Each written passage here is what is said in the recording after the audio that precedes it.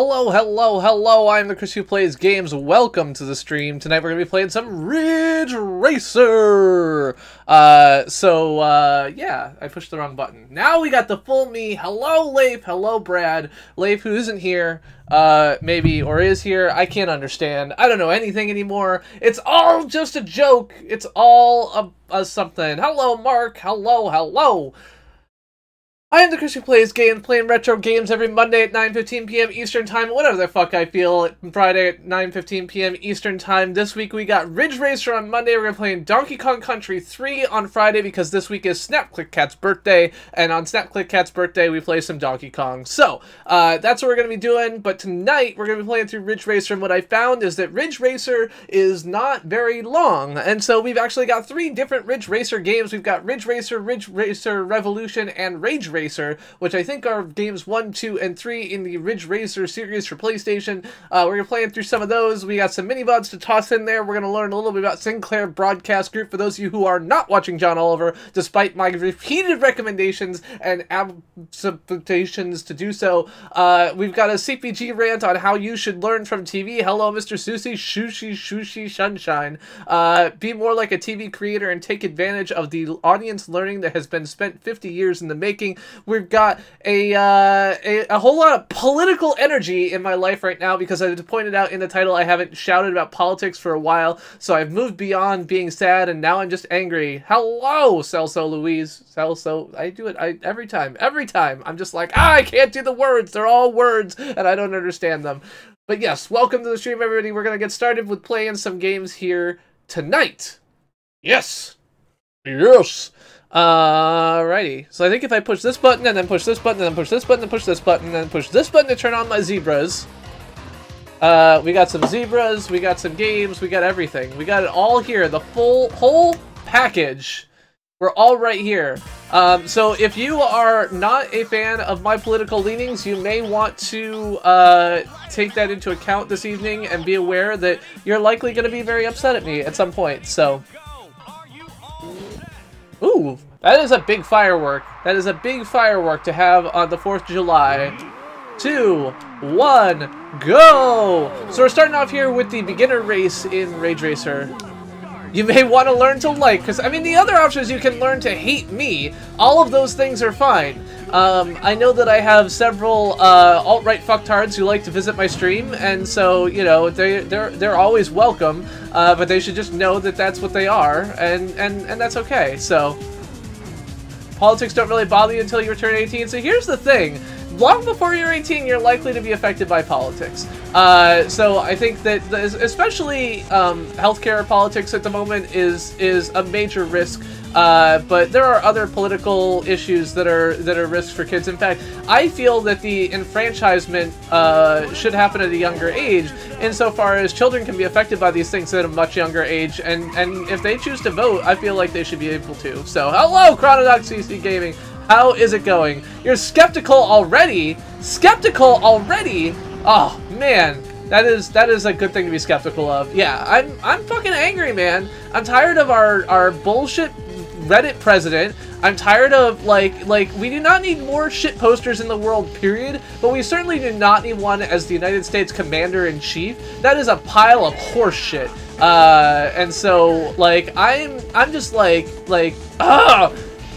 literally, like, taking a shit-posting anti-Semitic asshole's edit of, like, a wrestling video with CNN's head on it and posting it to the official President of the United States of America Twitter account. And I understand, it's a Twitter account. It's not, like, an executive order, but I honestly am not going to be surprised when, like, executive orders start to reference Donald Trump tweets. We already have Supreme Court cases that are referencing Donald Trump tweets. So, I did not know that Trump is British slang for farting, but, oh, you like Batman Arkham City. So I was considering doing a Batman stream the other day. When I did my NES stream for Batman, I almost followed it up with a what's it called? Like, Arkham, one of the new Batman games. I don't remember which one I was going to pick, but, can I make you happy? Can I make he happy right this second?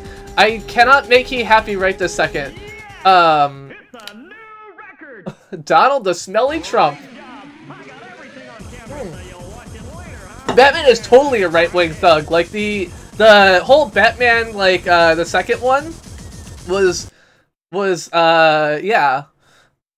Can you make he happy? Me happy? I don't understand. I think SnapClickKat had too much to drink. Alright, so we finished off our beginner course. Now we're gonna go on to the mid-level course and see how that goes. Yeah, I don't understand why, like, oh, make me happy. SnapClickKat, can I make you happy? SnapClickKat, I'm playing Donkey Kong Country 3 for your birthday this Friday. So if you want to be happy, at least you've got that going for you. I'm not saying it's going to be the end-all be-all of the world, but I do know that this Wednesday is SnapClickKat's birthday, and everyone should tell SnapClickKat happy birthday, Cat! And they should come to my stream on Friday where we'll celebrate SnapClickKat's birthday whether she is here or not, with some Donkey Kong Country 3. So there is that. Other things I've got going on. Thursday? God damn it. I can't do math. It's the 6th and not the 5th. I tried. Oh god, why am I driving into walls? I did so much better before. So the thing is, this game doesn't have much to it. It has like 2.5 courses. Like there's an extra one which is like another half of this track, which you can see in the little mini map. And it has like a 2-lap version and a 3-lap version. And that's kind of it. And it's like, I don't know how much enjoyment people got out of this game, excuse me. Like, a long play on World of Long Plays of this game is 30 minutes, which I assume is just, like, beating each of the races in turn. One thing that I did do is that if you beat the Galaga game on the opening screen, or Galaxian game on the opening screen, you unlock all the cars, so I did that, so that I would have more cars to race with. So I guess, basically, I'm cheating, but... so much hate! Yes! Yes, AWOL! So much hate! CNN does... I mean, okay. So CNN is, like, a relatively reasonable journalistic org that has shitty talking heads. Like, overall, like, CNN is... Like, 24-hour cable news just sucks. Like, in the same way that the people complain all the time about how YouTube has created, like, this quantity over quality metric for creating content, cable news has done the same thing on TV for years and years. And so, like, the idea that, like, somehow, oh, CNN is this terrible thing, like, yeah, okay, CNN kind of sucks because the environment they're in leads to them, like, looking for clicks rather than perfect things, and that sucks. Like, we live in a world where news is clickbait, and everyone is terrible. And so, like, InfoWars is good. Okay, so now you're just trolling me. InfoWars is garbage. InfoWars is an absolute pile of terrible, like, racist and abusive bullshit that is designed to attack the weakest among us and abuse them for things like it is a conspiracy theory 100% all the way through. Alex Jones is a con artist 100%, and there is absolutely nothing good in the world about InfoWars. I am very rarely in favor of censorship, but man, I would censor InfoWars if I had the power in a heartbeat. So yeah. Oh, I've got a thing. Gifts. I have a Slurpee. Do I have some kind of consumption device? Mrs. CPG brought me a Slurpee from 7-Eleven, I assume. I am sorry, AWOL. There you go. Oh, and a cray. Hold on, I gotta push the other button. I've gotta push the button. I have a cray Snickers bar. It says, "Who are you when you're hungry?" Who am I when I'm hungry? I'm cray. I've never played F-Zero. I tried it briefly, but did not super, like, I didn't really get into it, so, yeah, so, like, treating InfoWars as the Onion, I agree. That would not be the most unreasonable thing. And AWOL, yes, I am super worked up. Now, I will admit, I've had kind of a shitty, like, I mean, I guess it hasn't been that bad, but, unfortunately, my father-in-law did pass away yesterday, after a long and, you know, a long slog. So he's been bedridden for the past 4 years since his stroke, and he passed away yesterday, and we're going to be spending the rest of this week, you know, coping with the aftermath of that. So that's kind of sad, but, so some of that may be coloring my emotions a little bit, but it's okay. I mean, this is one that I am a little bit, you know, my mother-in-law passed away last July, and she had been carrying caring for my father-in-law for the past 3.5 years when he had been bedridden. You know, those of you who've been around have known that I've been spending time at my father-in-law's house on some weekends, and I've gotten to spend time with him. And one of the things that I've learned is, dear God, being a bedridden person who wants to achieve things sucks. So this is a man who taught himself Python 3 when he was 68 years old. This is a man who was a GE engineer designing heat shields for satellite missions in the space race of the 60s. This is a man who has been flying airplanes since forever, and for him to be trapped in bed all the time was just horrible in every way for him. So I think that is absolutely something that, you know, he had been ready to go, especially since his wife died last year. And as sad as it is to have him go, and to know that I'm not going to hear any more stories about him working with the founder of GE on various things and other things like that, it was his time to go, and we've said, you know, we've had a great deal of time with him, and I appreciate that. But, so that you know, unlike when my mother-in-law passed, I was prepared for this one. He's been bedbound for years. You know, his story was when he had a stroke 4 years ago, like, I just want to die at home. Like, just bring me home so I can die. And unfortunately, although we held up on that end of the bargain before he got a chance, Jess's mom passed away. But he had a heart attack on Sunday and passed away. So, yeah, the games are good. I mean, overall, it's a fun game. But I am super worked up because I feel like the whole the political scene is just such a mess, and like, the people who should be protecting us, the people who should be doing good things for us, are doing nothing. They stand by and wring their hands. We live in a world where, like, everyone is convinced, you know, there's a huge swath of America which is convinced that nothing will ever be good for them again, and so they don't care who they vote for. We're dealing with a, like, gerrymandered the fuck states where, you know, 20% or 30% of the electorate, you know, controls 60% of the House seats. We're dealing with a situation where in Texas, you know, Austin, which is a hugely liberal city similar to Cambridge or San Francisco or other things like that, is represented by 5 House representatives who are Republicans and 1 who's a Democrat, because they have drawn the state lines such that they absolutely maximize the voting power of the, you know, rural electorate. It is a situation where we are seeing our system destroyed piece by piece and brick by brick, and absolutely, like, you know, we are possibly looking at a situation where we are decades away from ever having a free and fair election again. And that's enough to make me angry. That's should be enough to make just about anybody angry, and we should care about that.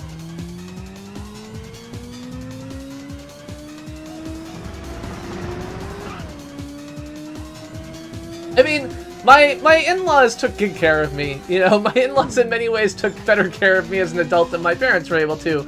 My parents, of course, being in Illinois, would have a hard time taking care of me, especially when I don't even bother to call them and tell them things, so. Oh, I strongly disagree that it's not better or worse than it was a decade ago. A decade ago, I think we were vastly better off in many ways. I think that the ongoing gerrymandering of U.S. electoral districts is an absolutely, like, terrifying position and is new. This is something that basically started in the 2010 redistricting after the most recent census, and is much worse now. So.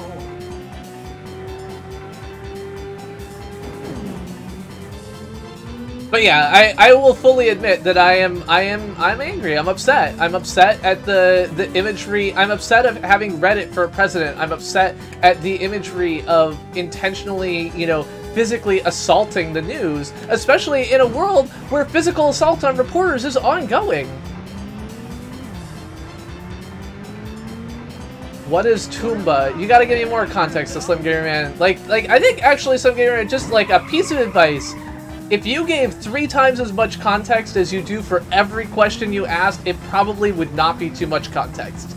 I feel like this is a constant, like, refrain, as I'm like, I have no idea what you're talking about, and I am distracted from the chat trying to figure out if I've, like, missed some magical word somewhere in there, which maybe I did, because I'm streaming and I have streamer brain, but I feel like this is an issue.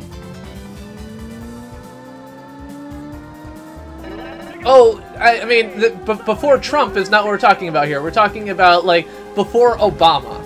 Like, before Obama, gerrymandering was absolutely a thing. You know, I think that if you look at the, what is it, Illinois 35th? I love the Illinois 35th district map. This is a district that's designed sort of to capture two geographically distinct audiences that are, I think, like, Hispanic, you know, communities or something like that. But in order to do so, it's got this long strand where the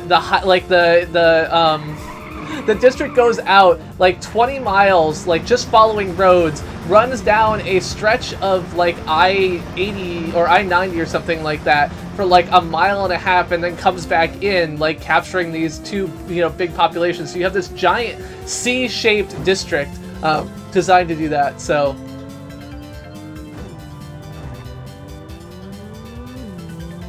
Hey, West Nemo. It is hot out. It's getting hot out here, so take off all your clothes, and that's a different thing, so. Yeah, so I think that the problem is that, like, oligarchy is where we've been for a while, but what we're heading towards now is more like authoritarian kleptocracy, and I feel like that's a step backwards, and I'm worried about that.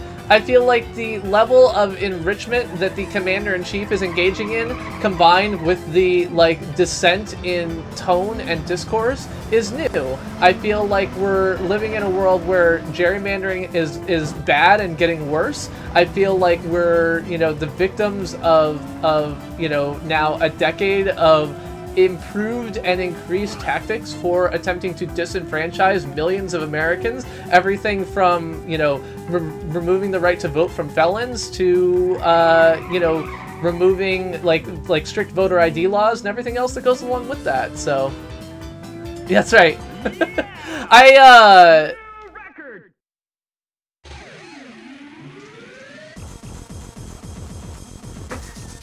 I feel like, but yeah, West Nemo, what Jess always laughs at is that at one point I told her, like, I was surprised that in other states governors just don't go to jail after they're governors, because we all know that they're corrupt, right? Like Rhode Island, like look at fucking Chris Christie this weekend, who closed the state beaches because he said the state didn't have money for them, and then went and took a fucking beach vacation on the state park beach that he closed, then lied about it, saying that he didn't get any sun, and when called on it because someone had video of him, he said, well, the statement that I made was true because I was wearing a hat. Like, this is the level of corruption that we're dealing with. Now, granted, this is New Jersey. New Jersey and, like, governmental and gubernatorial corruption are hardly new ideas and obviously have nothing to do with gerrymandering, but, like, it's just, like, so fucking ridiculous.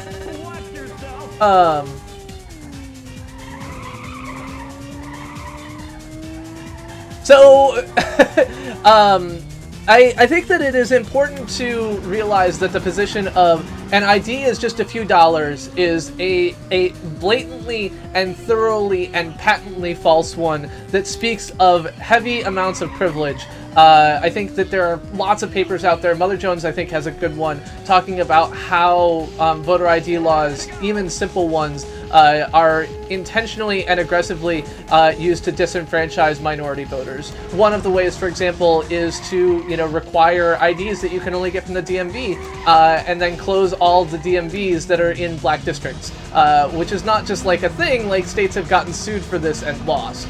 It's not just like a threat, it's like a real thing.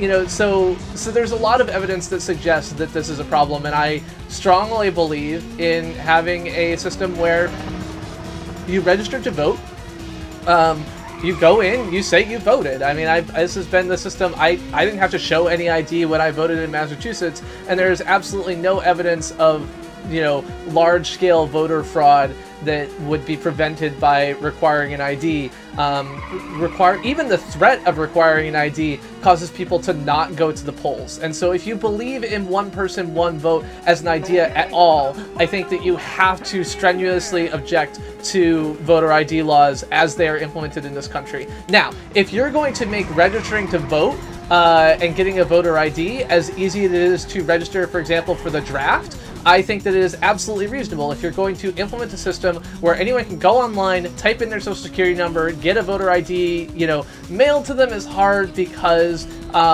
you know, not everyone has a permanent address, but it is, you know, something along those lines. I think that you can do much better than we have with voter ID in this country, and perhaps it's possible to implement such a system, but all systems as they're implemented today, and anything that says, you know, it's just a few dollars and the proper paperwork is absolutely going to disenfranchise minorities to a greater extent, and that's the intent. I mean, that's why they exist. Every voter ID law that exists on the books is designed to disenfranchise in one way or another.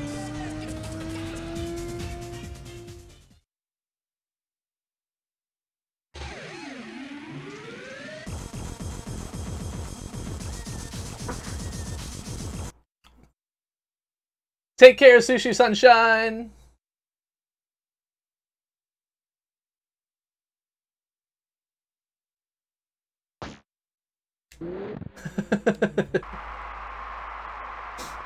Oh yeah, so my brother's girlfriend at one point, you know, so I grew up in the suburbs, and in the suburbs, like, we don't have this whole, like, Chicago ward bosses thing that people have in downtown Chicago. We don't have this idea that, like, oh, everything is just corrupt and run by the mafia, which I guess has always been true in Chicago, and I just didn't really realize it when I lived in the suburbs. But my brother, well, his girlfriend was, you know, part of a more inner city suburb, and you know, she always described that her process to vote was that she got her mail-in ballot and she took it to her local ward boss, and she, you know, checked in the boxes that he told her to, and then she mailed it in. That was just how it worked. I don't know if she handed over, I don't know, something along those lines. And he was like, I just didn't realize that that still happened. Like, I thought that that was a thing of the past. Like, that Chicago's machine politics was a thing. Wasn't still a thing, but apparently it is.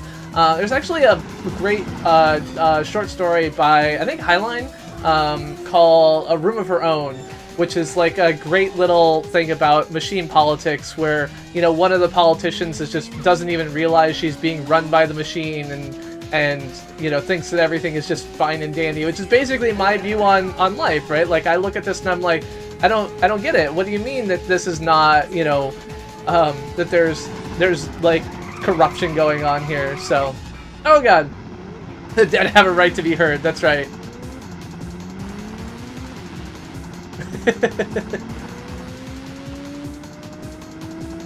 Anyway, hello Travado! I got to meet Travado briefly at VidCon this year.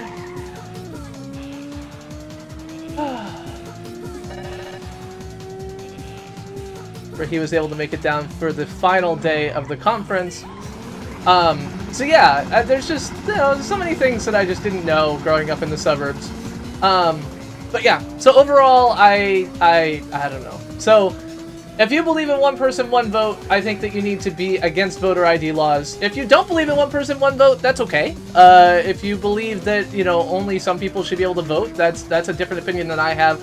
I believe in enfranchisement of anybody who's affected by, you know, significantly affected by U.S. policy. Like, I would be strongly in favor of registration of non-citizens with long-term residency. I would be strongly in favor of registration of, you know, and voting and votes for felons being a federal requirement. I would be, you know, I don't know if you can make federal requirements about voting, but some way you can, probably. So I think that like ranked voting and other things like that, I think are well beyond my knowledge to comment on in this space. No, you did not cook for Travado, Jess. Travado was only able to make it for part of Saturday, and you were asleep when he stopped by the house in the morning, and then he had to bail before the end of the day. So, oh god, god damn it! All right, third is better than like 11th. That's right. There's a rage warning right in the title. Hunger for Spinny Hat.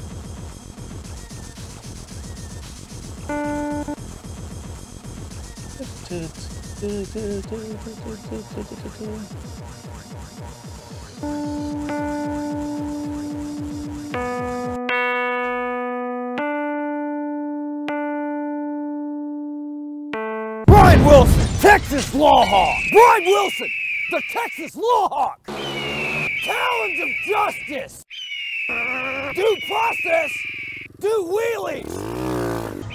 It's hot out here! Brian Wilson! El Halcon de la Ley! Brian Wilson! The Texas Lawhawk! Welcome, gaming lawyer, to the stream, along with Brian Wilson, the Texas Lawhawk. Alright, let me turn the game sound back on. 3, 2, 1, go! But yeah, welcome, gaming lawyer. Good to see you. So yeah, overall, the other thing is that, like, oh man, politics is such a fucking mess. Like, there's so many. We live in a world where the people who should be protected by our government, like, if there's one, we can't even agree that people should be, like, alive, that living people are better than dead people. I mean, I guess in Chicago they're not, because dead people can still vote, and living people you have to argue with. But, you know, it's just sad. It's sad when, like, removing hundreds of millions, or when they're unwilling to give $1 billion of aid for fighting the opioid epidemic in this country.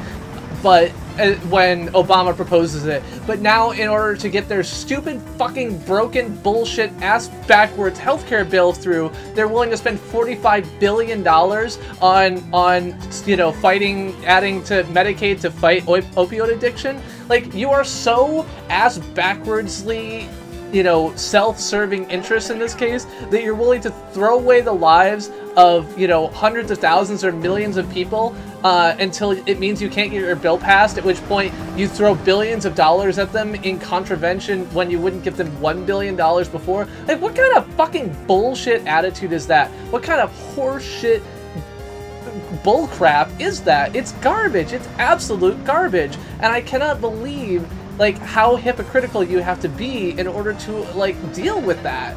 It is so frustrating.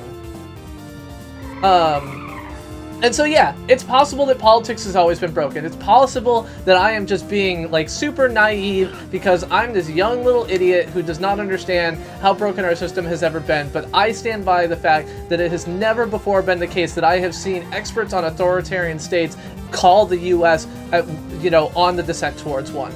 It is entirely possible that I, like, am just missing all of the signs of this previously.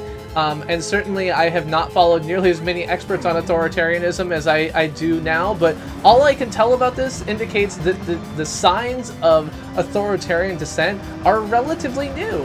And I think that, yes, Neil Young, that's me. At 33 years old, I am not able to meaningfully comment on the politics of the Reagan era. I think that the Trump CNN wrestling video, like, wow, that helicopter's flying pretty close to the ground. The Trump CNN wrestling video is an absolute affront to the dignity of the presidency of the United States, but it shouldn't be a surprise at this point, because that's the way that Trump got elected. That's the way that we live our lives, is, like, affront to dignities of the office of President of the United States. Alright, so I did not do much better that time. I think that it is terrible that we live in a world where our president has taken a stone cold stunner. I think that it is ridiculous that this is the world we live in. That's right, James Baker. You can ask me a YouTube related question, Slim Gamer Man. I'll turn it into a politics related question though first, so go for it. Vince McMahon, there we go. I have a thing which I'll maybe think about. So it was like I was reading about Trump's participation in the Bash of the Billionaires, the billionaire battle, the WrestleMania that Trump was involved in this morning. I read a whole article about it, so like, because it wasn't just like that one, you know, like the WrestleMania that he was involved in. He was like involved in like 3 or 4 different parts of that arc and storyline. So, like as a soap opera storyline, this whole thing is a little bit, you know, interesting. So, what do I do after I meet a sub goal for a YouTube channel? I don't make sub goals.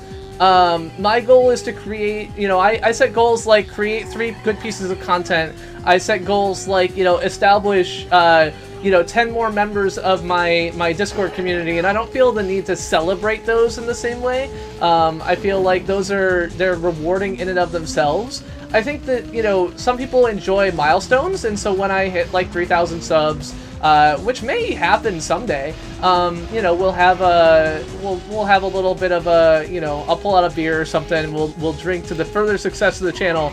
I really want to get to 10k subs just because I want to, like, truthfully and, like, on my own unlock access to the YouTube spaces. Not that I can really use them, because traveling down to New York is kind of hard for just to do, like, some post-production, but, yeah. So that's not really a thing that I do so much, because I don't really go with the whole sub goal thing, so.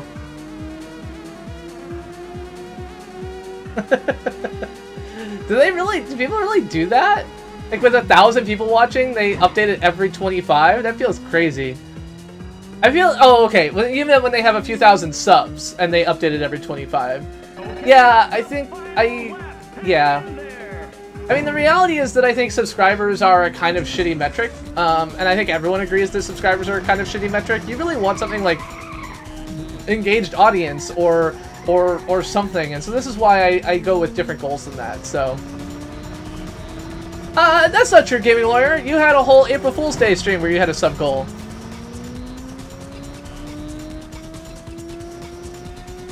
So like I care a lot more about like people who actually give a shit about my content than I do about anything else. So everyone in the YouTube side knows the subscribers are a terrible metric and we wish we could do something better, but it's an easy one to kind of explain like in a simple way. And it's, I mean, it's not that it's great, but it does sometimes correlate with other things.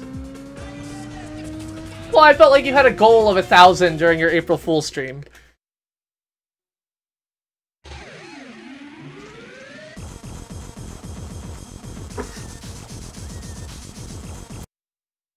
All right, so I came in second that time, which is a step up. Let's see if we can do first this time. May have to change cars. Although I think the person in first is using the same car I am. There we go.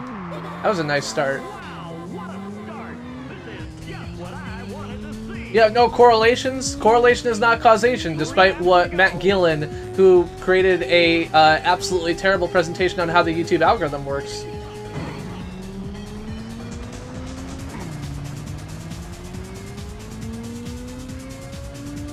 Oh, I totally agree, or Chaos. I don't think that they're totally useless. I think that they're just suboptimal. And so this is why I say, like, nobody thinks they're a good metric, but they are a metric, and so we use them anyway.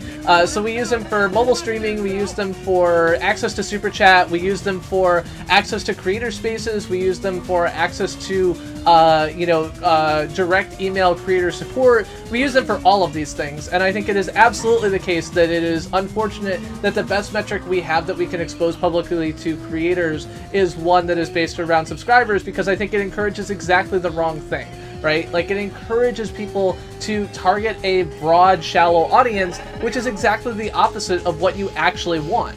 I think that, you know, in many cases I've seen, for example, I oftentimes point to Narcost. Narcost is an absolutely, like, dedicated community streamer, and so when you look at the number of, like, subscribers or sponsors he got, he's got less than 5,000 subs, but he has like 60 sponsors. 60 people are paying $4 a month in order to support his channel. That's a kind of crazy number. When you look at even someone else who has a pretty large and committed community, I think someone mentioned to me that One Shot Girl said in one of her streams she has around 600 sponsors.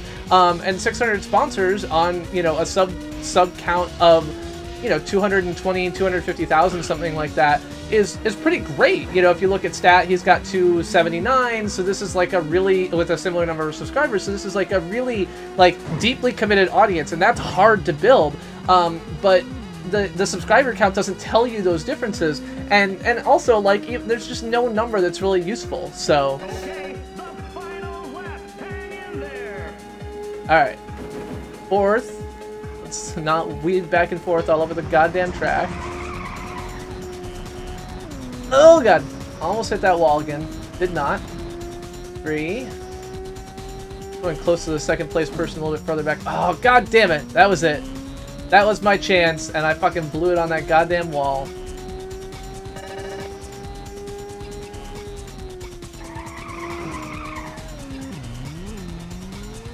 The cheap trick.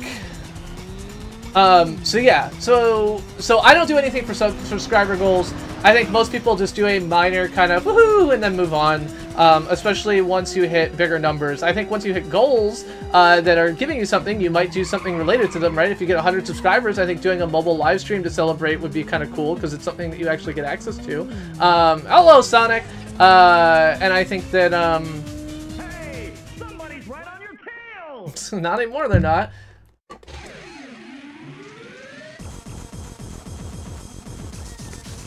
$100 push-ups. There was a guy who did like a ton of push-ups for charity. How many did he do? He was doing, oh, that's right, I was watching American Ninja Warrior, and there's a guy who does like 400 push-ups a day, or 100 push-ups a day for like some lost number of prisoners of war or something like that. Oh yeah, I got YouTube TV while I was in LA, and so now I can watch American Ninja Warrior, which is the best show ever. I mean, it's not the best show ever, but I love Ninja Warrior. I mean, I love the original Ninja Warrior better than American Ninja Warrior, but American Ninja Warrior is a little bit more watchable. I think that, like, as much as I love the kind of people who show up in funny outfits on Ninja Warrior, the actual athletic skill in American Ninja Warrior is like more is more interesting. So spin the hat 100 times. So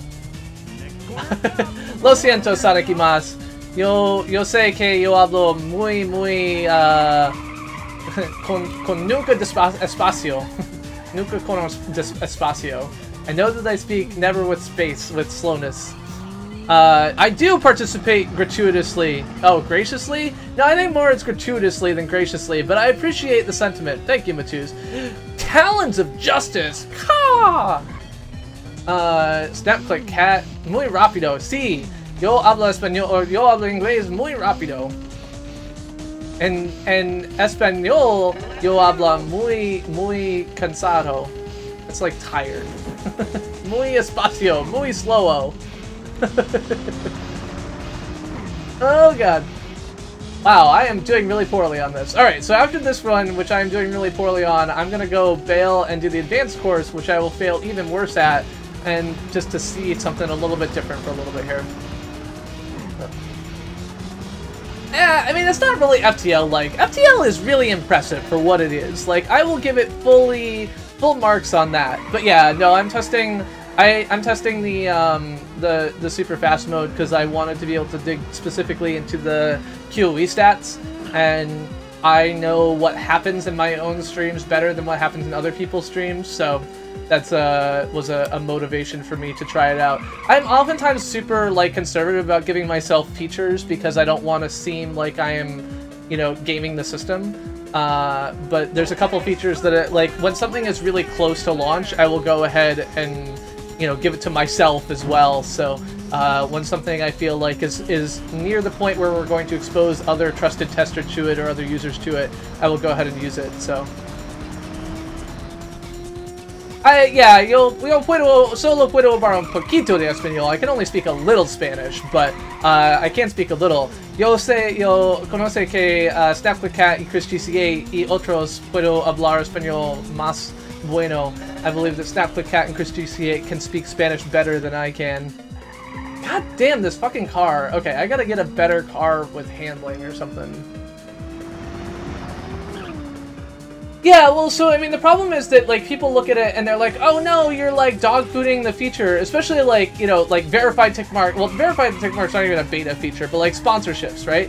Like, I have not asked for or gotten sponsorships, even though I expect that had I done so, I could have learned things, so, yeah.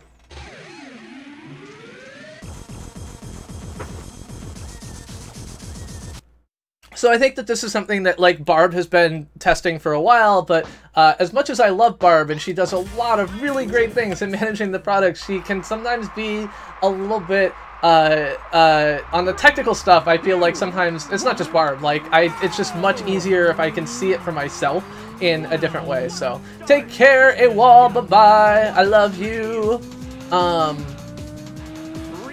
So yeah, it is easier to understand the technical intricacies of a beta test just testing it on myself, and working with anybody else is sometimes difficult to get that kind of information out. I think that, you know, anyone who works at what's it called, that place that you all work, Teslio, can understand how, like, some bug reports just suck. Even for people who are relatively expert, it can sometimes be difficult. So, oh man, yeah. See, like, I'm just like sliding down the track.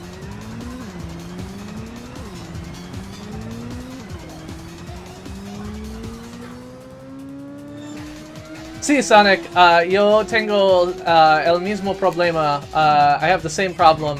Cuando yo hablo en español, yo están muchas palabras que yo no sé. When I speak in Spanish, there are many words I don't know. Y necesito, you know, pause. I need to stop and think and think and think. And usually I don't even get them. Like pause. Yo no sé cómo se dice pause. And so oftentimes I will, you know, end up in a situation where I just, like, say some word. I'm like, alto, you know, which I think means stop. But I think that stop is in stop sign, not necessarily stop as in stop and think, so. Yeah, I mean, I think that this is an area where,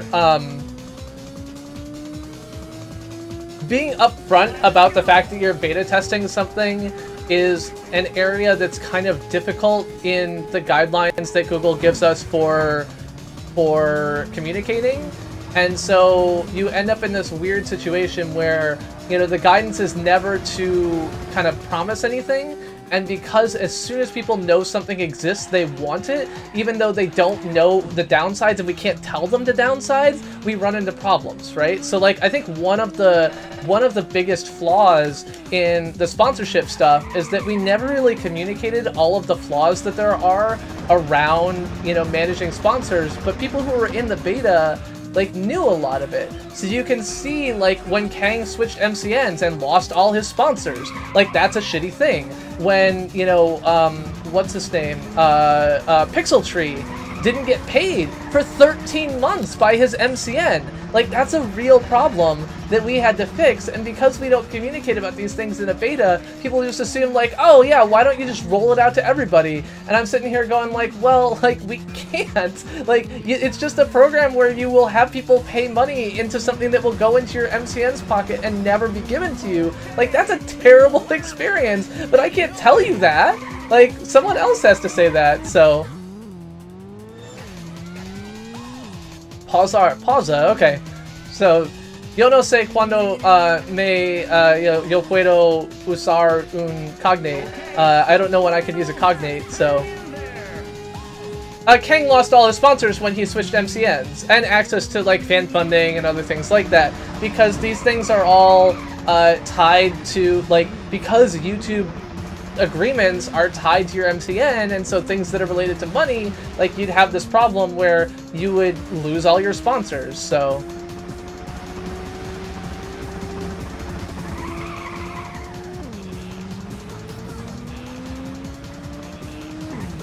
And don't tell them to eat dog food. Take care, AWOL. Oh god. So yeah, I think that this is a problem, and figuring out how to better communicate the status of these, like, beta features without shitting all over people is, like, a real challenge. It's hard to figure out how to do that. And so, like, these things I'm quoting are just the things that people have, like, talked about and commented on publicly, like, oh, you'll all have to responsor because I've changed MCNs, or Pixel Tree's, you know, kind of repeated attempts to get Maker to pay him when they had, you know, thousands of dollars of money that people had paid with the intent of going to him. Hello, M0! And so when I look at that and say, like, oh, you know, yeah, you want this feature, but I can't tell you because it would be kind of shitty, like, that it just doesn't work, because I'm not really supposed to be communicating that. Like, that's not... we don't shit all over YouTube as much as we should. Sí, I mean, yo solo sé español, or yo solo conoce un poquito de español de mis 5 años en la escuela secundaria. I only know Spanish from my 5 years of school, so.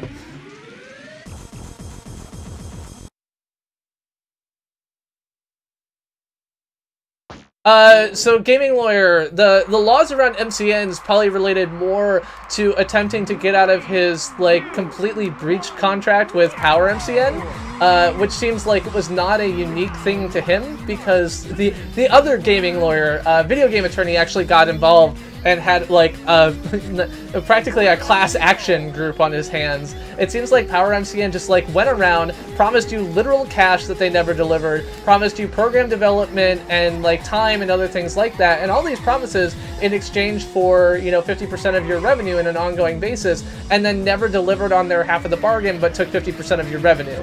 And so it sounded like there was a whole mess of shit that went on with Power MCN, where it was just, like, full of lies and contract breaches all over the place. But of course, as with all of these things, you know, some people didn't get things in writing that they should have gotten in writing. Some people didn't have or had contracts that, you know, if clause X is breached, the rest of the contract is still valid, and all these things. And so it gets to be like you have to get a lawyer involved in order to deal with some of those things. So so Power MCN was like a huge scam through and through. Tons of people got caught up in it, and you know, it was not until there was I think legal threats that a lot of them kind of got out of that situation. So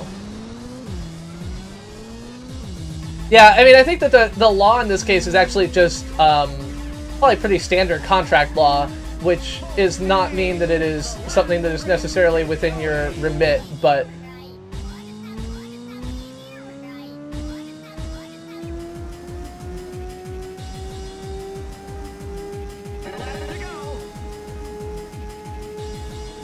I can't speak any French. My daughter can speak some German, and my wife can speak some French. My wife actually spoke some French when we were in Paris, and the locals didn't even talk back to her in English, so I guess her French was good enough to pass as Parisian French, at least enough for the locals to not, you know, spit in her face, which I would expect from Parisians. Although, I think we've heard since then that Parisians have gotten more, you know, open-minded about talking to people, so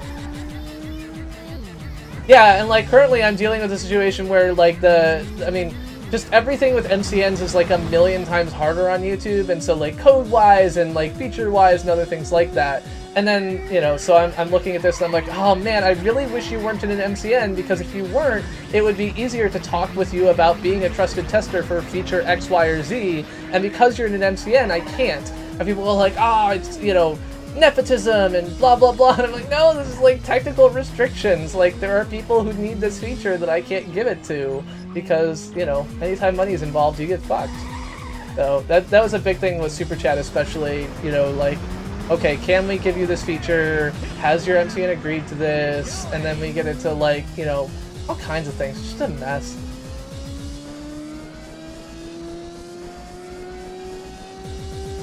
Oh, absolutely, gaming lawyer. Some MCNs are shady as hell. I mean, there are literally like MCNs that basically just make a living, like, screwing people. That's just what they do.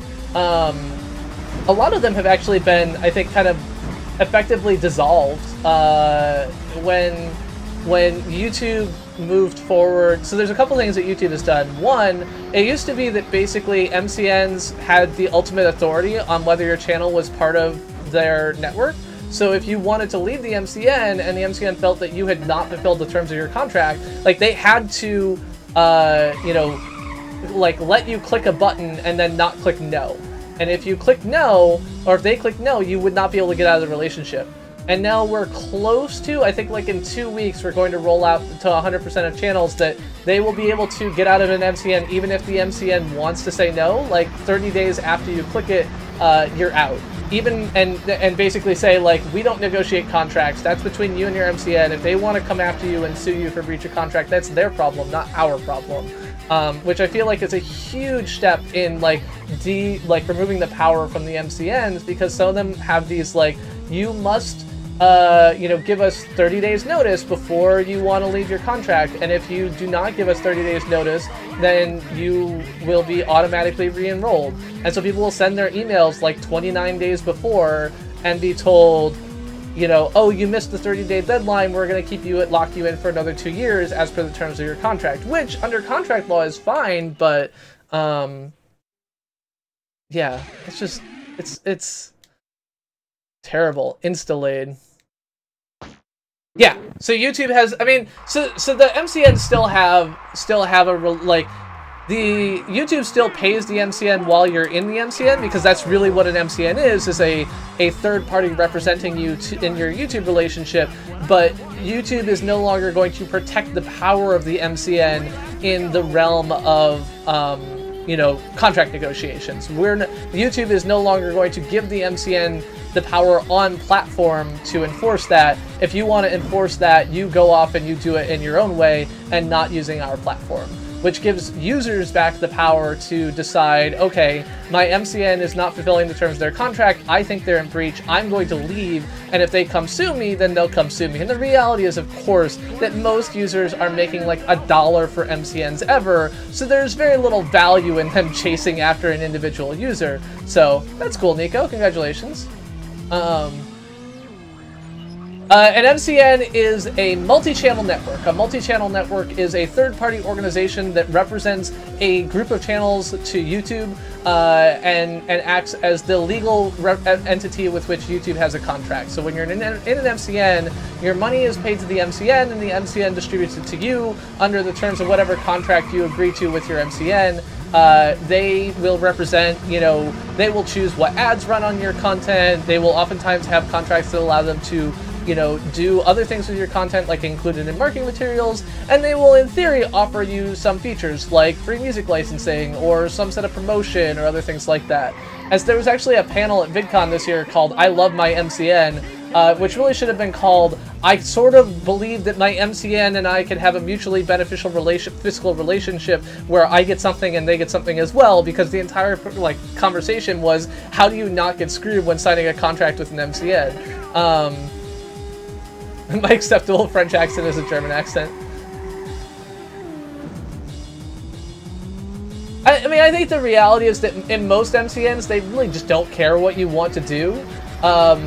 But the reality is that most MCNs do not give sufficient benefit, especially at small scale, to be useful. I mean, my answer is, like always, you want to engage with an MCN if you feel it's going to be mutually beneficial. Like, you're both going to get a benefit out of it, and that it's going to be in the long term, because a lot of these contracts are 2, 3, sometimes infinite. Like, the video game attorney was one point like, why did you sign a contract with no end date? Like, you literally have signed away copyright to every video you make for the rest of your life without even realizing it. What are you doing? And so there's this huge, like, you know, mess in that space. Yeah, I think you meant like royalty free rather than DRM free.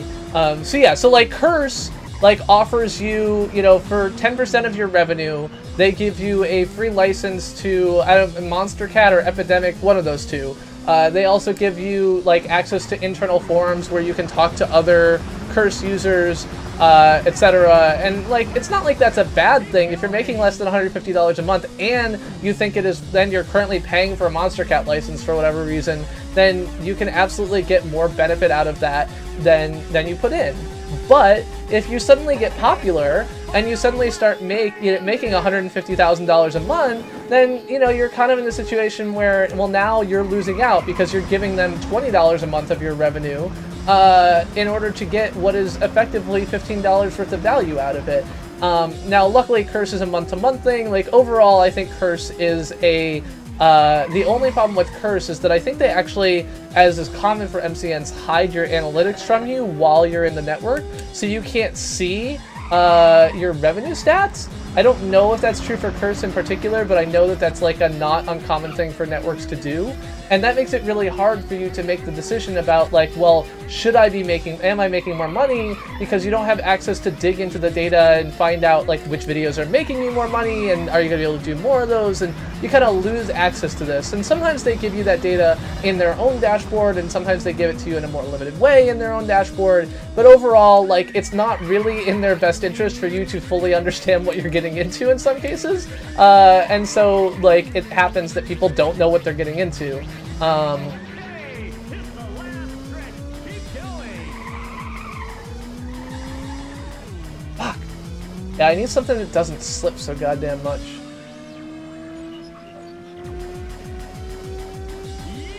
Yeah, I mean, that's entirely possible.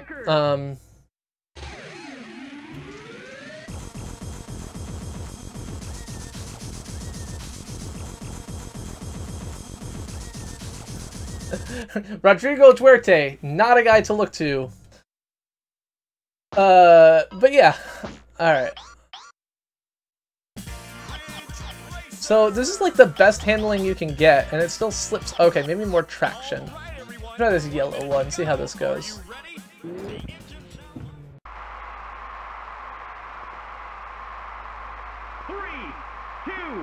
1,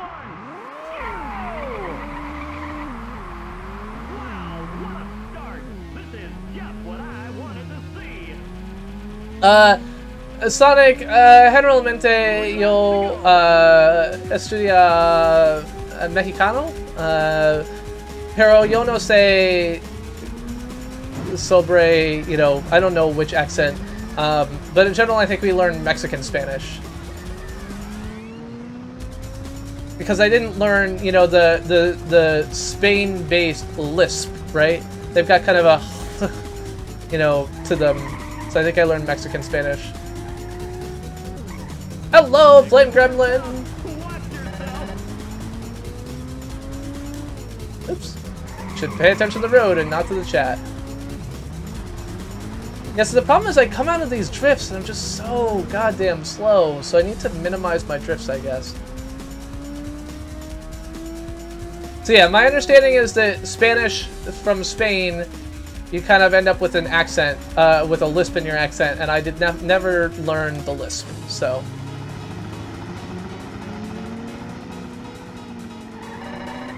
Yeah, it's a running joke, Matus, that the black and white thing in the corner is a giraffe. Usually when that joke comes up, I do this. I'm like, fuck your giraffe. We're gonna put on some drone video.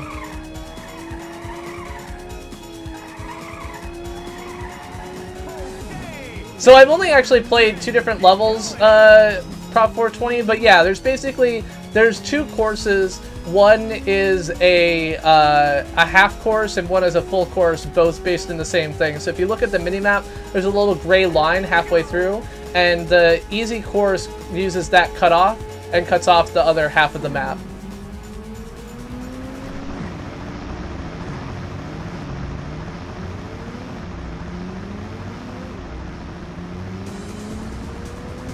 That's a video of the Hollywood sign you're looking at right there, my friend. This is when I was flying, not in, but over Griffith Park, because LA parks don't allow you to fly drones in them. So, hey, Chris G, how's it going? But yeah, Rodrigo Duerte, so he's another example of the descent to authoritarianism that we're currently experiencing, right? Like, he's the one who kills, you know, hundreds of people and is praised by Trump for it. So, you know, it's good. Yeah, totally great. I think that the whole, and then, like, the whole, like, why are we fucking over our relationships with all of our allies? Like, why is it that Germany hates us now? Like, Germany's not supposed to hate us, we're supposed to hate Germany. Like, I don't know. I don't even want to hate Germany. I like Germany. It's where my family comes from.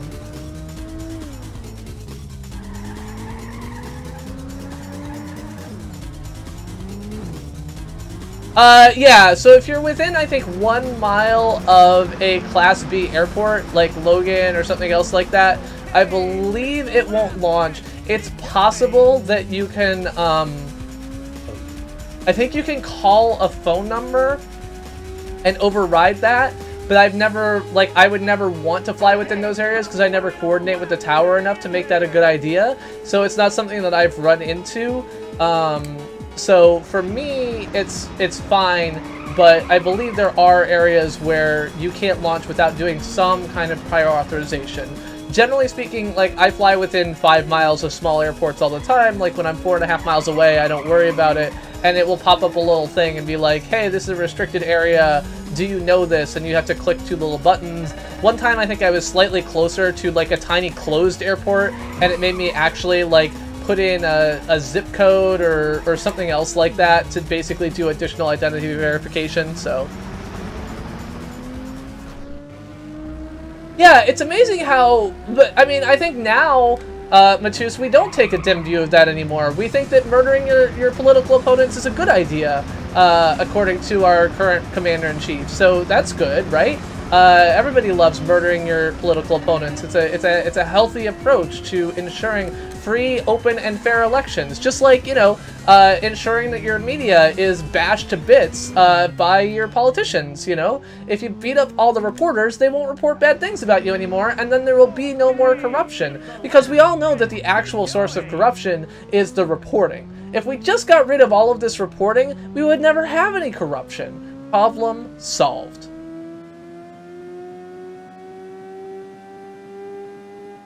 Oh no, Flame, that sucks. Oh yeah, Chris GCA, I would 100% recommend a Mavic for wedding photography. The problem is, if you're within 5 miles of an airport and he's doing this professionally, he actually has a legal obligation. Like, he needs to be, as a commercial flyer, he needs to, like, get a, you know, certificate, and he actually has to get permission 90 days in advance. Like, has to apply for permission 90 days in advance for flying near airports, so... Do a random message in the chat. No, I'm playing a game. There, random message in the chat. There you go.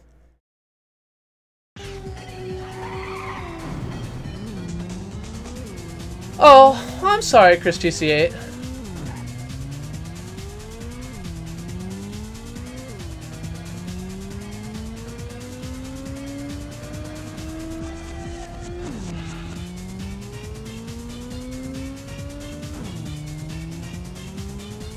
I think that's how a lot of foreign language learning goes, Sonic, but...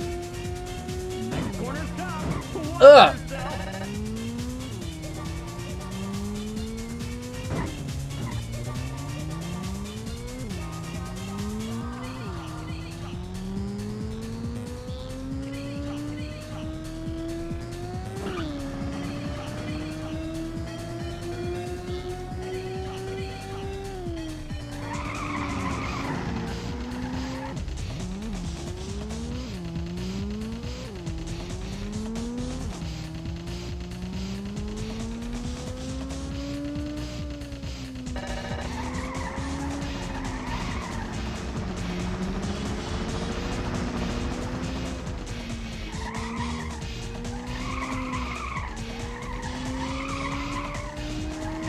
God damn it! Stop sliding around! Fuck this car.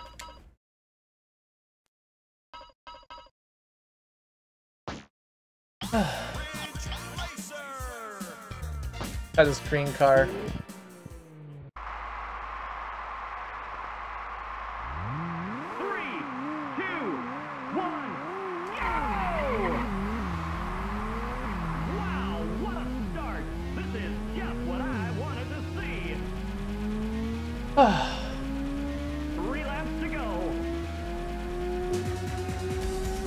Well, either your niece was snorting cocaine off your bed again, Van Helsing, or you've got some drywall coming down from the ceiling, probably.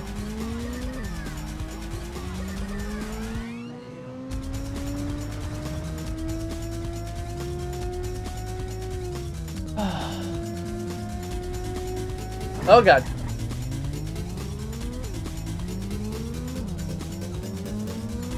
Next corner stop. Watch yourself. Yeah, that corner was tough. I ran directly into the wall because I could not turn fast enough.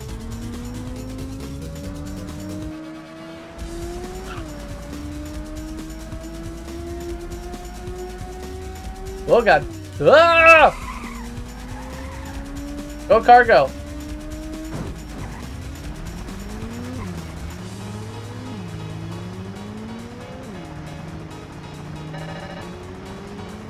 Whew.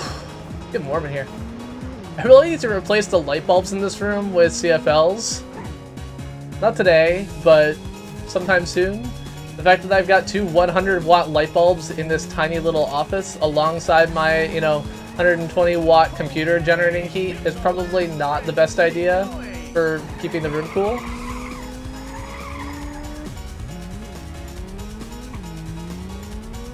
Yeah, I know. I just need to do it. I keep thinking about it when it's like almost time to stream, so...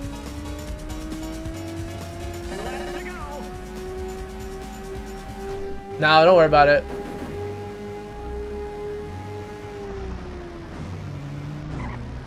I don't want to turn on the AC, it gets loud. I'm doing okay, Greek guy. I'm having a little bit of trouble with these races. And I don't mean that, like, black people like I would if I was Donald Trump, but instead, I mean, like, these car races. Of course, I'm not sure Donald Trump would call them that. He would probably use a much more offensive term because, he's shown absolutely no compunctions about being the guy who tells it like it is, aka intentionally insults as many people as he can in order to get his way. Chris G, if you're 9, get the fuck off YouTube.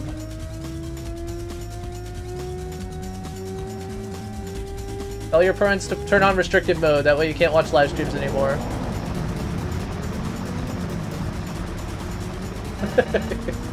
That's the best way to go, gaming lawyer.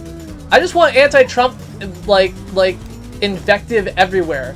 I want it everywhere. I'm so fucking angry. I am tired of the bullshit. I am tired of this political disaster we have gotten ourselves into as a country. I am tired of the people who will suffer as a result of it.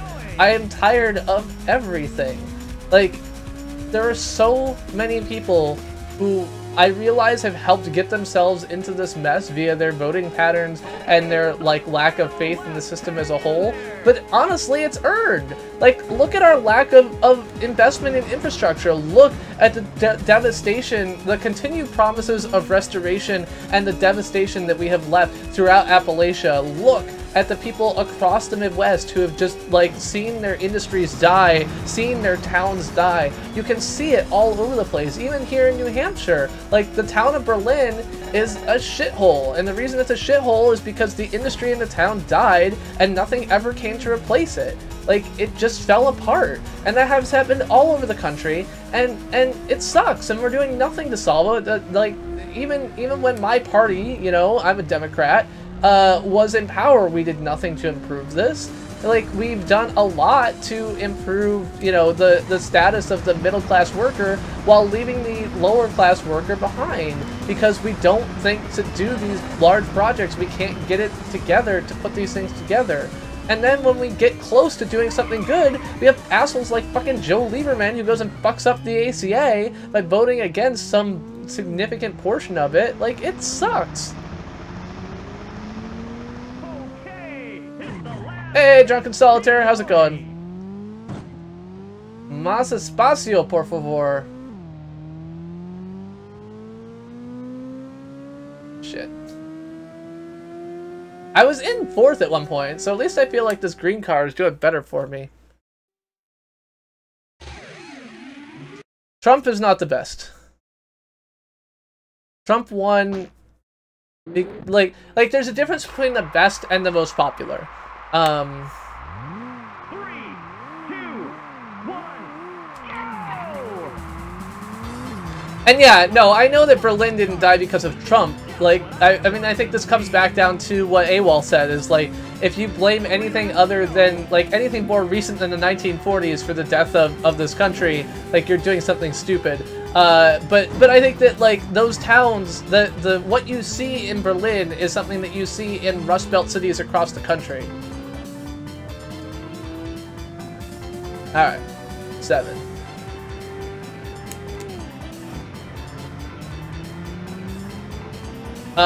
No, Trump is not way better than anyone. Trump doesn't believe human beings are worth keeping alive.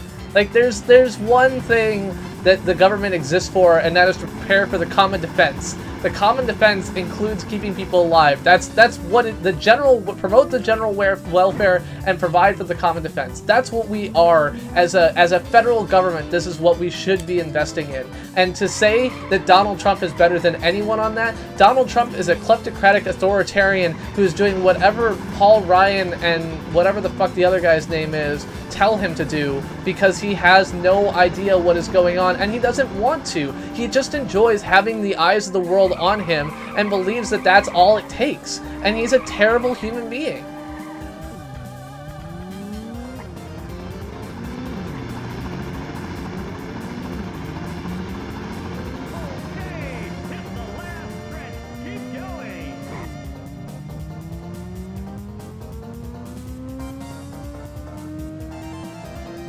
Justin Trudeau is educated and intelligent. He is working to better his country for his country's people. He wants to improve the world as a whole. He accepts science, he acknowledges the need for education, and he is a good person. Does he have flaws? Yes, absolutely he has flaws. But Donald Trump's flaws, his flaws pale on every level in comparison to the flaws of our current commander-in-chief. On every level. There's not a single area in which Justin Trudeau exceeds Donald Trump, other than being a shitty person. I guess Donald Trump wins at that. Alright, so now I'm in 5th on the second lap, which is good, but I feel like I'm gonna get passed pretty soon here. Yep.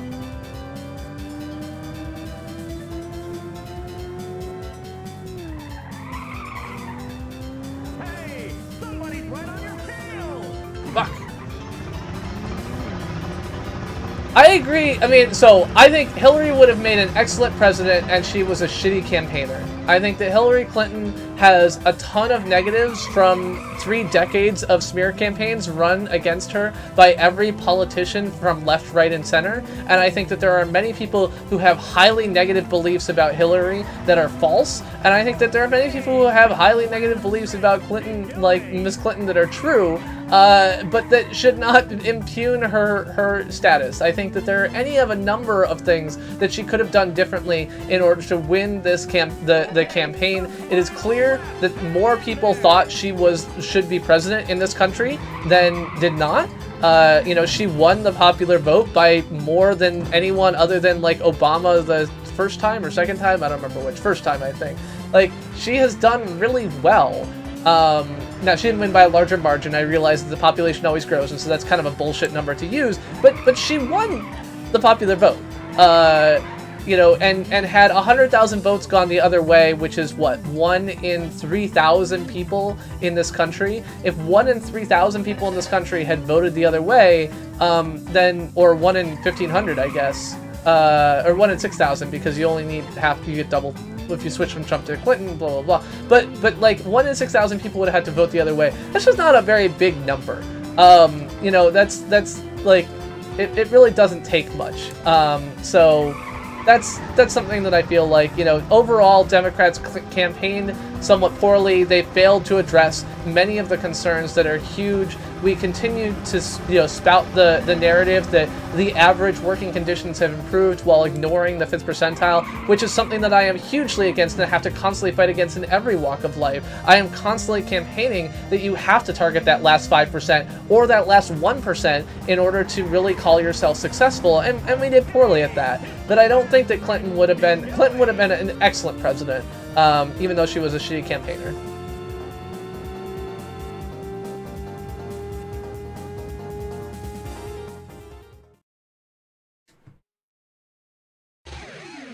I mean, the email server and the reporting on it was certainly a factor. I think that overall her handling of the messaging around it was terrible. There were some leaked memos from inside her campaign later that showed like her basically like standing up and apologizing for fucking up.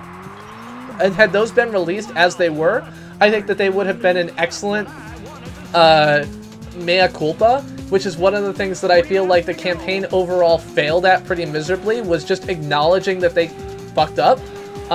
They fucked up in a similar way to every Secretary of State before them. I don't think it was all that unreasonable, and it certainly wasn't illegal, but I do agree that, like, among many things, you know, her email servers were an issue that got enough attention that it flipped the election.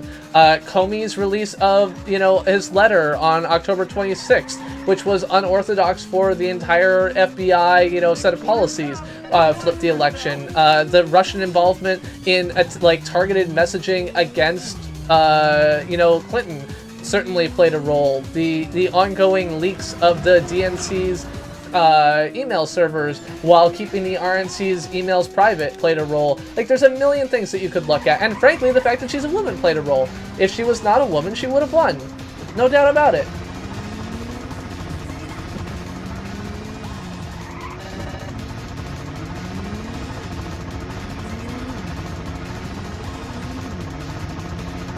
Get off my head, you stupid helicopter. This is my driving space. You should be like 500 feet up anyway. This flying super low shit is not something that the FAA would be super happy with. I realize that helicopters don't actually technically have a minimum altitude, but I do not believe that you are flying safely in that case. Also, this is a situation where a drone these days would be absolutely better because the chances that it can cause like major death and destruction if something goes wrong is a lot lower. Certainly dropping a drone on the course would be like a pretty terrible thing when these cars are driving at 120 miles an hour if they were to hit something, but I think that the chances of like that being deadly compared to a helicopter crashing on the course, way more so.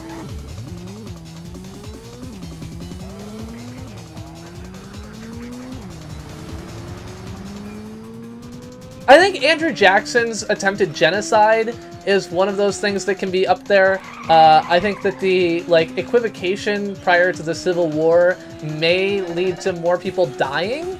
It's hard to tell at the moment because, you know, Trump's still got a lot of years left in his history, but certainly he's right up there. And when I'm looking at genocide and saying, yeah, that might be worse than you, you know that I'm not really looking at you with a keen eye. Well, thank you very much, Morsog. Welcome to the stream.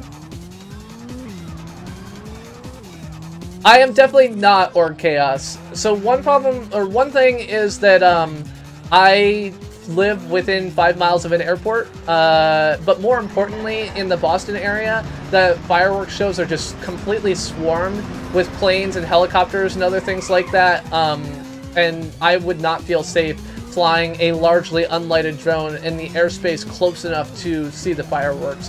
I certainly could do something. A friend of mine who is a strong, who runs DroneLawJournal.com and is a strong legal advocate for safe drone usage, did actually fly his drone one year. He flew it about like a quarter mile off and just got a picture of the fireworks from the air using his, I think, Phantom 4, which is very similar in kind of stability to my Mavic. So he just like put his drone up in the air and filmed fireworks at firework height, and then you know, cropped it out and put up a video of that, and it looked pretty good. But I just like, I love the booms of fireworks. I love being super close to fireworks, and so the idea of being far away from them just so I could film them does not appeal. Take care, Sonic. Thanks for hanging out. Un idiota mucho grande. I think you would do you do the noun first, followed by the adjectives in Spanish, I think. Un gran idiota. There you go. Sam! Proto Sam! How's it going? I didn't see your name.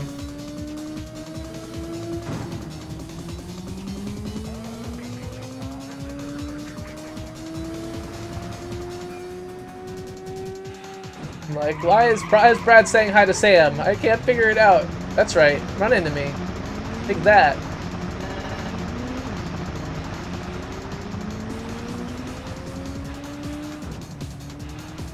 Oh, God.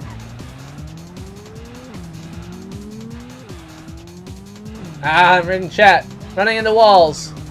Caw! I feel like Proto Sam's always got a new logo. He's constantly rebranding.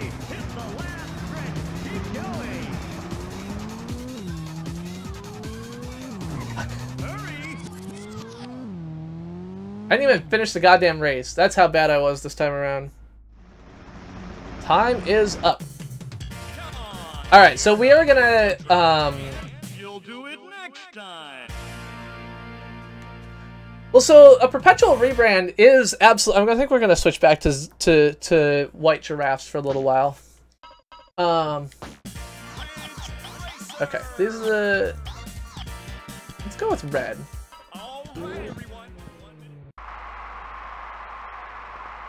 Certainly, anti-intellectualism did not help. But I think the reality is also that you have to keep in mind that like massive disenfranchisement also caused Trump. The difference in votes in like Wisconsin, for example, was way higher or way lower than the number of people who lost the right to vote because of strict voter ID laws. So, you know, like it's hard for me to feel like this is a problem. Like, certainly anti-intellectualism is a problem, but yeah, no, I mean, cool. It's cool, Protostamp. Don't get me wrong. I just like, I feel like every time I turn around, you have a new logo. So, sorry, I like read those backwards. Oh, get out of here.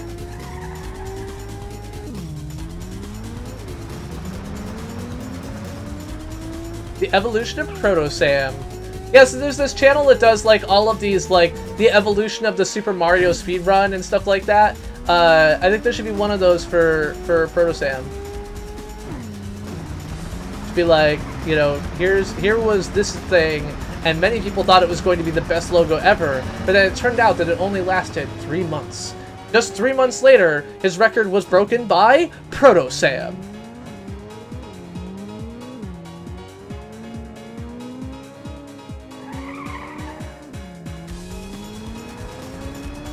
But yeah, so anti-intellectualism, definitely a problem. I think that generally speaking, but I also think, again, Clinton was a shitty, like, unfortunately was a bad campaigner, even though I think that she was a great, would have been a great president. She just didn't win. But I think that part of that is that, you know, people always joke like, oh, you should have showed up in Wisconsin, because she didn't go to Wisconsin for like the last 14 months, you know? I think there was a lot of trust in polling data that ended up being, you know, just a little bit off in a lot of ways, and people didn't really acknowledge that until too late. You know, when we went into election day, there was a 30% chance of Clinton winning, and there were all these articles basically saying, if Clinton wins, I will eat my hat, because there's no way she could win. People never took that into account at all.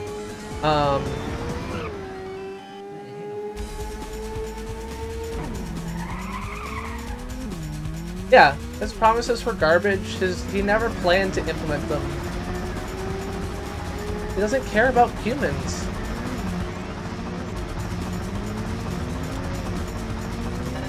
Reminds me of Paradise by the Dashboard Light. Do you love me? Do you love me? Will you love me forever? Do you need me? Will you ever need me? You'll make me so happy for the rest of my life. Will you take me away? Will you take me away? I gotta know right now. Before we go any further, do you love me? Will you love me forever? Let me sleep on it. Baby, baby, let me sleep on it. Let me sleep on it. I'll give you an answer in the morning. Handling in this car is a little bit too good, so I keep like running into walls because I take the turns tight, and then I end up bouncing off to the other wall because I don't. Take care, Jessica. I love you.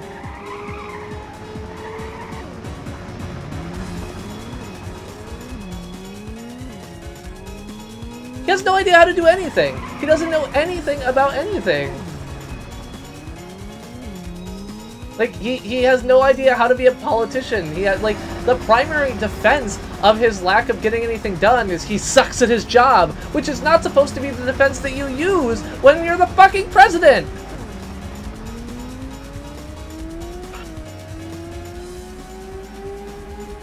You are not alone, Protosam. I mean, I think the reality is that, I think you are in a part of the country that I think has been abandoned by most politicians. I think, you know, having grown up in Northern Illinois and watched the maltreatment of Southern Illinois by, you know, Springfield, I think that it's exactly the type of thing that ends up being an issue. And now you're seeing, you know, some of the results of that with a state that's looking at losing a AAA rating. And wow, look at that drifting right through those 4 turns. Sadly, could not keep it up. I mean, he is a commercial scam artist. That's what he is. Like, that's what his entire reputation is. Alright, 6th.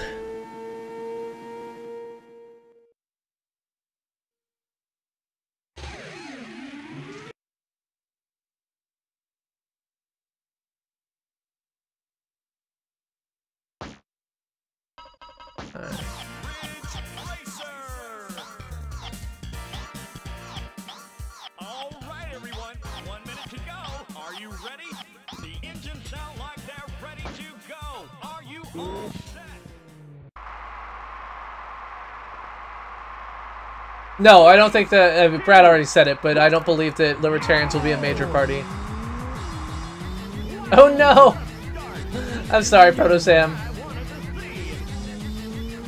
My brother works as a teacher in Chicago Public School District, so I definitely feel some of your pain there.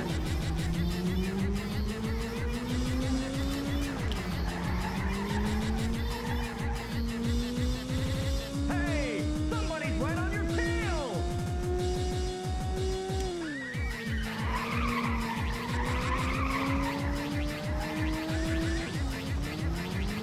Jacob Braid, hello Little Tiger, hello Dark Blitten, hello 11122222, hello Fanatic Gamer, JDK Boss, hello, welcome to the stream. I'm the Chris who plays games, playing retro games every Monday at 9:15, whatever the fuck I feel like every Friday at 9:15. Tonight we're talking politics, so if you don't agree with my ultra left-wing politics, if you don't believe the Second Amendment should be banned, if you don't believe Donald Trump is a terrible human being, you may want to leave now. But if you do agree with those things and you want to shout about it with me, you're welcome to stay. And if you want to shout at me about the fact that I'm totally wrong, you're also, of course, welcome to stay. I just want to give you the warning message.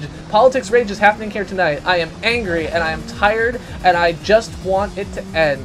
All of it to end. It's good to see all of you. Thank you very much for that raid, Jacob. I assume Jacob was playing Mario Maker? Something else?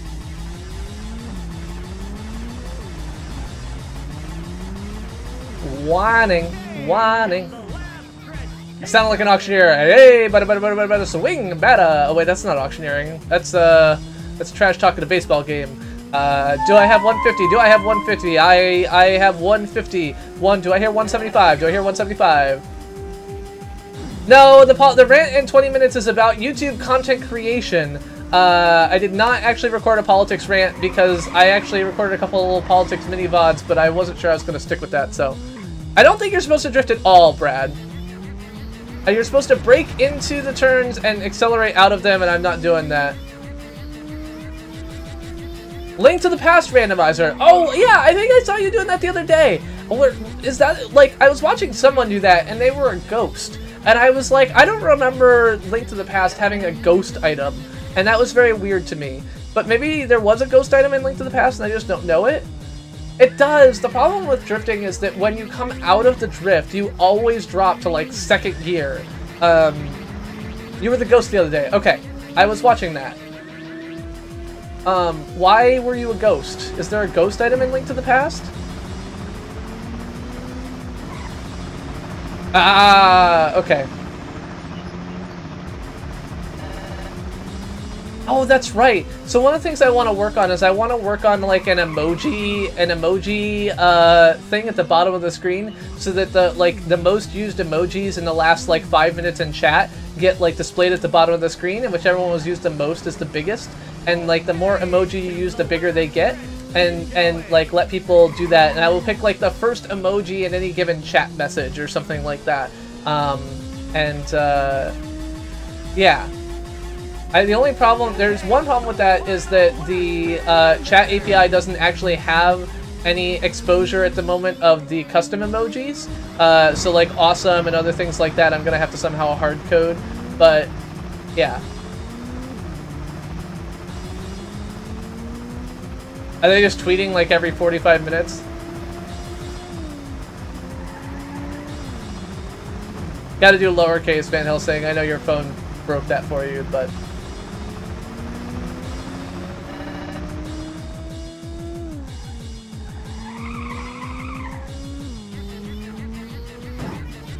Yeah, I don't follow them anyway, so it's not that big a deal to me. Well, that's because children are energy vampires. They suck the energy out of adults around them. I've established this as a pretty firmly established scientific theory. I agree, they should not be case sensitive. We should fix that.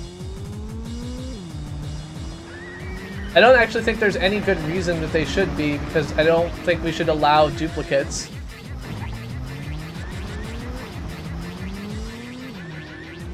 Hi, Opred, are you here?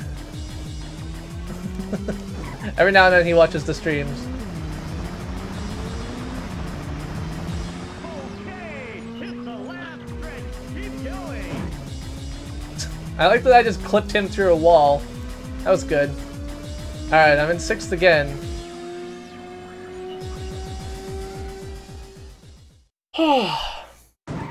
So it's just 15 minutes till the CPG rant. The CPG rant of the evening is on how you should learn how to teach a TV audience. Holy crap, there's 31 people watching me? I do not feel that I have what it takes to win this race, but I'm going to keep doing it with different cars until the CPG rant, and then I'm going to change to the next Ridge Racer game rather than just continue to fail. 3,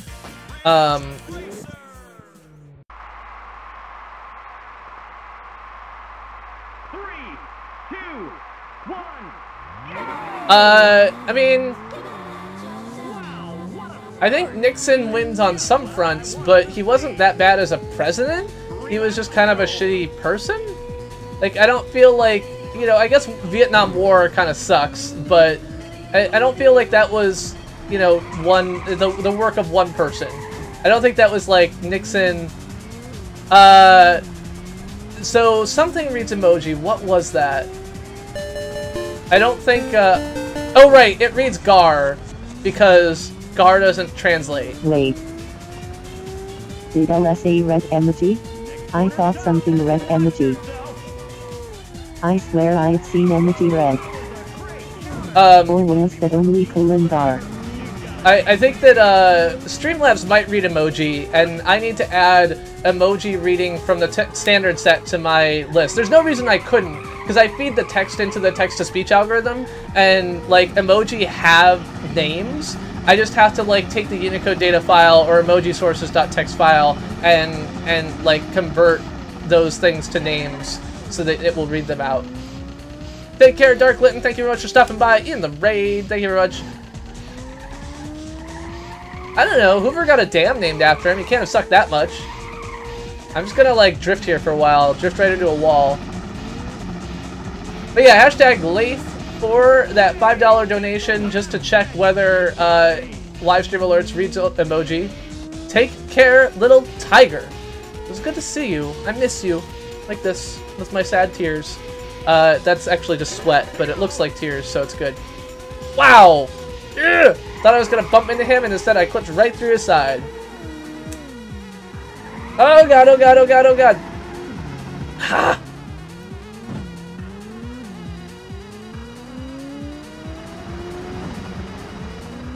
Well, like, Harding wasn't long in office, was he? Like, wasn't he only in office for, like, 31 days, or am I confusing him with someone else? It was like the Teapot Dome scandal, and then he died in his bathtub after doing cocaine and having an affair in a closet? I don't know. The things you learn when you watch John Oliver for news.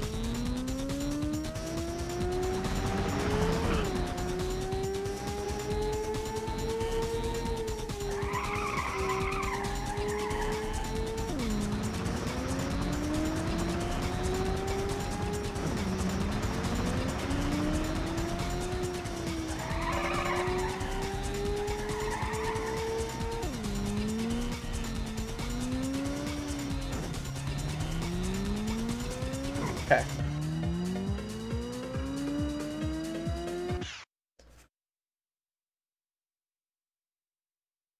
No matter how many times you tell me, the fact that our president is in the World Wrestling Hall of Fame will never cease to amaze me.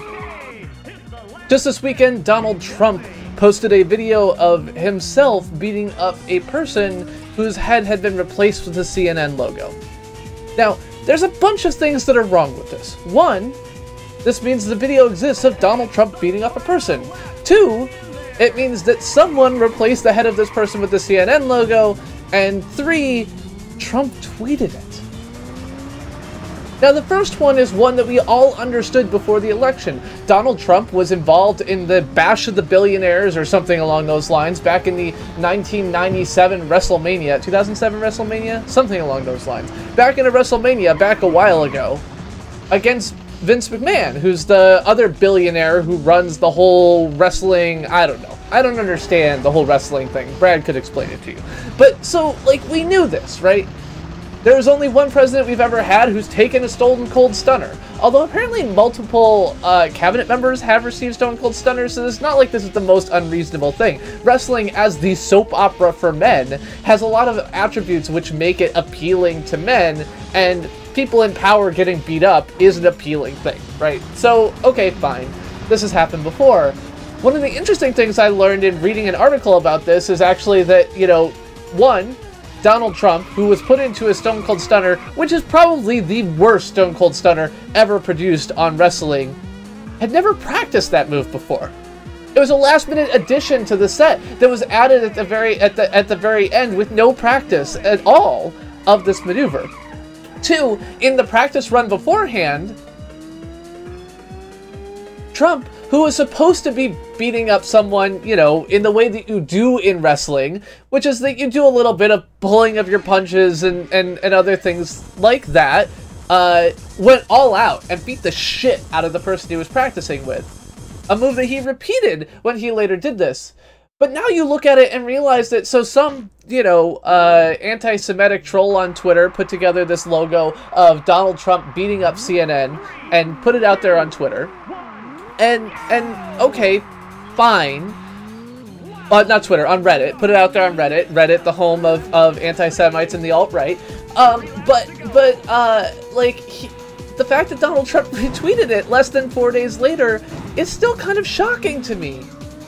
Like, the fact that our president is just a shit poster is kind of terrifying. Because shitposters don't really have, like, a life ethos that they live by. Their goal is to score points. You see this again and again and again. And so when I look around at this, I'm just amazed that this is the situation we've ended up in. So earlier this week, I had actually asked myself, like, who is the White House intern that had to do that image edit? And then I realized that, like everything else he's ever wanted in his life, Donald Trump got it the same way. He stole it.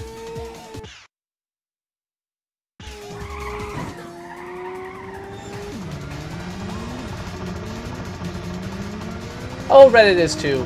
Give Reddit more credit than that.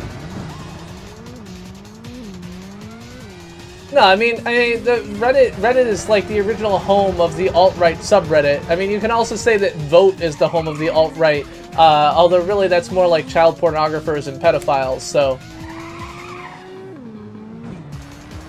Gaming lawyer, you gotta watch for the glasses. That was the trick there. But I can't tell if you're being sarcastic or not, so.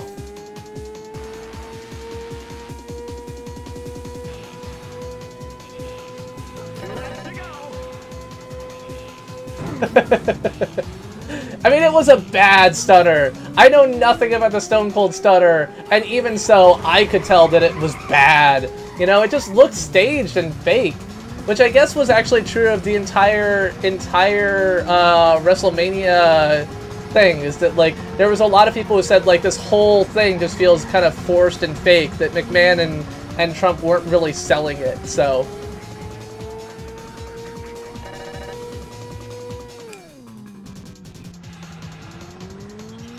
Alright, I pulled that turn off pretty well. Oh, didn't pull that turn off very well, though.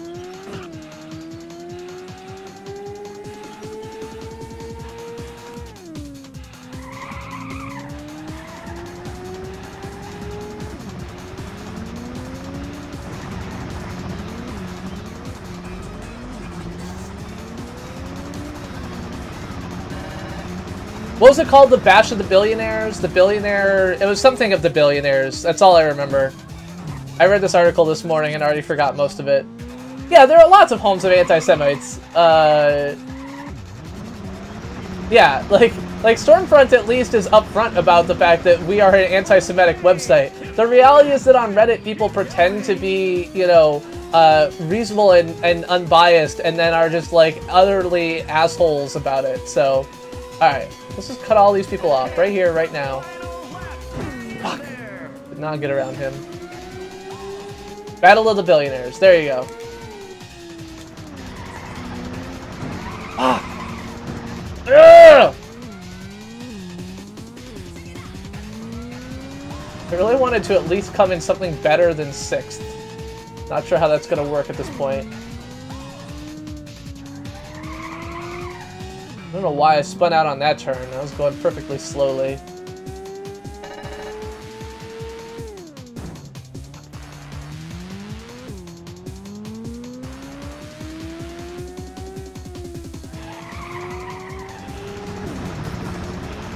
Yeah, and I mean, the reality is that I don't think Trump has ever heard of authenticity as a goal in his life, so I can understand how he couldn't sell it. But McMahon is the, like, president of the, like, or the whatever, the owner of the wrestling organization. Like, he should have experience with being a player in these shows. I was really surprised to hear that McMahon wasn't selling it. Like, he's a performer. That's his job. That's his life. That's his livelihood.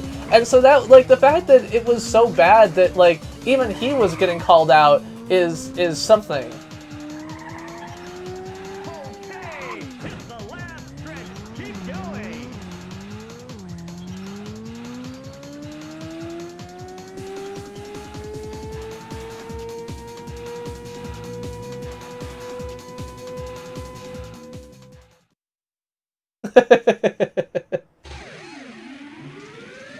Okay, so McMahon's first stunner was shitty. All right, but I mean his first stunner, he's been at. Okay, so Trump taking a stunner badly, not a surprise, but still pretty bad. We'll do one more round.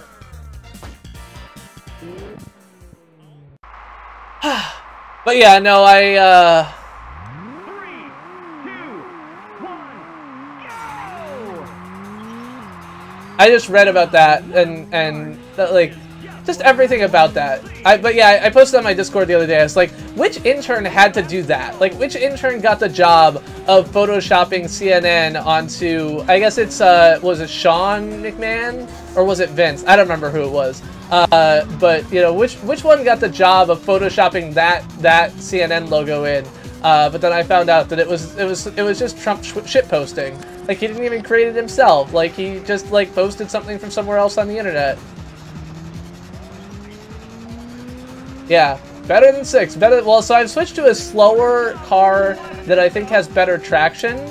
So it's definitely going to be like a longer slog to get through it.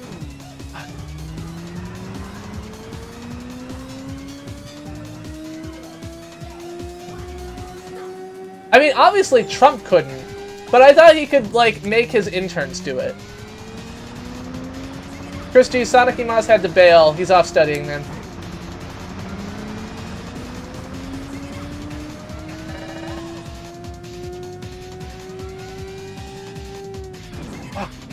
Yeah, I'm not used to this car now, so I keep, like, oversteering. Luckily, no damage. Okay, it's the last stretch. Keep going.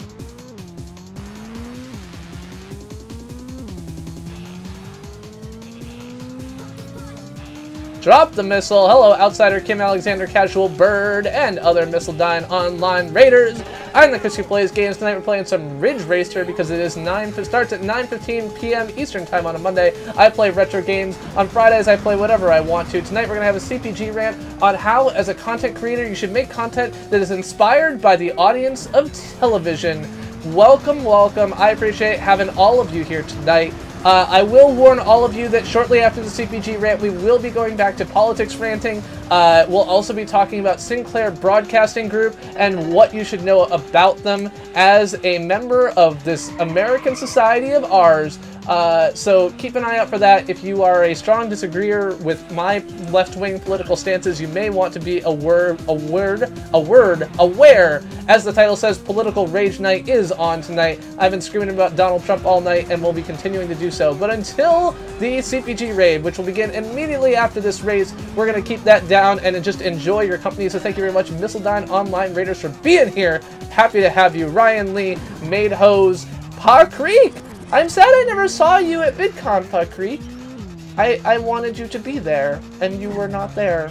And so I give you sad face. Hello, Janine Tarrant. Hello, hello! But yeah, so the CPG Rant of the evening is the part of the evening where I sit back and you sit back and listen to me tell you the way it is. I will tell you a little bit about what I think content creators should do in this case in order to create content and what they should take advantage of in what TV has been training users for a long time. Which wrestler does the Cobra Strike thing? Asked Van Helsing. My belief is that the Cobra Strike thing is probably done by the Snake Charmer. Welcome, welcome, Mistledine. I sit back and I rub one out. I mean, usually I sit back and I turn the AC on to cool off my office a little bit before I come back in and melt again. It's probably about 86 degrees in here right now, and only likely to get hotter as the evening goes on, as I have 2 light bulbs generating 200 watts of heat and my computer generating another 100 watts of heat in a tiny 8-foot by 11-foot room. So, Santino Morella. Hey, Cowdizzle, how is it going? Good to see you. Late drop the missile. Drop that missile. I love Mistledine Online. He's one of my favorite streamers. He does the great Good Morning Azeroth show as well as other streams in the evening that I never get to watch because I'm always busy. Ryan Lee is here. Oh man, is that Ryan Lee from Morrison Lee? Because he's like a cool guy and I would like to meet him, but that's probably not who you are. Good to see all of you here tonight. Am I still experimenting? Am I still, what? Am I still, what? I'm so lost. Brad Pritchard! Yeah, so Ryan, I think Ryan Lee is the name of the lawyer, the video game attorney, right? I could be wrong. Alright, let's at least get 6th. Yeah, 6 is apparently all I can get, so. I'm still experimenting. Okay. Hey, Gamer Insanity! Okay. After this CPG raid, we are going to be switching to another game, but in the short term, look at my beautiful face and love me. Hello! Welcome, Raiders! Welcome, welcome. Oh, what's the little ghost pop-up? The little ghost pop-up is my RPG. So if you type Septipus RPG, just like this. Is it at or exclamation mark?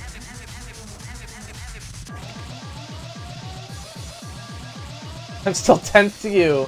Yeah, so the little ghost is being attacked by us. So as we chat, we do damage to the ghost. And, yeah. There we go. I need that hat in my life. Yeah, I love my hat. My hat is a great hat. You get this hat if you start working at Google, which is the way I work. I work at Google in Cambridge. You can tell this is Cambridge because it has the MIT dome on it, and the Prudential Building, and Fenway Park, and the Citgo sign. Not that you can see all those things, but that's it. Anyway, why are you making noise? Just be quiet. I don't like you. Anyway, but tonight and now is time for the CPG rant of the evening, so sit back. I'm going to take off my glasses. And I'm going to give you just a spot of truth.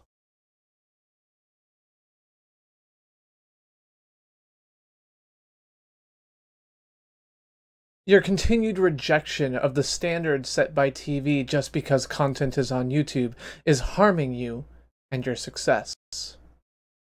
I'm the Chris who plays games, and this is your CPG rant of the evening. As I look around the YouTube world, I'm constantly amazed at the number of people who are amazed that audiences behave in a similar way on YouTube to TV.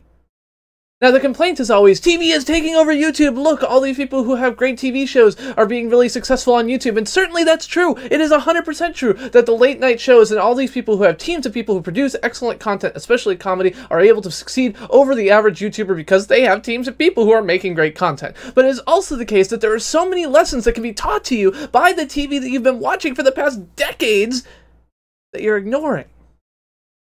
So recently there was a video about quality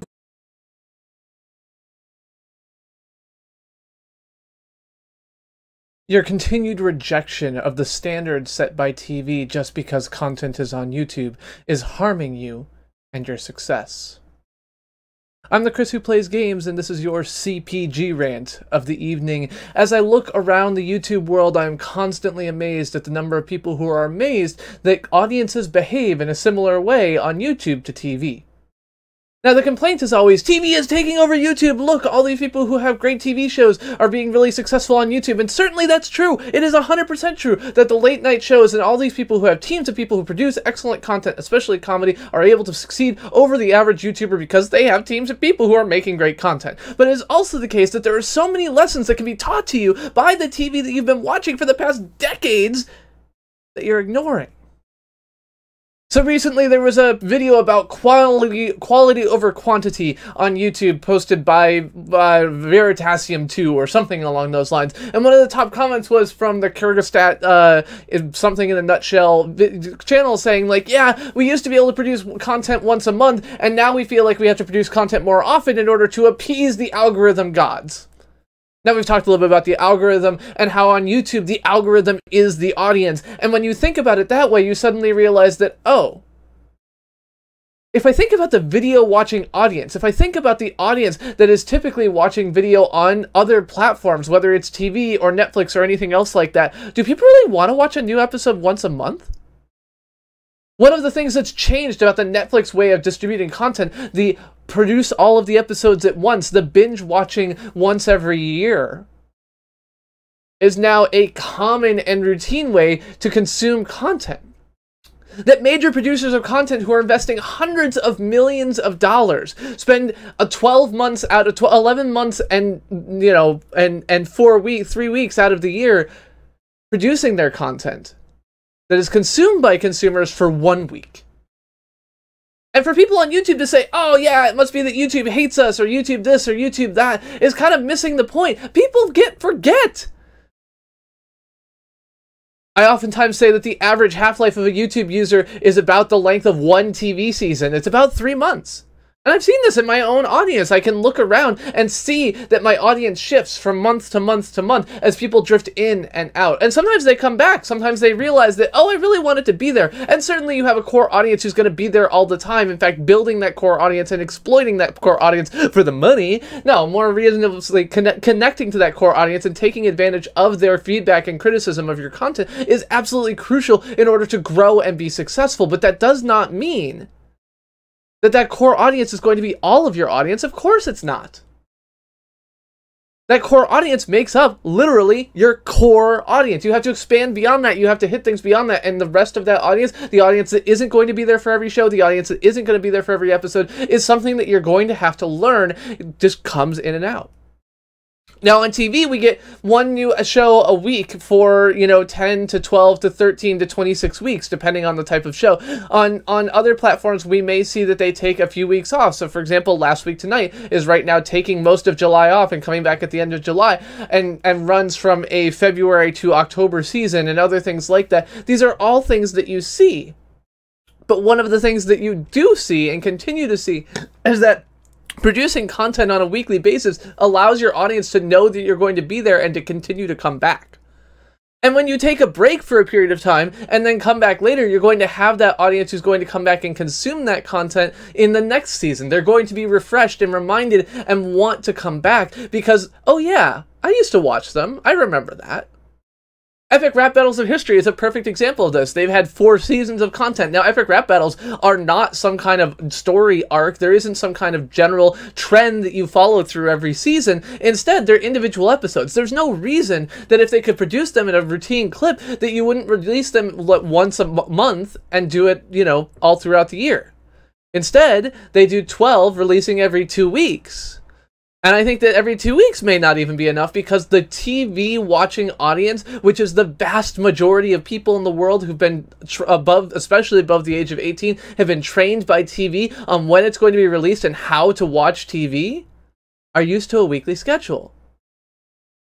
No, they're used to reruns, and they're used to binge watching, and they're used to doing all these other things as well. And I certainly think that there's an argument to be made as to whether releasing content all at once or spreading it out over a period of weeks or whatever else like that makes sense. But don't tell me like, oh yeah, I think that releasing once a month is really the best for us because that's how long it takes us to produce them.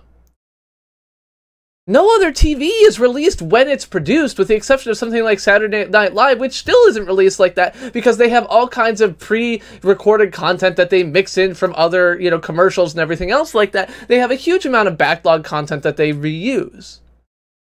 There is no TV, or very little TV. Most TV is produced a bunch of content ahead of time and then released all at once, or it's produced from a large group of people working hard on it. Last Week Tonight, or even Saturday Night Live, or other things like that, are produced with a large team of creators who work to make that happen within a week and be topical and be everything else like that. And it's hard. And so sure, if you have a staff of 100 people who can produce content every week, great, do that. Have a 12-week long schedule and then take a break and then come back. And I totally get that funding on YouTube is a very different model. You can't make money throughout the year on these reruns really the same way. Many people want to catch it live and then your revenue drops off drastically. And so maybe you just can't do a model like that. Maybe you have to do monthly in order to be successful, or maybe you have to split things up and do anything else like that. But remember that the audience that you're pulling from has been trained by TV. They're used to seeing new content once a week. They're used to watching things for 12 to 16 weeks and then stopping. They're used to sometimes just watching it all at once. And for you to say, like, the algorithm doesn't like X, Y, or Z, no, your audience just forgets about you. With only one episode a month, they just don't remember that you even exist. Because after 3 months, they've gone on and found something else. Or realistically, if you're releasing only once a month, they only get to watch you that once a month, and they've got to watch something else the rest of the time. And when they go and subscribe to another 17 channels between now and the next time you release a video, the next time you publish, they're going to be like, don't really care anymore. And so remember, with the audience being the algorithm, or the algorithm being the audience, depending on how you want to phrase it, you need to target that. You need to remember that. You need to remember that people are going to give up and forget about you. There are very few TV shows that have been running for 30 seasons. The Simpsons is one of them.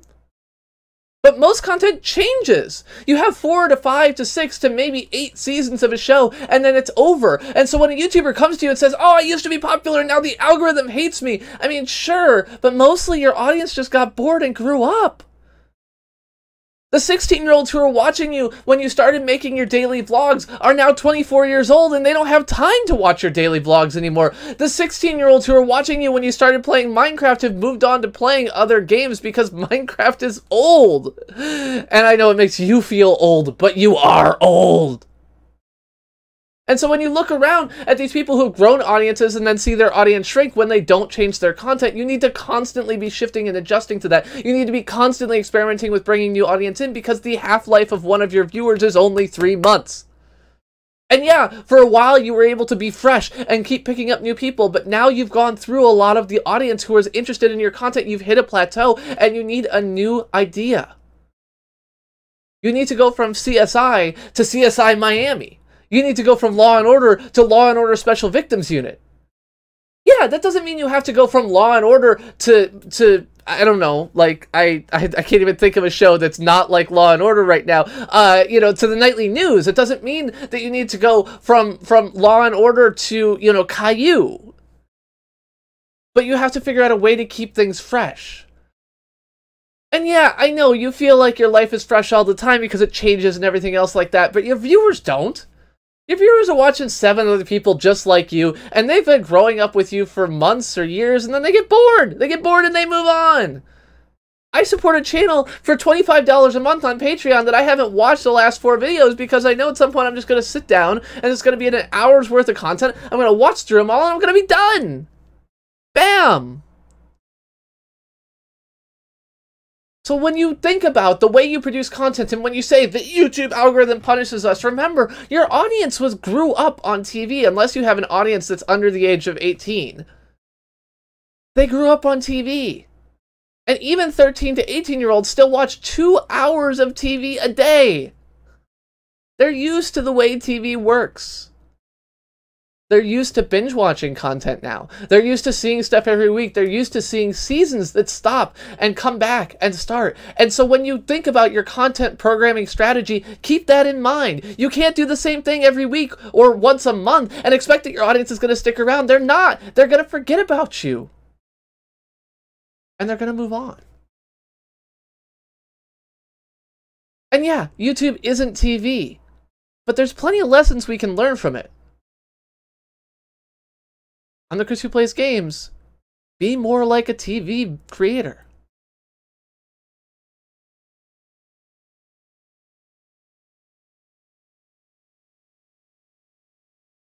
Oh, you can't hear me, and now you know. There we go. All right. Is YouTube TV TV? YouTube TV is TV, but it's also not YouTube. It's just got the YouTube brand name attached. We're gonna open up this buckwheat strawberry. Wait, hold on. Zoom. I can't read it. Ale brewed with buckwheat and strawberries. Oh, it might have fancy words. All right, we got the fancy words time. Tucked away on Blackberry Farm's 9,200-acre estate in the foothills of the Great Smoky Mountains, Blackberry Farm Brewery produces classic Old World-style beers, all artisan-crafted and bottle-conditioned right here in East Tennessee. Our native ales feature styles and flavors derived from wild yeast harvested from Blackberry Farms. Store bottle upright. Okay.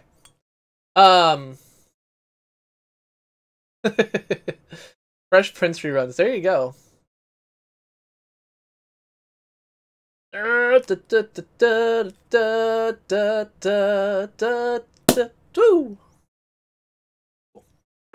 All right, here's the pour. One of the things I've learned how to do here on stream, pour a beer.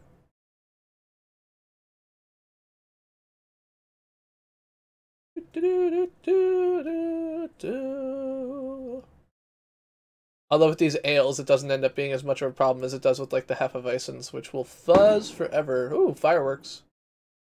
Yeah, that's great.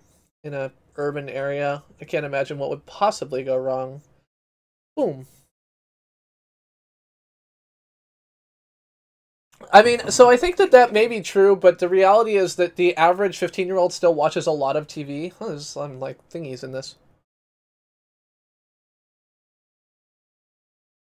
All right. So I need to move that, and this. All right, so we're on to Ridge Racer Revolution. Select novice, intermediate, expert. So these are actually 3 different courses. Oh no, they're not. This is the same thing where they have like one. This is all right. Whatever. Okay. This car has a little bit worse maximum speed, but much better handling and grip. The other one accelerates really fast. Okay, let's go with this one. I cannot do manual transmission.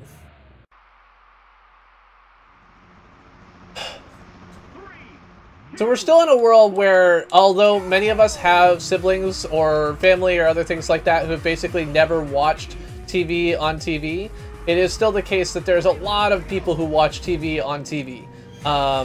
Now, maybe this is actually a small number of people who just watch a lot of TV, but the average amount of hours a day watched of TV by, like, teens is still like an hour and a half a day. Like, they still watch an hour and a half a day of TV, so.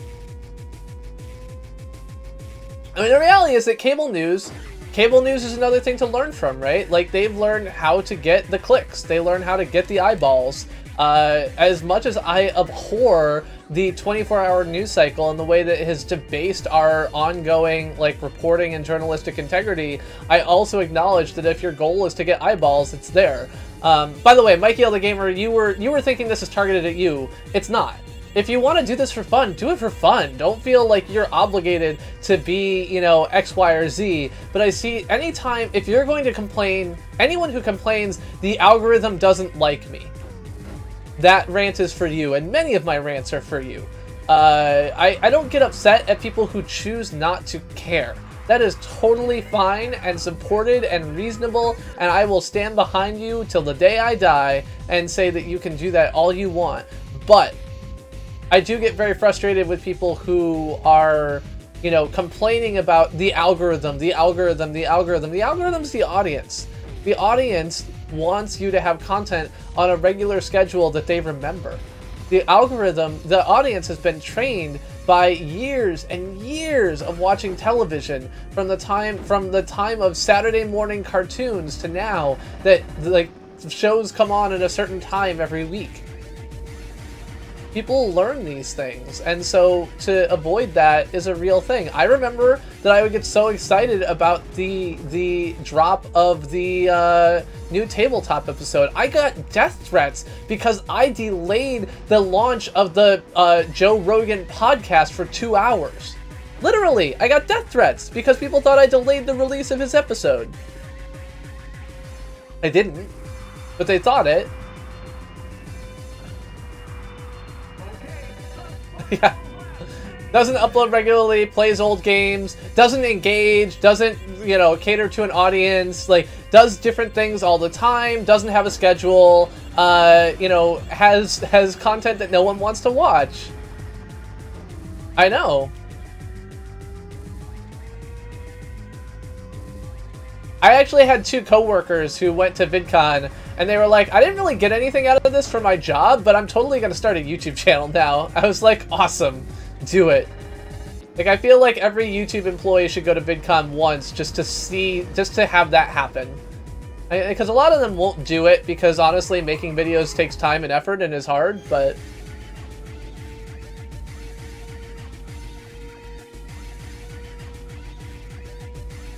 Alright. Am I gonna catch up? I don't think so. Too far back.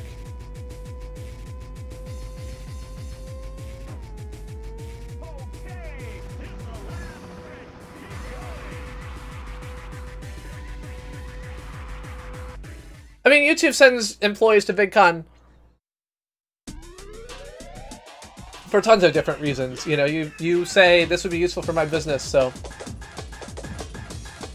Yeah, YouTube is a sponsor, so I mean, it's still the case, Brandon, that we had to pay like $550 rather than $600 for a, Oh wait, no, I didn't want to do that. No, I want to get out. Out.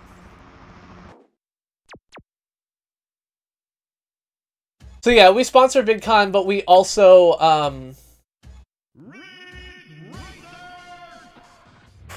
sorry, brain. Oh, but we still have to pay like $500 out of the $600 for industry passes, so. 3, 2, 1,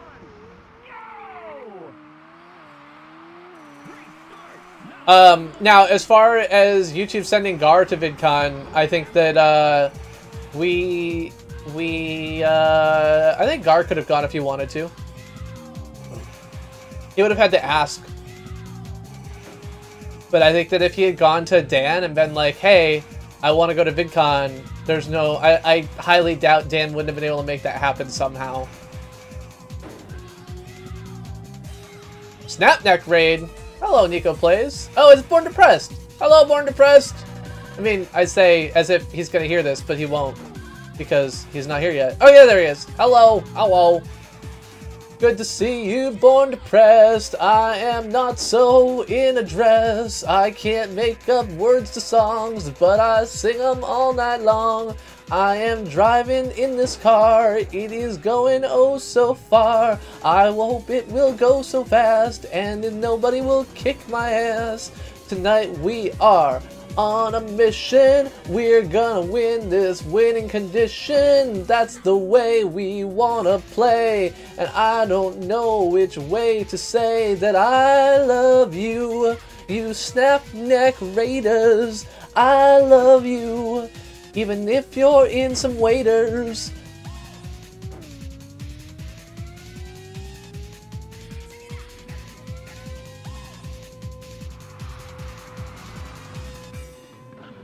Alright, so my top speed is supposed to be 120 miles an hour, but I'm pretty much topped out here at 113.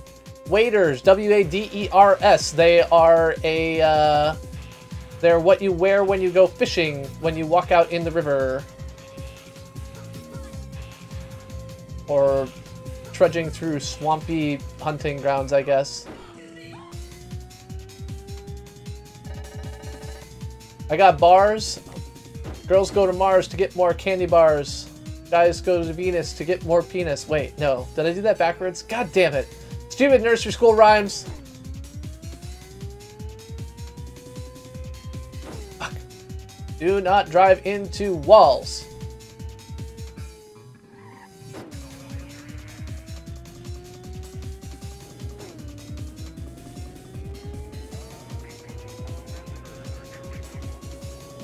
Alright, Pinky.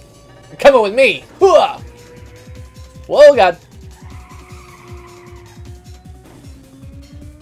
Yeah, you and your reality, Jose. It's only 700 degrees Celsius. I don't know what you're complaining about. Oh, God.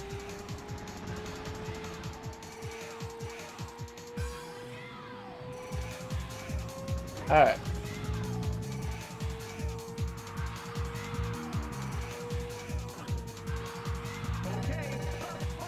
That is an impressive deer. He heard the bullet coming and he was like, pow. Oh, God. Yeah, Jose, so, by the way, I realized during the CPG rant, you were asking if I was still experimenting with the lower, did my sound just stop? No, my headphones just broke, okay. With the lower latency settings. Yes, I am still experimenting. It is something that we are hopefully going to roll out as to trusted testers relatively soon, so. God damn it. I was in 5th and now I'm in 8th. Because I just had one fucking bad turn on that stupid bridge.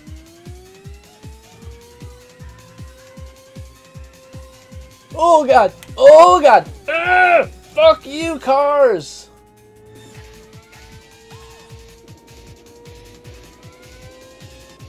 I can't be the pink car. I don't have access to all the unlocked cars. You have to, like, I think you have to beat the time trial to do it. So in the last game, I did it by beating Galaxian, but it took me like 6 tries to kill all the things in Galaxian. And I tried it while I was in my CPG rant, but I only got to 37 of the 40, so I probably could have done it, and that would have unlocked the other cars, but this one seems fine, so it's like driving in Massachusetts. Yeah. Yep. Okay. Fuck. The final stretch. Wow.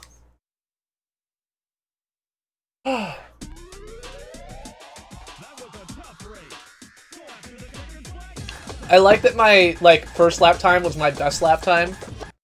It's the final countdown. Da-da-da-da. Da-da-da-da-da. Da-da-da-da. Da-da-da-da-da.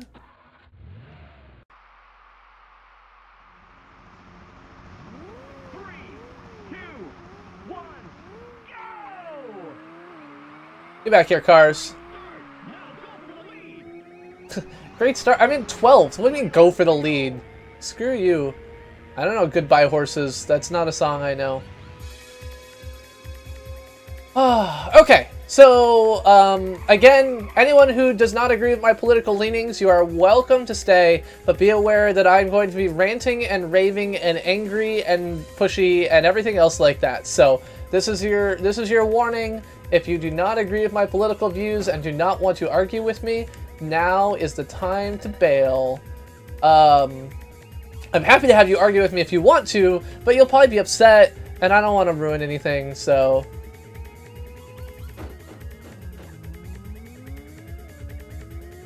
I've never seen Silence of the Lambs. I read the book, I feel like, but... Moose have really long legs. If you've got a choice between running into a moose and running into a tree, always take the tree. Because the problem is that moose's hyper tall legs mean the body of the moose will just come in and like completely destroy you and probably kill you. Whereas if you hit the tree, your like engine block will actually, you know, stop you before you hit things. So.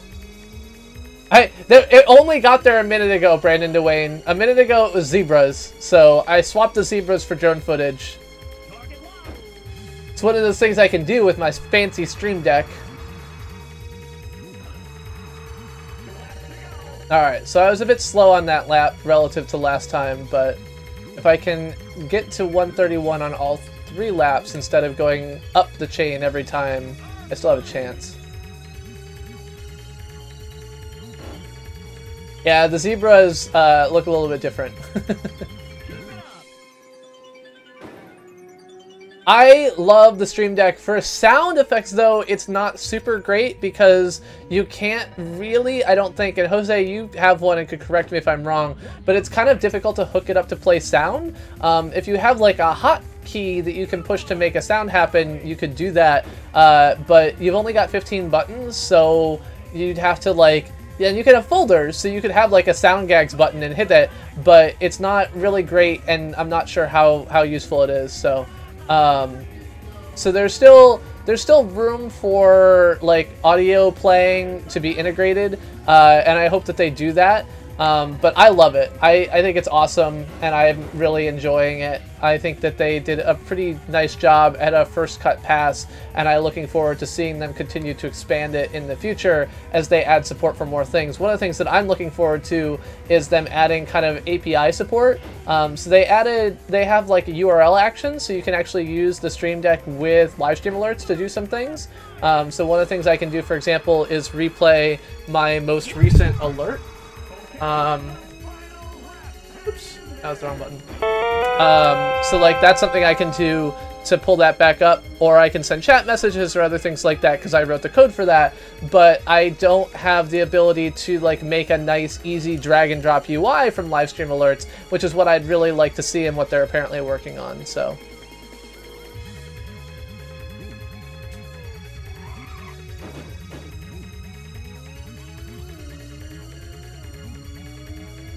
yeah, so like playing videos, for example, I do by having VLC up with a bunch of different video files in it. I have the drone videos, for example, are VLC sources that I just have on a loop. And the same with the zebras, is that I just have all the zebras and a bunch of drone footage that are on a loop down there, and I can turn those sources in OBS on and off. And certainly that works, but I don't think that it's the ideal state for like a soundboard. I've totally had that happen before, Leif. Like, what the fuck is going on? Oh, it's just my alerts. God damn it. Yeah, this lap is going to be more than 130.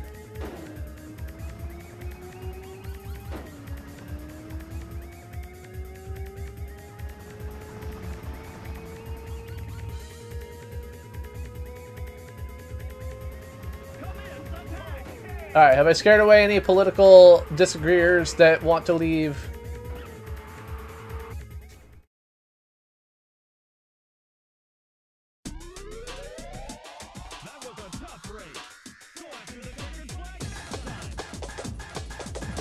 It sounds like this crap stopped for a while.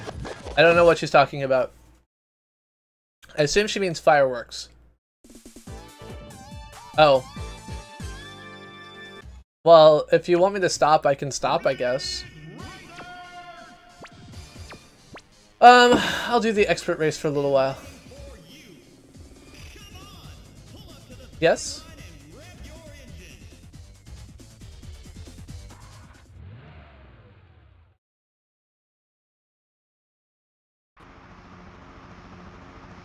Yes, I'm drinking a buckwheat strawberry ale. Yeah, I really like it. Fuck.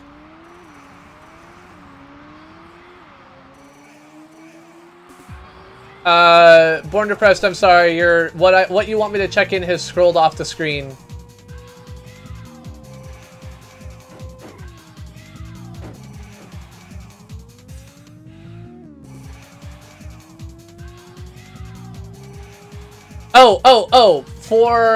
So look at your history. Like the page says how many times it's run each alert. Do the other alerts have zeros next to them? Because it's just a random number generator. There's not like magic to it. Is it a sub alert or is it something else like that? I'm sorry, Brandon.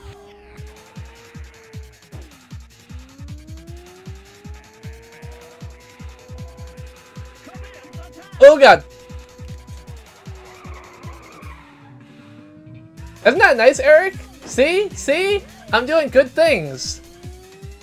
So one of the things I've realized is that, so I have historically been really reticent to release videos without doing captions first.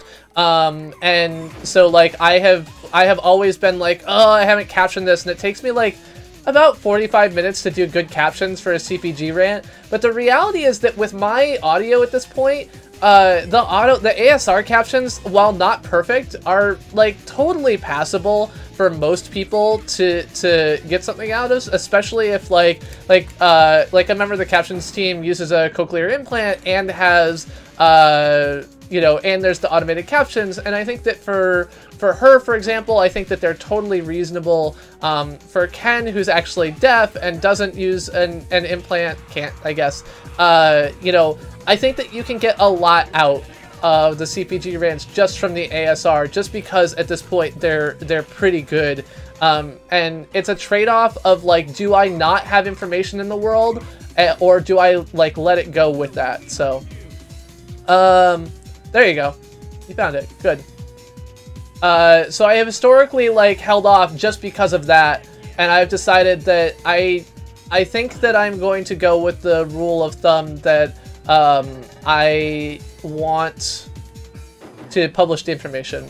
So I'm going to try and get my CPG rants up even though they're not captioned, and I feel guilty about that, and try and make it a priority to spend a little bit of my time every week captioning one of the videos, but at least getting them out there for more people to consume.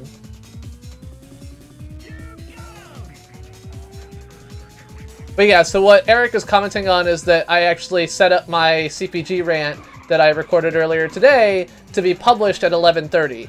And so if you get notifications when my videos go out, or if you're checking your sub feed, you will actually see that the CPG rant that I said earlier tonight is already published. And so if someone wanted to link it to a friend or anything else like that.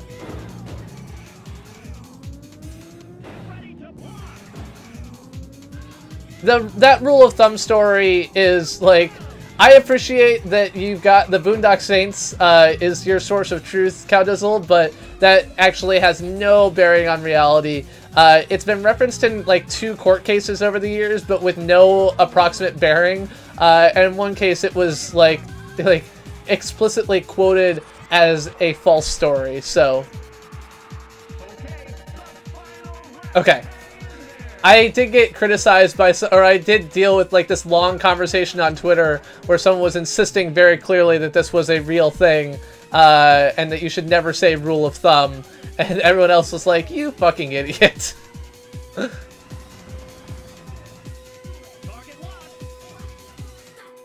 I like that it says target locked, but I can't shoot guns or anything, so... Good night, Prop 420!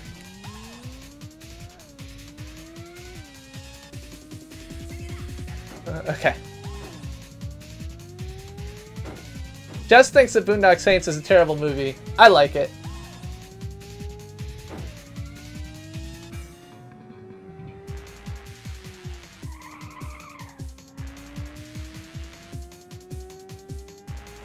That's good. There is no way that anyone wants anything from you tonight anyway. No one's working tomorrow. No one you're testing for is working tomorrow.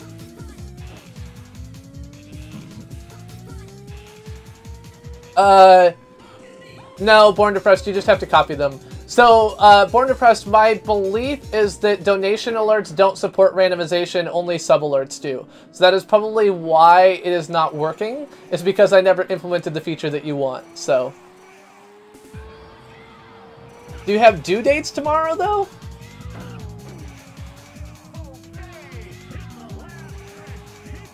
Yeah, I mean, people have to work. Don't get me wrong. Like, I have worked on the 4th of July many times, but... Yeah, sure. How much is it worth to you?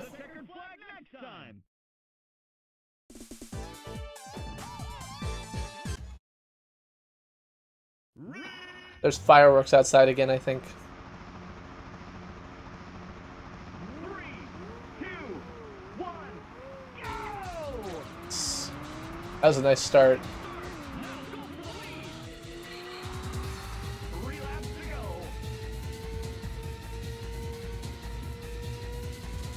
go. I care about them because they're making noise, and this is my live stream. I gotta have the perfect audio. Boston's fireworks are set off over the Charles River, in between like MIT and downtown Boston. So they've got a big barge out there that they set up and do the fireworks from there.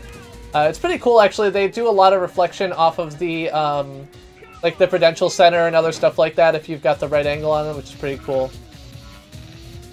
No, cow's far away.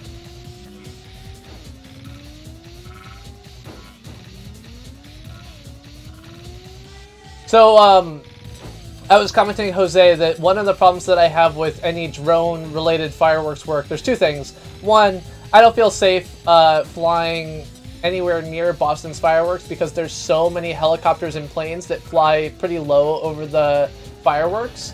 Not quite as low as that plane that just flew over my head in game, but, you know, pretty low, and I wouldn't feel comfortable avoiding them. The other problem is that, you know, I'm within 5 miles of an airport, and so the FAA would come after me. Third thing is that the Boston Police Department explicitly states, like, you can't fly drones, despite the fact they have no authority to do so, and will, you know, take action against people. And while I could totally, like, fly at, like, Danahy Park and get, like, a nice view of the fireworks, I would have to be far from the fireworks, and I love being near the big booms. So, I prefer to just enjoy the fireworks on the ground rather than anything else. Take care, Chris. It's good to see you. I do hope you have a better day tomorrow. Great work. Yes, we get cannons.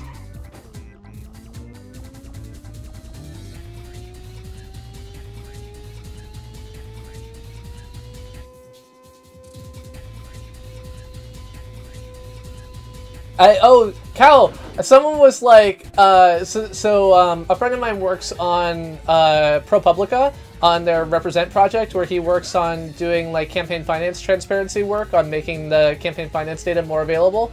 And one of the things he did was he tweeted that apparently like somebody got like 5 donations from each of the DeVos family members, and they listed their business as Amway. And some, like, investigative journalist in Atlanta was like, Amway? Do people still work there? And I had to reply to him and say, like, the DeVos family is Amway. They're at the top of the pyramid scheme. And he was like, oh, lesson learned. And I was like, you're a fucking investigative journalist. Like, did you not learn where Betsy DeVos's money came from at any point during her entire, you know, cabinet hearing or anything else like that? Like, this never came up for you? Come on now. Yeah.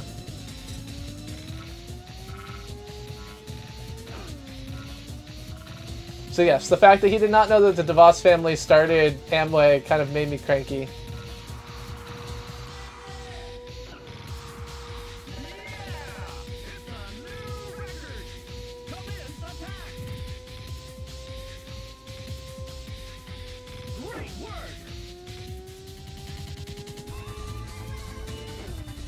Yeah, in the same way that MIT and Harvard own ours, presumably. Like, we live in the one part of town that is owned by neither Harvard nor MIT.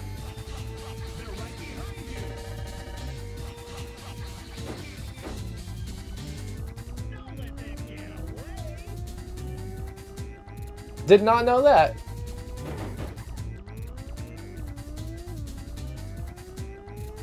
Fun thing to learn.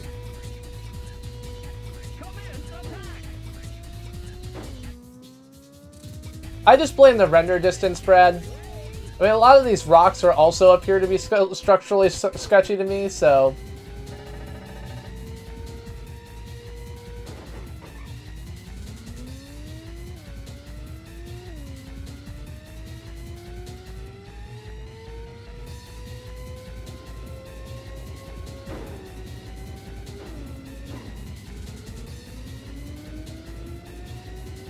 Learn something new every day. Oh god! Don't run into the wall. It's not Boston driving.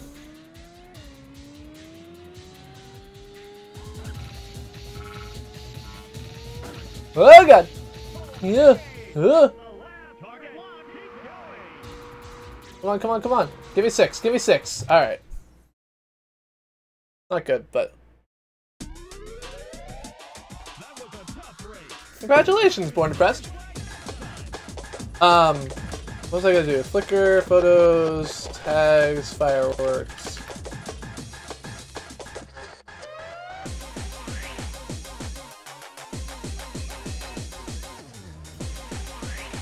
Yeah, so we get pretty cool fireworks. I don't know if I have any good pictures of them. Alright, so let's tap this button. Oh, I guess I didn't set that up. Just a second. Yeah. So yeah, you can see in this picture, which is a pretty shitty one, but the fireworks are shot from a barge in the middle of the river here. And this is Boston, and then MIT is over on this side. So the Hatch Shell is down over here, and the Hatch Shell is where they do the big Boston Pops concert that starts off the fireworks. So these are 2006.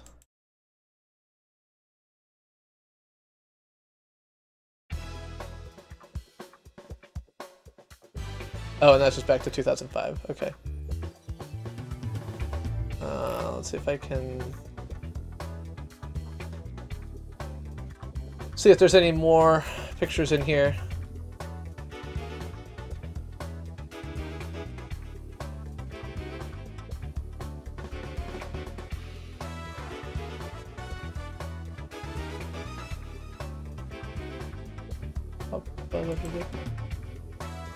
Yeah, so you can see the big crowd in front of me standing here watching the fireworks.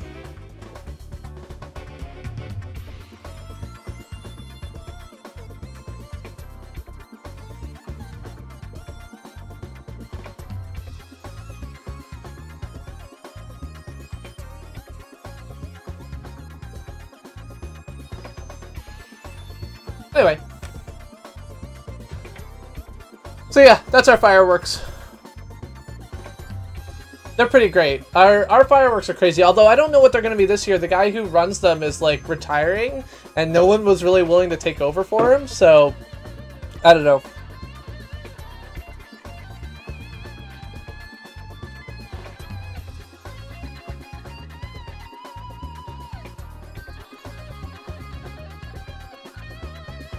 For those of you who care in any way about the complete takeover of our media waves and our public broadcast networks, the ones that still continue to reach tens of millions of people who don't have access to modern internet capabilities, the ones that reach all those people who are hard to reach in any other way, I highly recommend watching John Oliver's latest Last Week Tonight piece on his YouTube channel. Sinclair, a large media group and conglomeration, has working on buying Tribune Media, a purchase which will give them access to something along the lines of 2.2 million nightly viewers. 2.2 million nightly viewers, by the way, is a lot more views than this video gets. They're working on this takeover because they want to continue to espouse their political views to more people. Sinclair Media is one of the few groups out there, the Sinclair Broadcast Group is one of the few groups out there that provides editorial control and requirements on its broadcast television stations. And so KOMO, K-O-M-O, in Seattle, which is generally a relatively liberal area despite their deep-seated racism, is forced to air these must-run pieces showing the terrorism alert desk talking about burkinis. Burkinis, by the way, were never an issue of terrorism. The burkini is about Muslims, but creating a spot called the Terrorism Alert Desk, making it all about, on one day, burkinis, forcing all of your broadcast stations to run it, is intentionally breeding an air of distrust against Muslims in this country. And that's not all they do. If you think my left-wing rants are crazy, you should see what goes on right-wing rants. The overtaking and conglomeration of the media in this country by wealthy interests who in many cases appear to want to encourage fear, uncertainty, and doubt should terrify you. No matter what your political leanings are, it should terrify you. It should terrify you that a group with the ability to access and control the households of millions of Americans, with almost no oversight, is able to continue to conglomerate its power, to continue to acquire broadcast stations, and to continue to reach people who can't be reached any other way. That's a bit of a scary thought.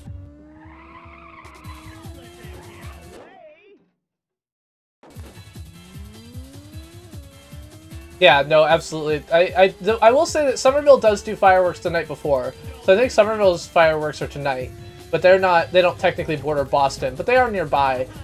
Will also say that one night when I watched fireworks one time from my old office on Nokia, I watched on the 12th floor, and it was actually kind of cool because we were high enough up that we could see far away fireworks, and so we saw like 8 fireworks shows. But one thing about them is actually that they all started and finished before the Boston show started, because they knew that like the booms and everything else like that from the Boston show would overwhelm theirs. Of course, the Boston show also at that time started late because it was nationally broadcast, and so I think it started at like 10:30 at one point. So I have not beaten all the races so far. No, I changed games, Brad. So my best placement in the intermediate race on Ridge Racer 1 was second. My best place in the expert race was 4th. And I switched games when I did my CPG Rant. This is Ridge Racer Revolution. This is a different set of races. And so far I came in second on the intermediate race, but not first. And I came in first on the basic race, and this is the expert race.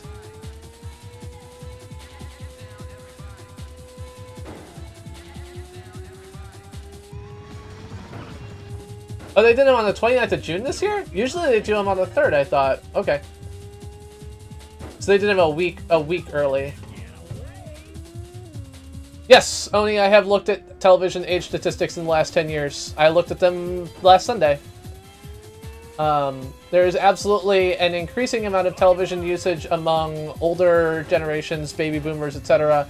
There is still a significant amount of penetration among young people to the tunes of an hour and a half a day, although obviously they're not likely to be watching the nightly news and other things like that.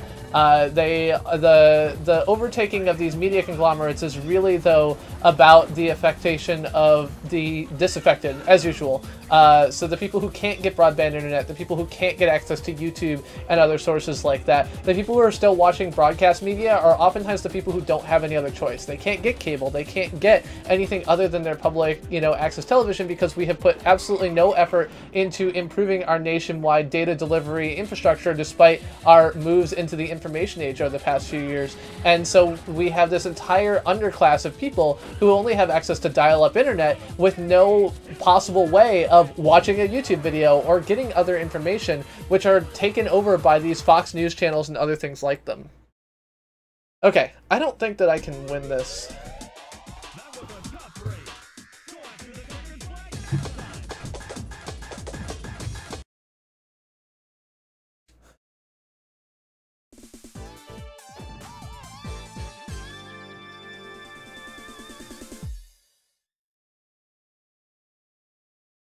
And so while I absolutely wish that these shows were, only watched by, some set of people that were a dying breed, I don't agree with that. I don't think that's a reasonable perception of the reality of the world. The reality is that this is actually a very real problem for a large chunk of the U.S. population that does not have access to other information sources. So I think fidget spinners can't be fraudulent anymore. I think that was the whole point, is that fidget spinners have now expired, their patents have expired. I think you got a fraudulent pop snap, is that what they're called? The thing on the back of your phone. Didn't work very well. Wow. Covered that turn like nobody's business. Oh god.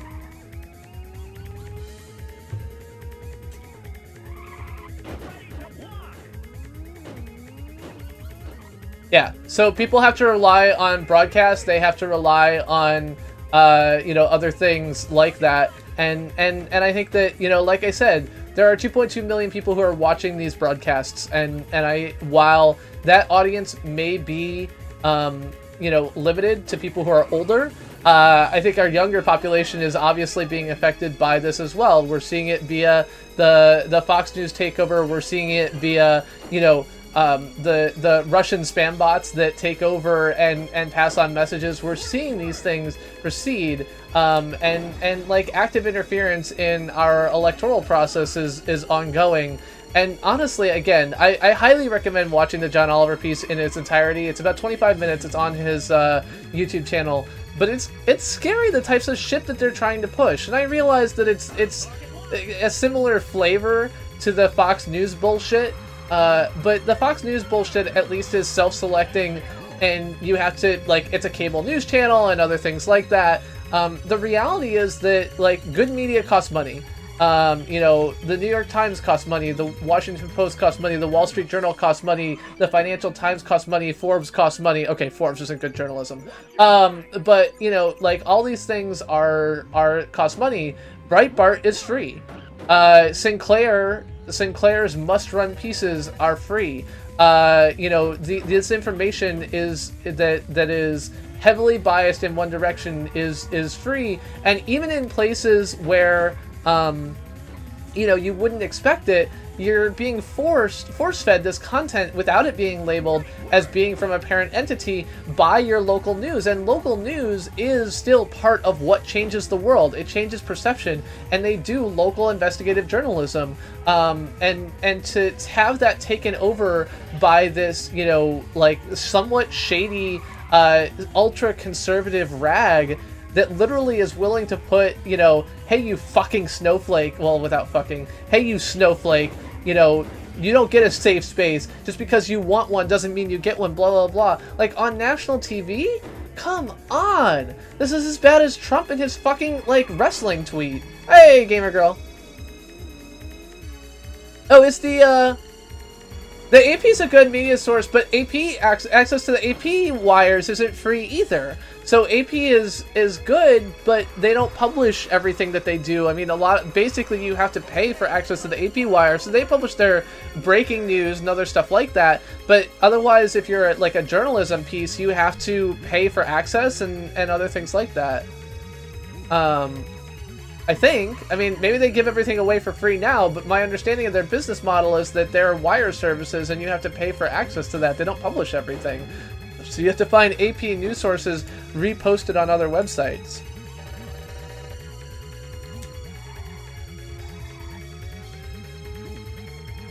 But again, yeah, so I think that that's also another thing, is that they're not, they're fact-driven reporting, but that's not going to get you on every, like, through everything that you need to know, right? Like, they're not going to necessarily be the source of reporting on the effects of the, you know, Muslim ban on personal lives. They're not going to be necessarily, like, they're going to be there when the Supreme Court decision gets handed down to kind of answer what it was, but they're not necessarily going to be the people who are, you know, interpreting and providing additional information on the effects of that. They're not necessarily the people who are going to be providing information on the, you know, White House's interpretation of that grandparents are not a bona fide relationship in the US and other things like that, so.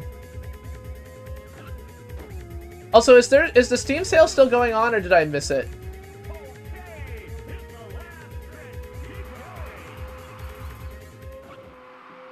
Okay, I feel like I can at least get third on this.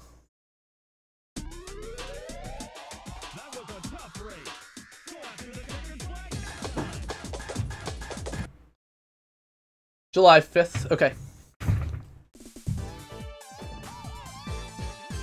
So yeah, before we do that though, I just wanted to, like... So the John Oliver piece is good to watch in its entirety. It's actually 19 minutes long, but it did have this one bit. So basically, you know, as I said, one of the issues here is presenting this context from your local reporters without giving full context on it. And so I was really amused by this particular piece, which was created as a PSA by John Oliver for people who have to run this content that they might want to show. Hello. I'm Steve Shripper from The Sopranos, and I'm probably not the last guy with an accent, wearing a cheap tie, standing in front of a green screen that you're going to see on this channel. And I'll tell you why. This station could soon be owned by Sinclair Broadcast Group. So you might see this fucking guy with this fucking logo or this fucking desk. And if you do, just know that wasn't produced by this station, because the people at this station know that local news should never be about cheap scaremongering or advancing a political agenda. It should only be about weather, sports, high-team investigations, and human interest stories featuring cute animals, like this pot-belly pig. Look at this little guy. He's called Pork Chop. Anyway, I'm Steve Sharippa telling you, if this becomes a Sinclair station, good luck with that shit. But yeah, so I wanted one other part that I wanted to pull up. When I talk about how like ridiculous this is, I think this is, oh yeah, there's that, hold on, where is it? Oh, come on. There we go. This guy, this fucking guy. Snapchat. Yes, I'm talking to you. Love it. So great. And there's actually a third option, because in some parts of the country, you might see this. I've got a message for certain students. Listen up closely, Snowflake. Yes, I'm talking to you. You, the social justice warrior who whines for trigger warnings and safe spaces. Not grown up enough to deal with the facts? Then hunker down in your room and Snapchat the day away with other social justice warriors. College isn't a babysitting service. It's time to grow up, Snowflake. Now, that man is...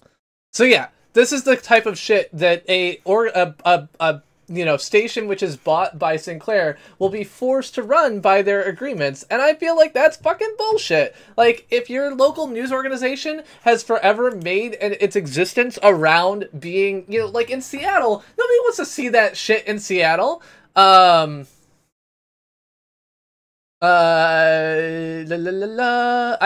do not want anyone to retire, but I'm pretty sure that's obvious at this point. We'll put the zebras back on because I'm done with drones for now, and we'll turn the sound back on. He was hilariously serious. I will give him that. I think the fact that he was able to pull that off is something. I will absolutely admit. I mean, James Baker, opinions are controversial, right? Like that's the reason why opinions are profitable is that they're controversial, and controversy is always more profitable. This is why I always say that YouTube creators are paid agitators. Same thing. So yeah.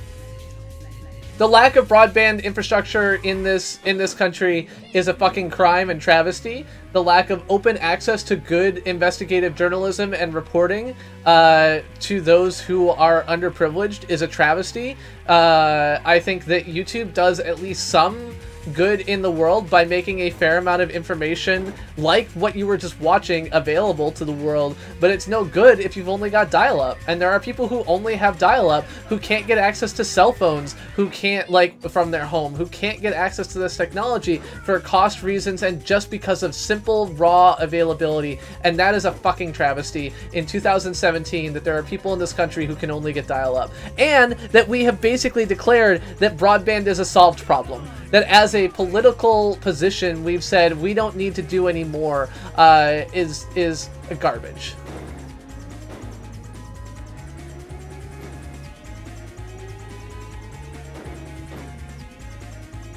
I mean, there's still paid agitators now. Yeah, I mean, I think that, you know, Philly D, I mean, Philly D is a perfect example, actually. Like, look at his video that you know, was about the London stabbing or whatever that got demonetized, and then compare that to the video he made afterwards about the fact that his video about the London stabbing was demonetized. Like, the London stabbing was not him trying to agitate, but the video where he said, or the, like, at the point where he said my next show won't be on YouTube, that was 100% agitation. He's probably been in talks to do that deal for months. He just found a unique and positive excuse to go ahead and bring it up, and he got twice as many views on the video complaining about demonetized as he got on the video that was demonetized, because the reality is that, like, you know, agitating is profitable. Ugh.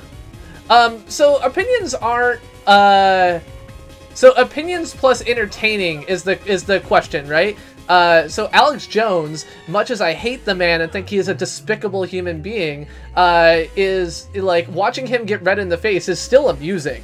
As Brad said, if people treated InfoWars like the onion that it is, it would be, like, less terrifying. Instead, people actually believe this fucking bullshit. And that's terrifying, but...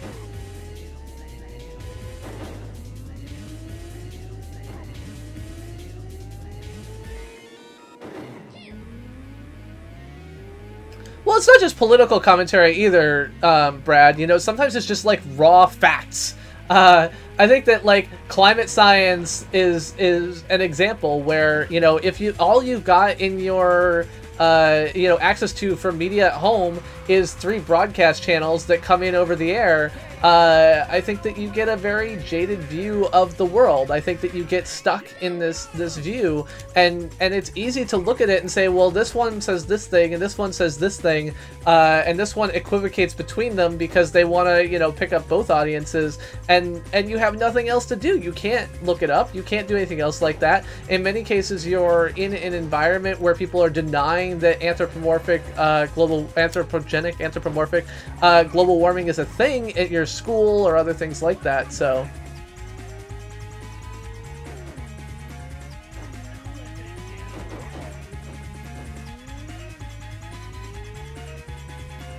I mean, this is a common conspiracy theory approach, is to mix in a small amount of truth with a large amount of exaggeration in order to legitimize your point. It is a super common, like, mistake of confirmation bias that people make all the time, and I think this comes back down to the point that someone made earlier, is that we need to have a more informed, you know, audience. We need to have a group of people who are not anti-intellectual. You need to have a group of people who are willing to think critically.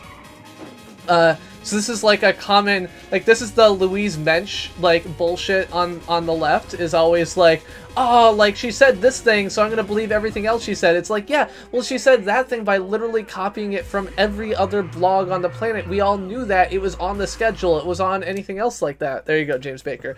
And so, like, to take that and treat it as gospel is just so, like, mistaken and anti-intellectual. So yeah, confirmation bias sucks, anti-intellectualism sucks. We live in a world where education is limited, access to information is limited, if you are, and honestly, time is limited. You know, like, who the fuck has time to go and figure out what's true and what's not all the time? I've had to correct my own friends on things. You know, there was recently a study published about the minimum wage in Seattle, about how it had lowered, you know, total wages or something else like that. It's like, yeah, except for the fact that they excluded the 40% of the population who was most affected by it. And so, you know, yes, wages dropped for some people. If you ignore all the people who benefit, some people lose. And that's gonna be the case. Like, minimum wage increases will hurt some people. That's not a question. The question is, on the whole, is it a net win? And so, like, you know, I looked at it and it was a reputable seeming study. I think the same thing is true on the face of the, you know, 3 million potential non-citizen voting, which is a study from, oh, what was it, Ole Miss? A study from Ole Miss that was, you know, out there and wasn't peer-reviewed, but, you know, was released and looked pretty scientific. And, you know, I'm a pretty good reader of studies, and I read it and said, okay, maybe this is a thing. But unless you read carefully, you didn't realize that what they'd actually done was extrapolated based on literally 5 data points to 3 million votes, which is very similar to the, you know, vaccines cause autism thing. Vaccines cause autism paper was a false result based on fake data about 12 children, which you know, like it's obviously like 12 children cannot like an entire policy make, but this is the situation we're in. We're dealing in a situation where you know, vaccines, changing the way we administer vaccines is being done on the whims of a doctor, you know, acting on faith with no scientific evidence, and that is a terrifying thought. And that's just the world we live in, so.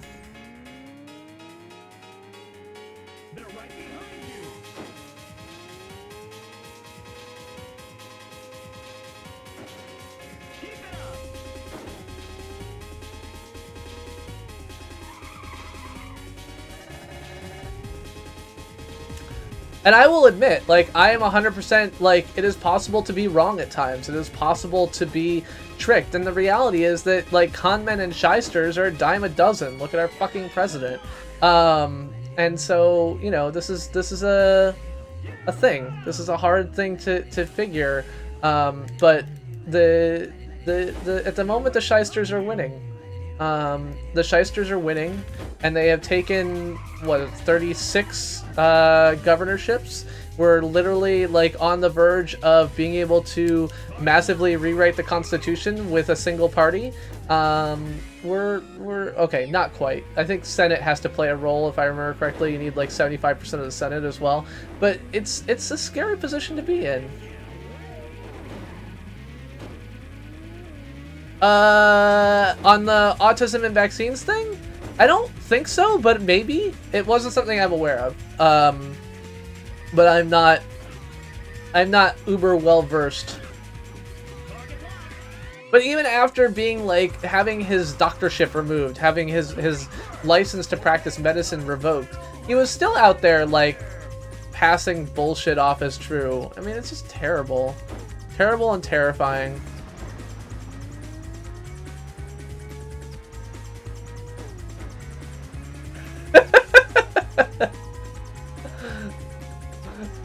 You know, Mikey L the Gamer, I absolutely love you. I think that I'm really sad that I didn't take the chance to meet you when I was at VidCon, because I absolutely love you and I would have loved to give you a bear hug.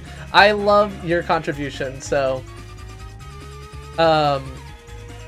that's I love your contributions, but I don't always feel... It's one of the things that I think, you know, Gaming Lawyer oftentimes talks about the fact that he needs to learn to skip over more things in chat. And it's a skill that it took me a while to learn, but I have learned it. So, you know, Mike was saying that he can tell sometimes when I just skipped right over what he says, and I do, but it makes me chuckle. I just don't need to chuckle out loud all the time, so...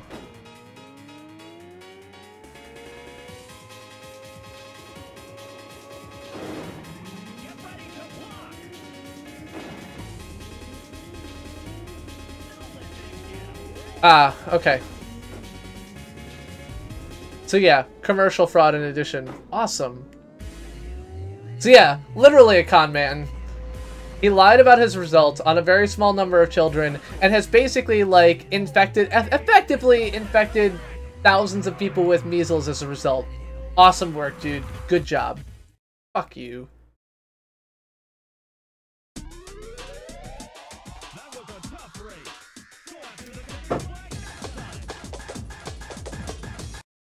Okay, so I don't think I'm going to get any better in this game, so we will pull out the next Ridge Racer. I don't know how many people have died yet, but certainly some. Now we'll see if Rage Racer is actually a prequel or a postquel to those.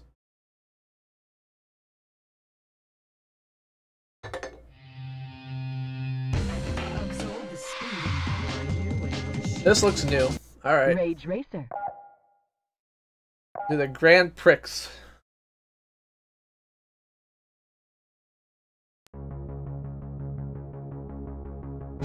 No one knows how the race began, or how its drivers became known as Rage Racers. Now it's PlayStation. They lived dangerously close to the edge, pushing both their cars and themselves to the limit. They feed on the burning fire of competition, are fueled by the rush of speed, and share an overwhelming desire for victory. For these elite few, the whole world is their speedway, but there can only be one ultimate rage racer. Welcome to Game Theory.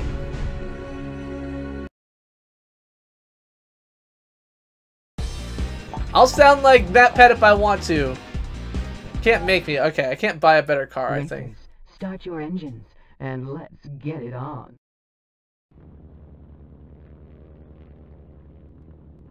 3, 2, 1, go! The race is on. Show them what you've got. 3 laps to go. Yeah, this is the current drone picture is one case where like my camera totally freaked out and would not stabilize, so I had to actually come back and turn the drone off and then back on to fix the camera. So you can see it's kind of like tilted and shaky, and that is not normally how, like, to me, who's been flying drones for forever, I'm like, oh yeah, like it was just windy out, but that's not usually how the Mavic looks because it's pretty good at not doing that. When I landed it, like the IMU corrected and then it was fine, but... Uh-oh. Go forward. I mean, sounding like MatPat is not a new thing for me, Jose. I've been doing that since long before our most recent VidCon. Is YouTube killing PewDiePie? Welcome to Game Theory. Or YouTube Theory. Or whatever theory I fucking feel like.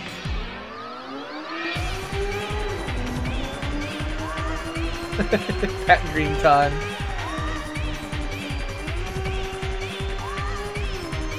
Oh god. How did I just drive through a car? Feels like that shouldn't happen.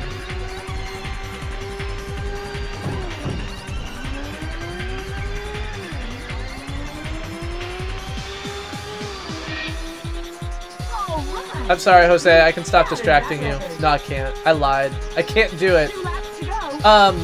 So does anyone know the current state of the Better Care Health Act or whatever they're calling it? Like, are they voting on that this week?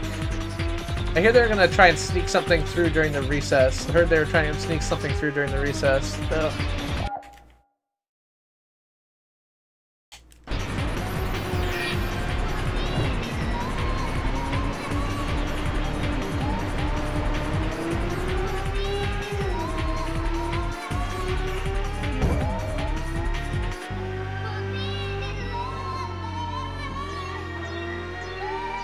Oh, nice.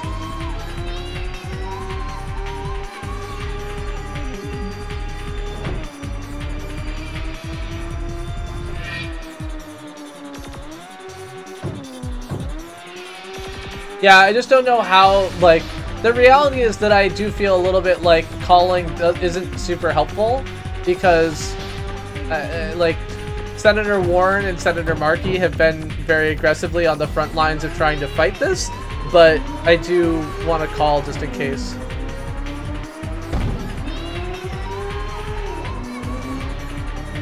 Well, Oni, it probably will. So you have to keep in mind that in addition to everything else that's terrible about this, healthcare premiums are going to skyrocket under this plan. So I think that you should expect that, in general, healthcare premiums will probably be like 250% higher, as opposed to the more typical like 120% increase that we've seen recently. And in some places they'll be up to 800% higher. And that's not a trend that will stop because we are basically destroying the entire insurance and healthcare industry in order to give $800 billion in tax cuts to the uber wealthy.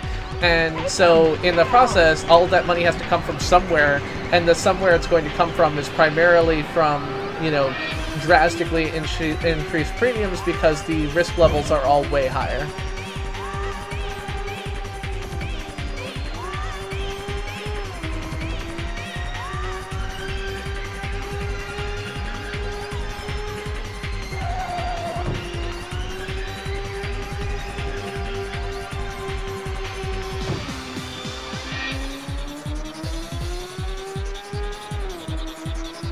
Got it. Okay, so maybe at the end of my stream tonight I will dial and leave a message for Miss Warren and Mr. Markey. That is correct. I absolutely drive like this all the time. Lane markers mean nothing. Drive at the red line. I had a Chevy Cruze rental when I was in the San Francisco area. I actually liked it. It wasn't quite as fun to drive as my GTI, but it was pretty good. That wasn't too bad.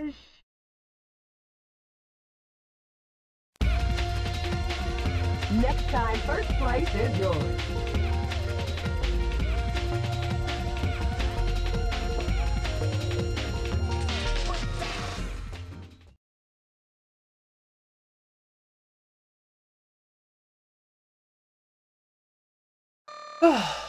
You're in Pennsylvania, right, Nico?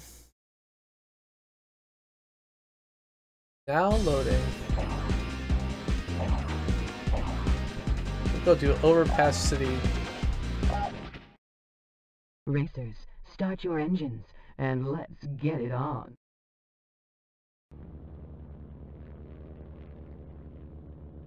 Three, 2, 1, go! Oops. Bad start. Race is on. Show 'em what you've got. 3 laps to go.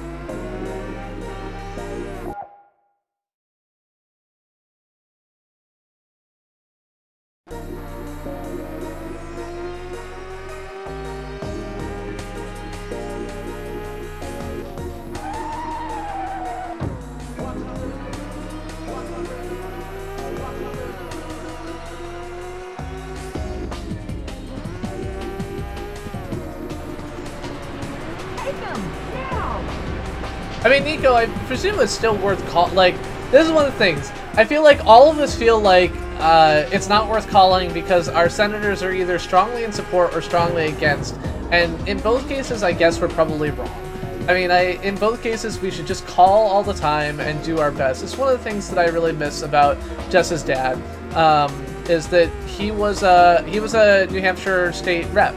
And even when he did not agree with a position personally, he would still listen to the comments of his constituents. And so, like, if they said, hey, we all want you to support this thing, even though we know that you don't personally support it, he would vote in whatever way his constituents wanted him to. It's one of the things that's actually nice about the New Hampshire State House is that it's so representative that pretty much, I mean, there's like 400 reps in the State House, and there's like 1 million people in New Hampshire. So that means there's like one rep for every 2,500 people, which means that basically you can know all of, or at least most of, like someone from every household in your, you know, voting district. And I think that that representative level of democracy is really nice, so.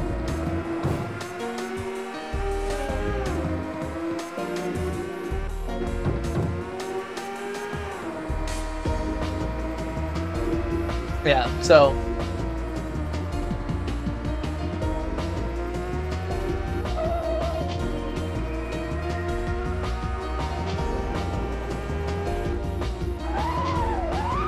Oh god.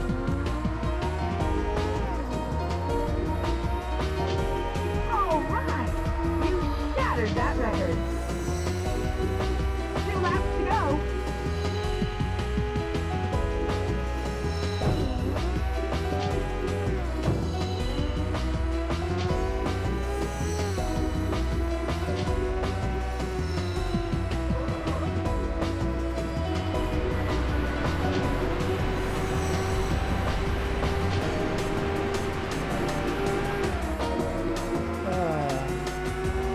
It's so sad.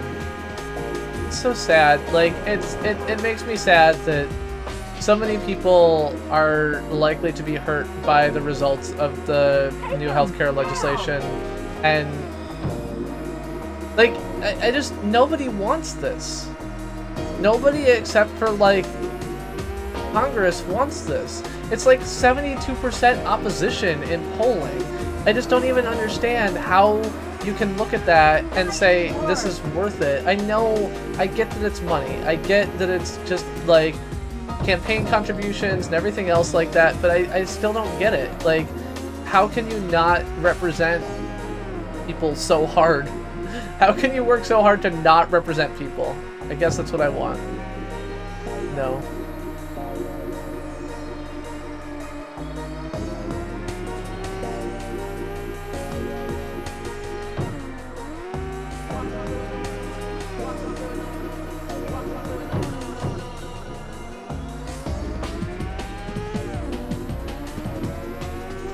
I will not weep for our small pelvises.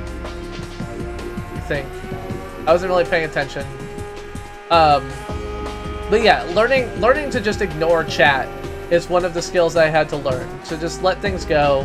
You know, I see the chat moving out of the corner of my eye, and I just keep on talking what I'm talking about. There is no limit. He has to be stupid enough that, like, what is it? A majority of the cabinet has to declare him incompetent. So that's the 25th Amendment approach.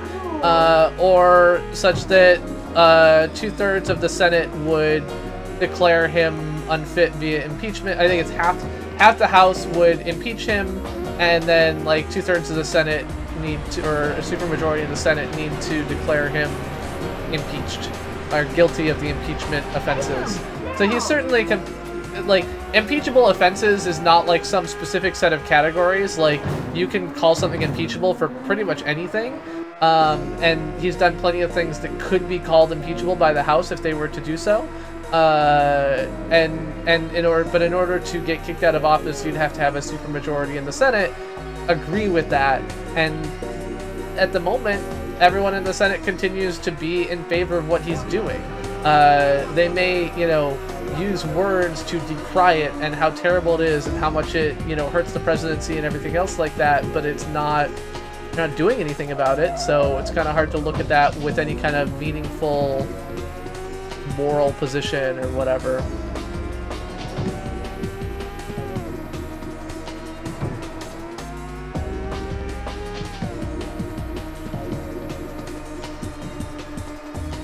He doesn't need to be impeached.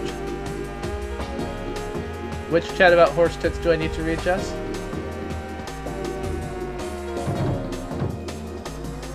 Oh no, Brad.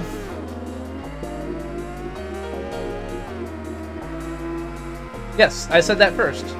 A majority of cabinet members would need to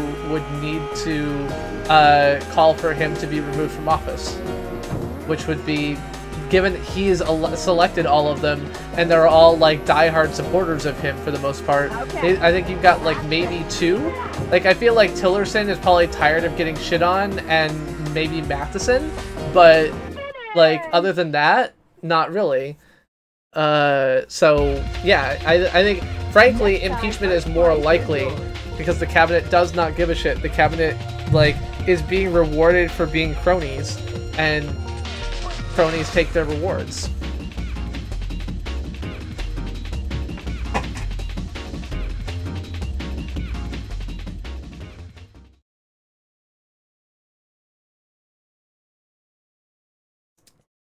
Second place. Oh, I got some money. That's nice. I mean, I think that there are some things that they would do, but hey, Isaac. Start your engines and let's get it on. But yeah, I do not believe that the 25th Amendment is 3, 2, 1. At all likely at this point. The race is on. Show 'em what you've got. Pence won't agree to that because he doesn't want to be in charge of being the one that signed. Like, Pence is a career politician. Pence wants to be in power for forever, or for as long as possible, and he knows that, excuse me, passing some of the legislation that's coming down the pike and having his signature on it will look terrible. He doesn't even want to see 50-50 votes in the Senate for this shit. Like, he would rather it be someone else's name on the head on the chopping block. Because that means that when it comes to be his turn to be the boss, whether that's in a year or 8 years, he doesn't have that hanging over him because the vice president has very little authority or power. So he just wants to stick around, continue milking it, and stay out of the way, so that when he does get into power, he's got nothing bad to his name. So he would not be supportive of like leaving them in place, because that would give them a reason to kick Trump out, which Pence does not want yet. I do not think the cabinet gives a shit at all. I feel like, was it Schumer who responded to that? Like, one, we've already had a red team, blue team, and the red team determined that the blue team was right.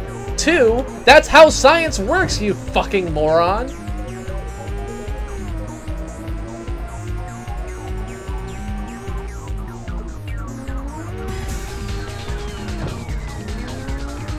So his approval rating, I don't think, has ever been under 20%.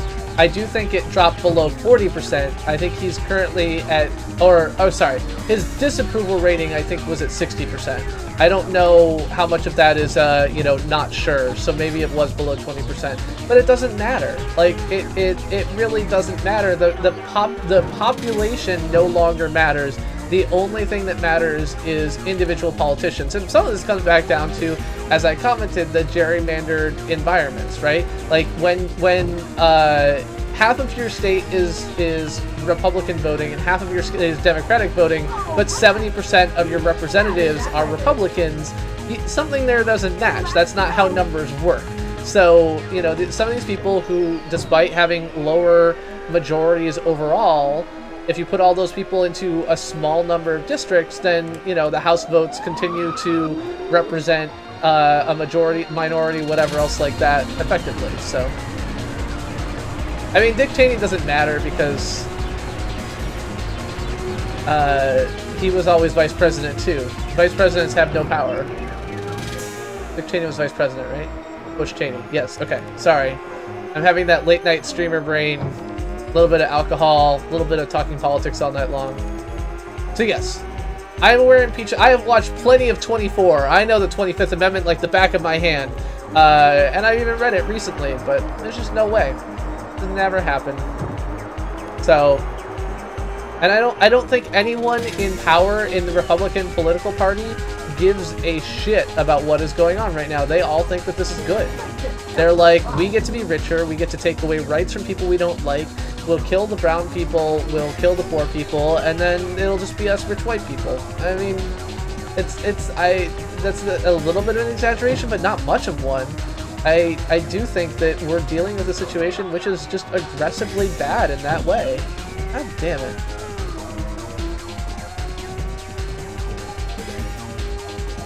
Sure, you're right. He had plenty of power. You're right.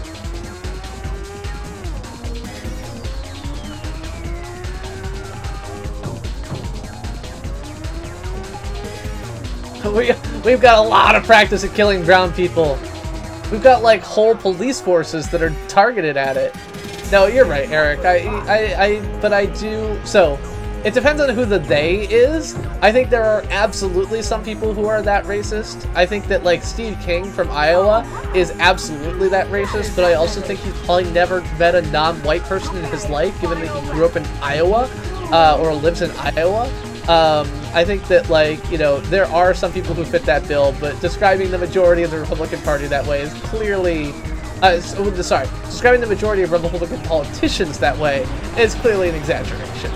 I do think getting rid of all the poor people is an implicit statement in their goals, though.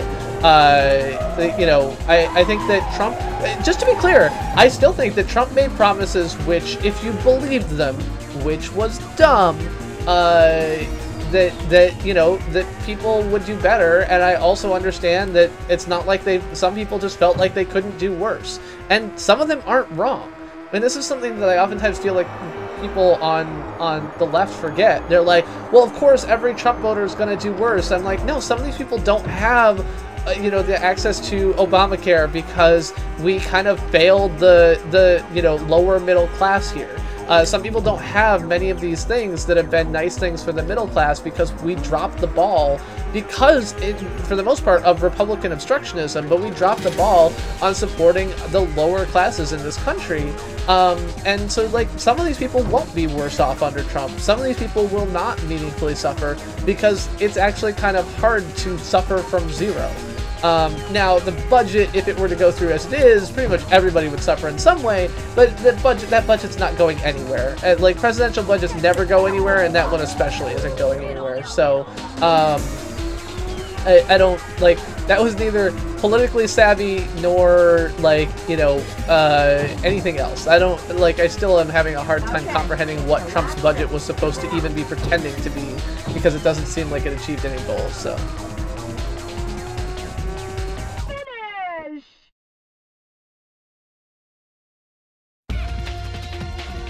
Next time, first place is yours.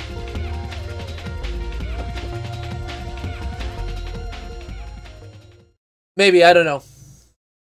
I am a consistent second place finisher. I think I need to, no, I classed up, I guess. I'm classy. I am drinking the, Blackberry Farm Buckwheat Strawberry. I have cleared CalMed GP. Go on to the next class.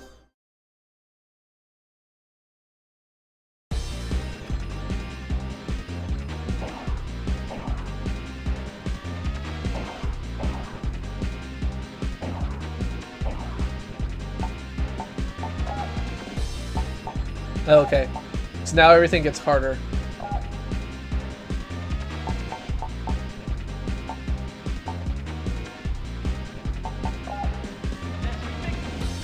But I don't have enough money to buy a new car, so I have a feeling this is going to go poorly. But let's try it. Racers, start your I did finish my Slurpee. Yes, my Slurpee is gone. 3, 2, 1, go! The race is on. Show 'em what you've got. So yeah, I don't know enough about people who get elected as Republicans to know what they're taking advantage of, whether it is, you know, fear of the brown people, or whether it is, you know, not that or something else instead. I honestly don't know. What I know, because I like, my nearest Republican representative is like a district in upstate New York that I'm pretty sure he was not elected based on fear of the brownie in upstate New York.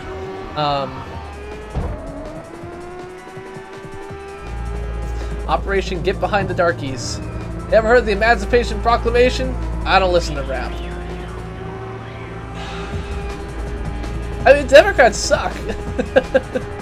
Like, the Democrats suck at a lot of things, and one of the things they suck at is providing a, like, lifeline of, like, a meaningfully supportable lifeline of hope for people who are suffering from economic displacement.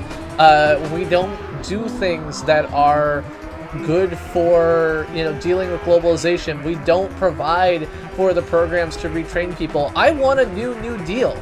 I want a new CCC. I want a new WPA. Like, I want to see a infrastructure project the scale, like a $1 trillion infrastructure project that isn't investments in tax breaks for private investors, but is instead just employing people and using 1 day a week to educate them. I want to see us work to create a workforce which can, like, take us into the next, like, to spend the next 10 years rebuilding our crumbling infrastructure. I want to train 10% of those people to be fiber installers and install nationwide, you know, fiber infrastructure. I want to do these things that are going to make us a first-in-class nation again, and not just continue to be this, like, laughing stock of a half-third world nation. That's what I want. I want those things, and nobody else is talking about those things. Nobody else is doing those things. No one else is even thinking about them, because all of them are too, you know, aggressive.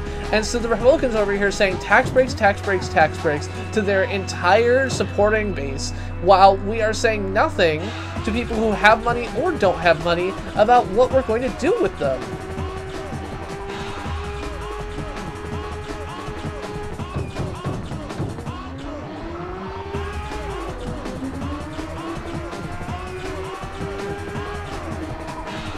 I mean, the reality is that I don't think Pelosi is the one driving that message. I think the entire party is driving that message, and the party is I mean, they're still politicians, and they're shitty politicians. Their primary goal is to get reelected. As much as I dislike Republicans, I'm not like Democrats aren't saints either.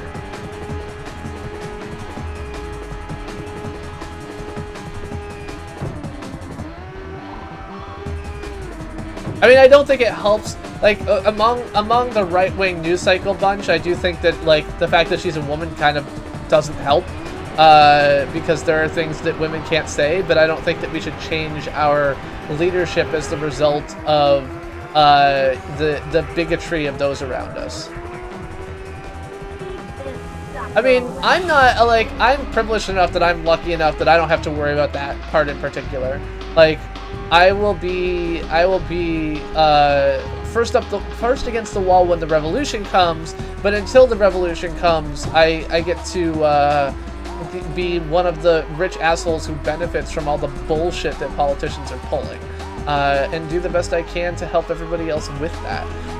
You know, there's a whole coalition of people at work who basically said, you know, every dollar that I get in Trump tax cuts, I will reinvest double in you know, supporting charity, and other things like that.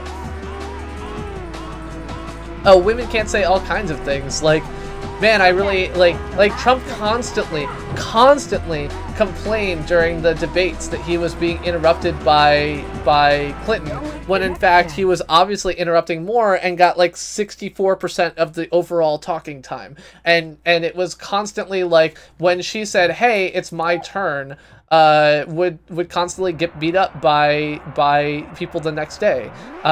So overall, men are like ultra privileged in our society and have the ability to say things that they won't get beat up for that women can't say. You know, I think that it's a common trope that, like, now the whole men's rights activist movement is trying to promote the idea of men as victims in our society. Fuck that noise. Like, there is so much that Clinton got attacked for that was perfectly reasonable things. I mean, look at her you know, health issues. Like, look at Trump's constant fatigue. He, like, his excuse for everything is like, oh, I'm fucking tired. Like Clinton, after 43 days straight of campaigning in 93-degree heat, you know, stumbled a little bit and got attacked for 2 weeks in the fucking media. That's ridiculous. Would never have happened and didn't happen to Trump, who was like 1/100th as resilient. It's just a common attack point that among the average population, sucky as it is, bigotry against women continues to exist. I don't know if bigotry is the right way. Sexism is certainly the right word. Yeah, I mean, I think, Jose, that's another case of their messaging being really shitty, is that, like, you know, not knowing that she was sick ahead of time just, like, feeds this whole conspiracy theory bullshit. Like, oh, they made that up. Like, oh, she has AIDS, blah, blah, blah. Yeah, it's not that women can't say the same things, but they can't say the same things and, like, get away with it, is really what I mean to say. Like, it's just different. They're treated differently. For saying the same things, they get different responses.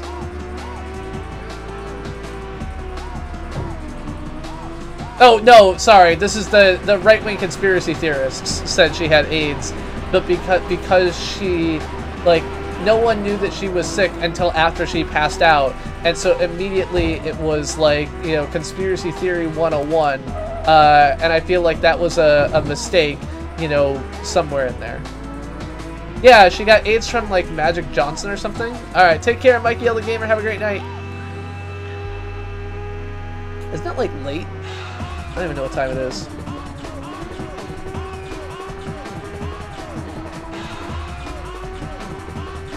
Yeah, I don't know if the AIDS thing was on at that time or some other time, but when I was Googling earlier for, you know, I wish you would get AIDS or whatever, like, the Clinton AIDS conspiracy theories came out.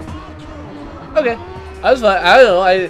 I'm like, it's like 9:45 at night. I feel like that's late for Roblox time, but That's just mostly because I was forced to go to bed until 8 p.m. until I was like 14, so... Okay, final lap. Cool.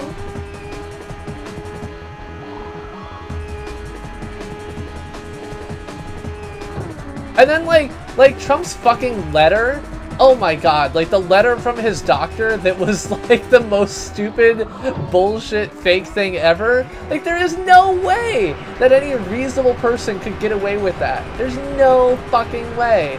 And yet, here we are, like, pretending that that was, like, really written by a doctor. In the same way that we pretend that many of his cease and desist letters are really written by lawyers, when any lawyer can tell you that that is fucking bullshit.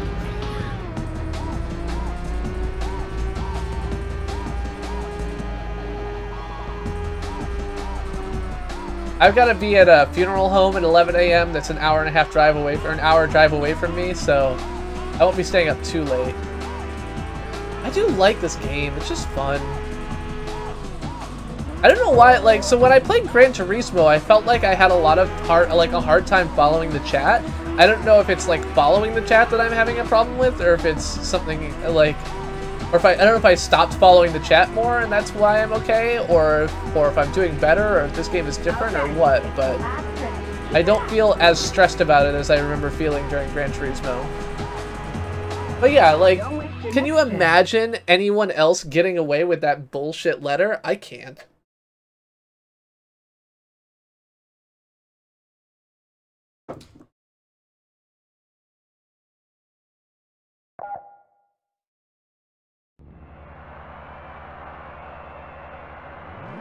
Three, two, one, go!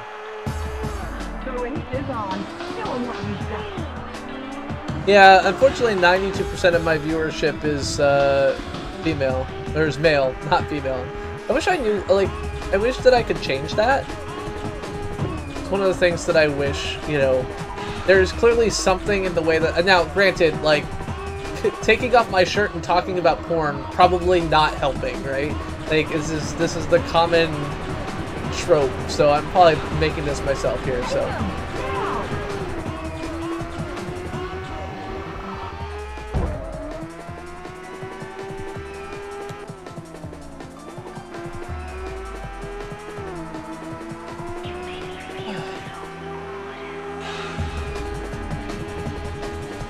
I assume some of this is just that the overall audience watching gaming live streams is heavily female.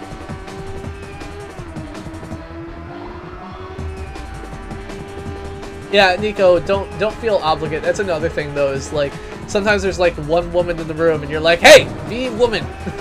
I need your womanly opinion. Also, you black man, tell me all the things that black men would say in this situation. It's like, maybe not the best approach, so I totally get it, Nico.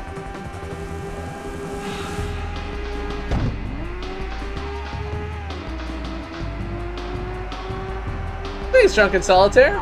I appreciate it. You shattered that record. So yeah, my new goal is to get my CPG rants done around 8:30 and actually get them on the channel and scheduled to upload for that.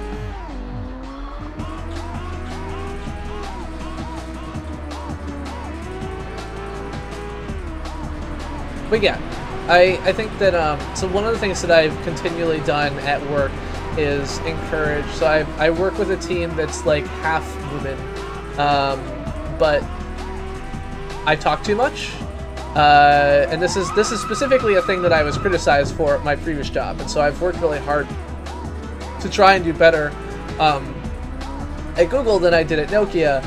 But as I, like, you know, I've formed a camaraderie with one of the other tech leads on my team, who's the woman who manages our data pipelines. And so she is basically, I joke all the time that, like, Rand does all the hard work and I just do the yelling at people using her data. And so we oftentimes talk about it. I have to constantly tell her, like, you need to, like, speak up, you need to reach out, you need to push back. Because, you know, people are looking to you to do this, and I know that you're trying to be kind here, but you need to just be like, fuck you. And she's actually gotten a lot better at that. in the past year, but it has, and luckily at Google, like, we have a general, you know, attitude of that is not too toxic towards women, at least in the teams that I work on, so that she can do that and not get completely beat up. But it's hard. I mean, it's she has to do twice the work that I have to do, because like she has to be twice as loud to be listened to the same amount.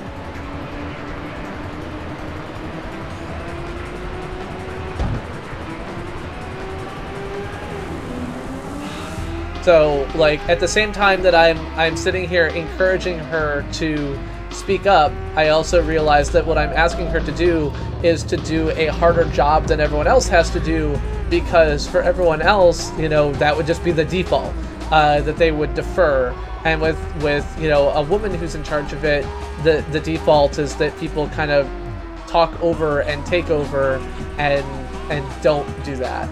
And it's a constant struggle, because you also have to keep in mind that sometimes people have more information or other things like that, and it's just like a constant balancing act that, you know, Ran has to do that I would not probably have to do in her position. It doesn't hurt, of course, that I'm a fucking loudmouth and I'll say whatever the fuck I want, anytime, anywhere, any place, but it's a consideration I constantly have to make. Okay, it's the last trick. Keep it up.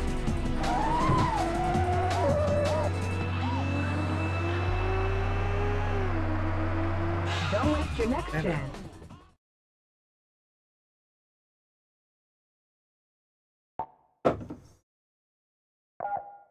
Okay, I need to improve my car somehow, which I think requires getting more money to improve my...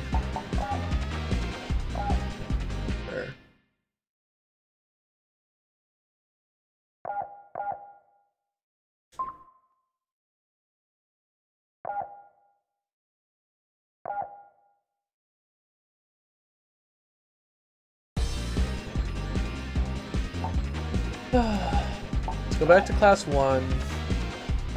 Car select.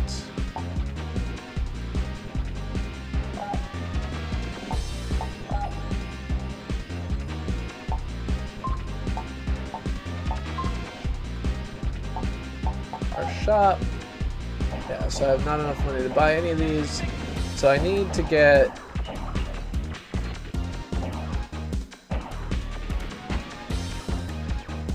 4,000 somehow.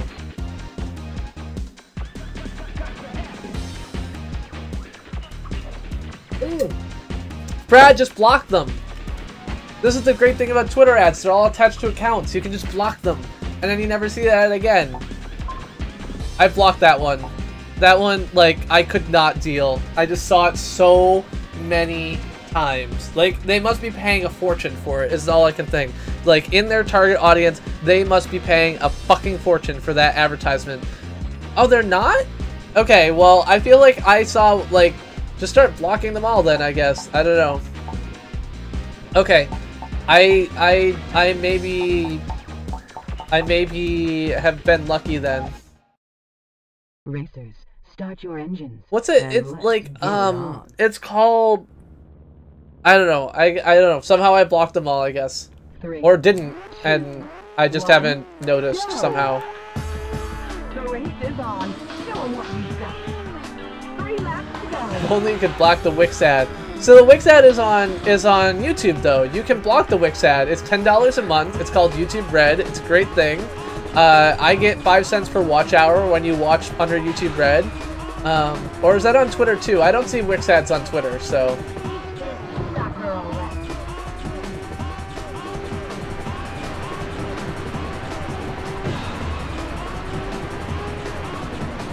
So the Wix ad is like, do you need a website? Yeah, it's on YouTube. Okay. Yeah, so Mark, for people in the US, I do not feel a great amount of guilt about the Wix ad. That is one that I am like, just like in general for YouTube ads, we provide a tool to get rid of them.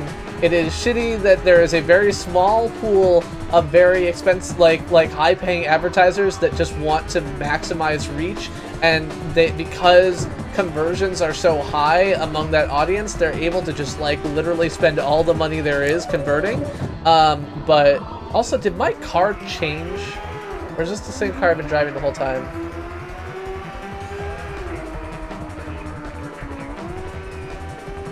Do you need a website?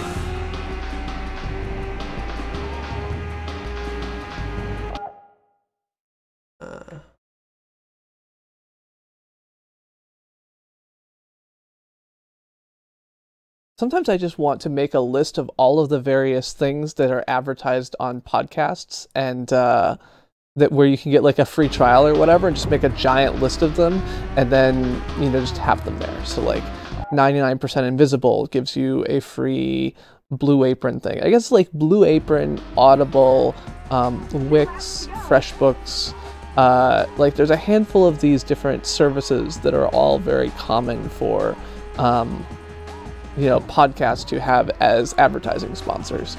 I kind of wonder what goes into that.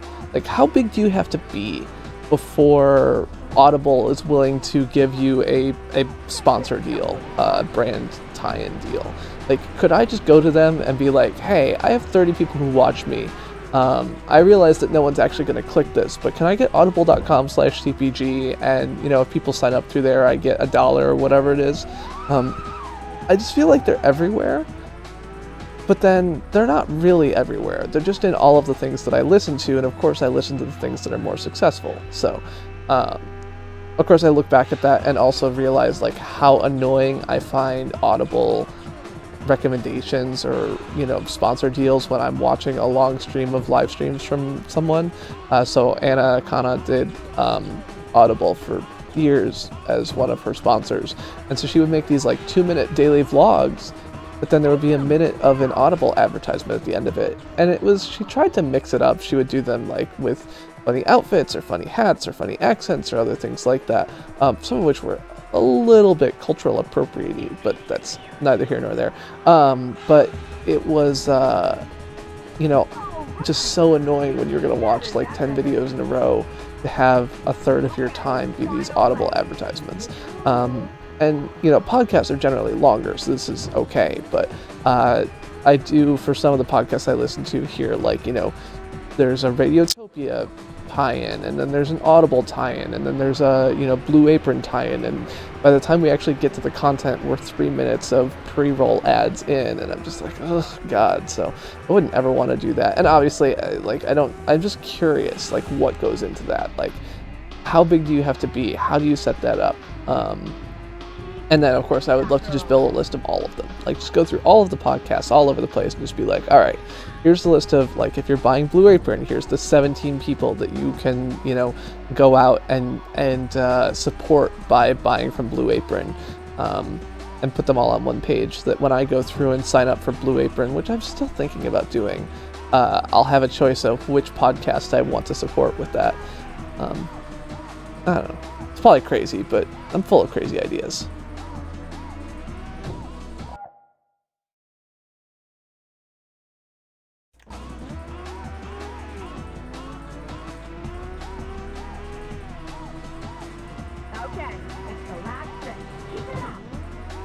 Yeah, well, so that's one of the interesting things I learned at VidCon is actually that, like, Hasbro was talking about the fact that they care less about the view numbers and more about the awesome tie-ins, so...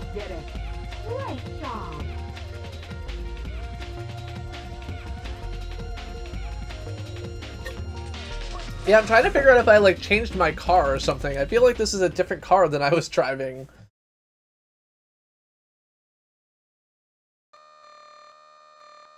Is she doing them naked, Jose? I mean, feels like she could do them on YouTube for the most part.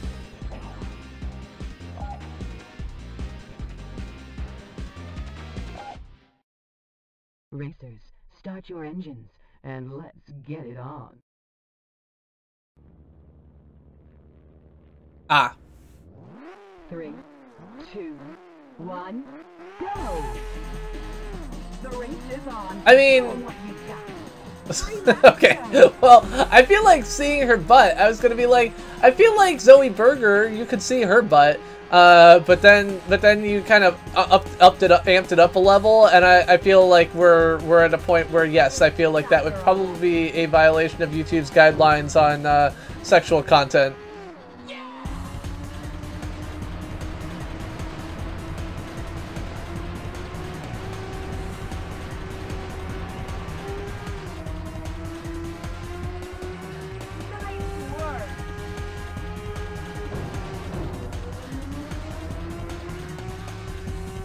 Oh, by the way, for those people who are looking for information on on custom emojis, there will probably be a Reddit post on Wednesday with details about custom emojis, size, number, etc. So that is something to keep an eye out for. We will post that on Wednesday.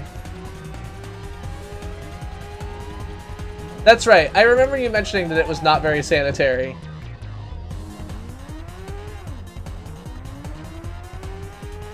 But yeah, so one of the things that I know that Hasbro mentioned at VidCon was that what they really are looking for with their sponsor deals is not necessarily just the numbers, but for people who are using their products in a different way, who are actually doing something interesting with products. And I thought that that was interesting, that like they're very explicitly like, it's not just about the numbers. We want people who are going to offer us like a good integration. And so the ad deals that I'm most excited about are the ones where the creator is excited to see my response, where they've done something like new and interesting and different. That's what I want to see, and I want to see more of. So, hello, error message file corrupt. Hello, Portaza. Hello, Ryan Lee. Why are you doing that? Stop that. Hello, Little Princess. Hello, Gonzalez. Hello, Alex on Fire. Alexander Snow, Murtaka Larocco, Makuta Laruku. I did not get that at all. So, hello, Mike. Hello. This ain't no fooling around. This ain't no fooling around. I'm going for first on this race. I'm the Chris who plays games, playing retro games every Monday at 9:15, whatever I feel like, every Friday at 9:15 p.m. Eastern Time. Tonight we are playing Ridge Racer. We're now on to Rage Racer, actually. Rage Racer is the follow-up to Ridge Racer Revolution, which is the follow-up to Ridge Racer. It's a little bit different, and I like it a lot. So thank you all for being here. Hope you're all having a lovely night. I assume Alex on Fire was playing something related to Zelda. That might be wrong, because lately he's been mixing it up. There was some World of Warcraft and other things like that, but yeah. Alex on Fire. Okay, different story. Yeah. I was right. But yeah, so Alex on Fire, I'm still continuing to take full credit for his success on the YouTube platform. I maintain that it was my raid that launched him into the annals of stardom. And now he routinely outpaces me in viewership, because that's what happens when I launch someone into the annals of stardom. Hey, Meg, how's it going? Meg is here. Meg is clear. She's a dear to be here. CPG bump.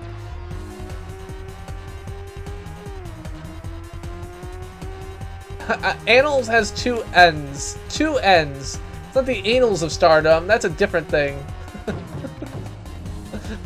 The Annals of Stardom is not allowed on YouTube. That's a thing for Chatterbait.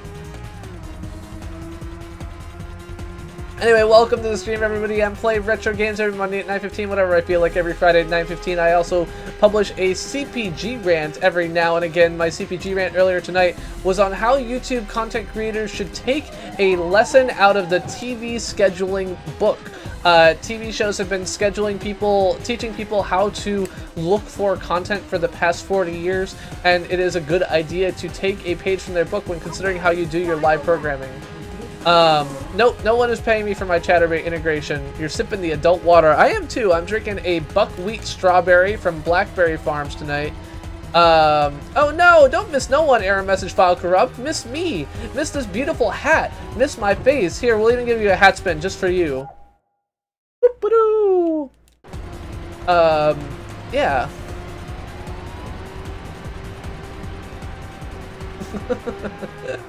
Yeah. There are people who rise through the annals of stardom, but that's an entirely different story.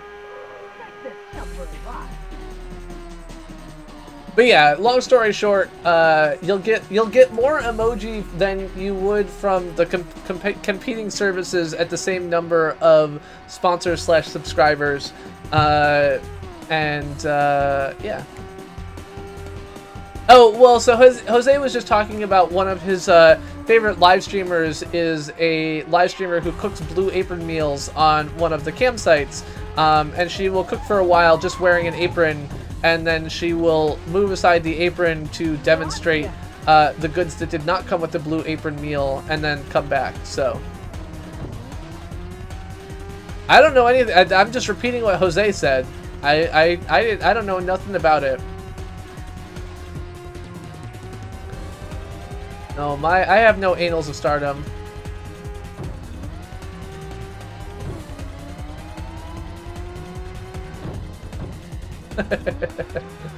I think that is entirely possible. Oh, another thing you've got going on in the stream here at the moment, in the lower right-hand corner, you've actually got drone footage. So this is drone footage from when I went to Nantucket Beach not too long ago.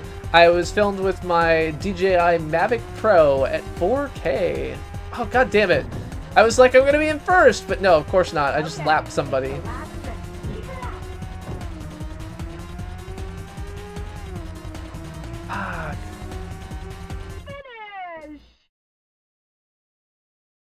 Evolution deserves a raise.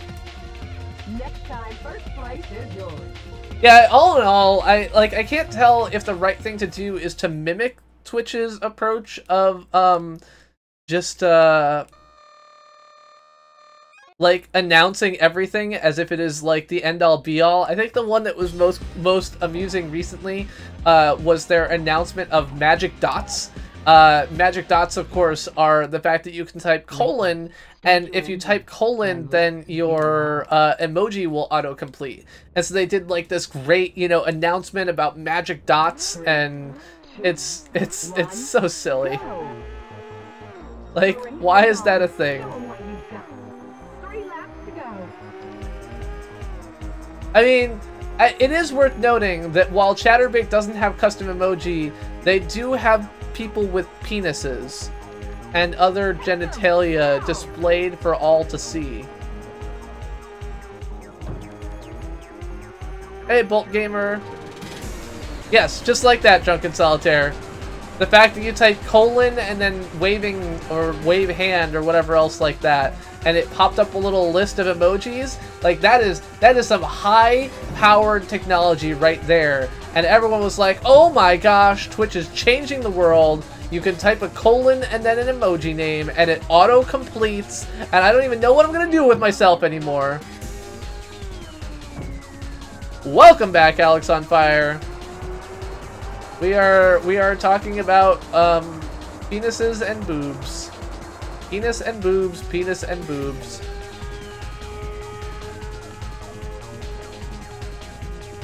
Falcon Man, long time no see.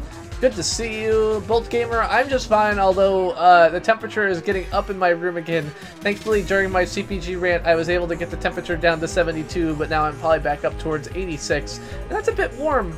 It's a bit toasty in my little office.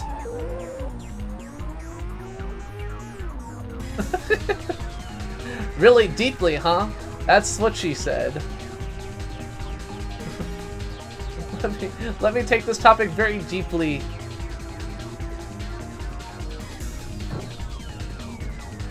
I am so happy to be back to streaming from my computer in my home. It is lovely. Oh, so coming up on the weekend, so this Friday is going to be Donkey Kong Country 3. Next Monday I don't have a target, but the following Friday I'm probably going to be playing Cities Skylines, which I have not actually played before, so I might want to play before that. A friend of mine has proposed a 48-hour competition of who can make the most money, build the biggest city or population or something like that in Cities Skylines. And although I am positive that I will not win or even do well, I'm still participating for the yucks. So if anyone is a big Cities Skylines fan, please feel free to hit me up if you want to participate. I will hook you up with the deets. And you can play with us in Cities Skylines.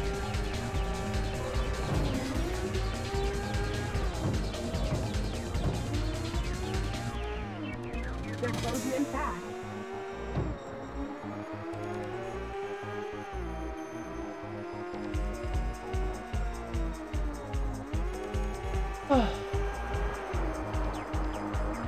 Vroom vroom! Hello, Stat. How's it going?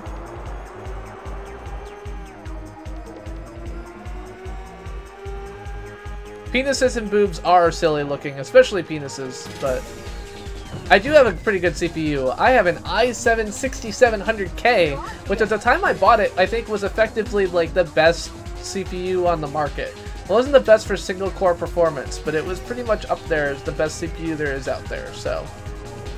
I know, Stat, isn't it cool? I'm like Barb now. We're working on bringing that to more people. Of course, then, like, as soon as I started my CPG rant, I was affected by the same bug that's been affecting all of you, and so it's like, okay, like, it's gonna buffer for 49 seconds, and then it'll pick up again, and I will restart the CPG rant.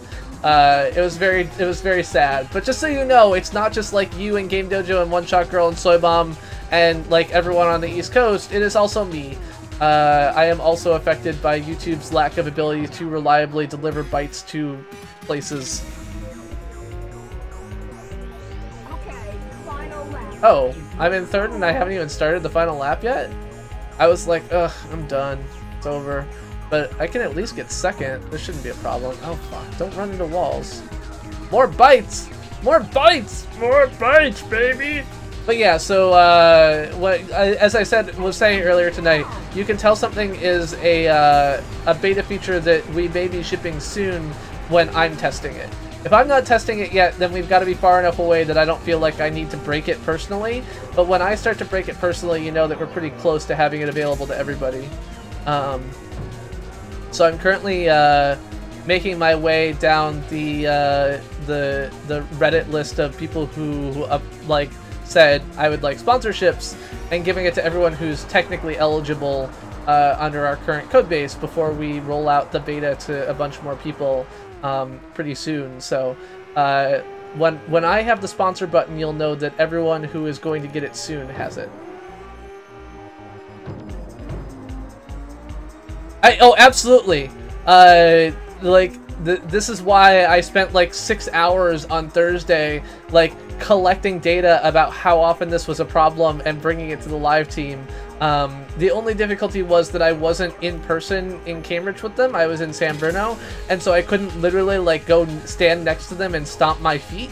I'm not sure it would have been more effective, but that was, like, the level I was at, is like, I need to go stand next to you and stomp my feet, because these bytes need to go somewhere. I am spilling beans. If I have a feature, it is likely it will be much more broadly available very soon. That is how features on my channel work. With one exception. If you ever see live captions, it will probably still be a while, because that's an accessibility feature, and I make exceptions for accessibility features. Dude, you're getting Adele. I could have had first. He was right there. Had I not run into walls, I could have totally had it. Perfect. That trophy's yours. That trophy's mine? What trophy?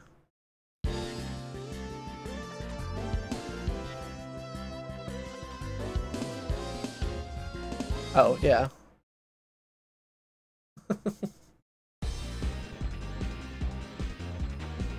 Well, so what I need is 4,000 eggs so that I can buy a better car. So accessibility features are features that are, Nico, help me. Accessibility features are features that, increase, no, I don't want to do that, that increase the level to which people can access things. So that was a stupid statement. It is the set of features which... 3, 2, 1. Okay, I'll go with an example. So, like, captions are an accessibility feature because they make content available to people who would not otherwise have access to it. So people who suffer from, you know, deafness, or people who are watching on subways can both access content that they would not otherwise have. And so accessibility features are the general class of things which make content more broadly available. I'll probably end after this race. I'm still kind of awake, but I should end at 1:15 because that's my ending time.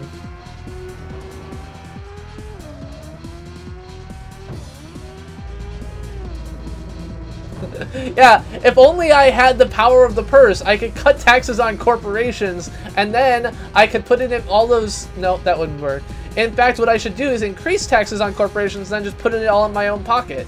Like, that's how the Mar-a-Lago scheme works, right? Like, you just charge a bunch of people for, like, $100,000, $200,000 a head for access to you, and suddenly, like, you're a lot richer, and then you can buy new cars.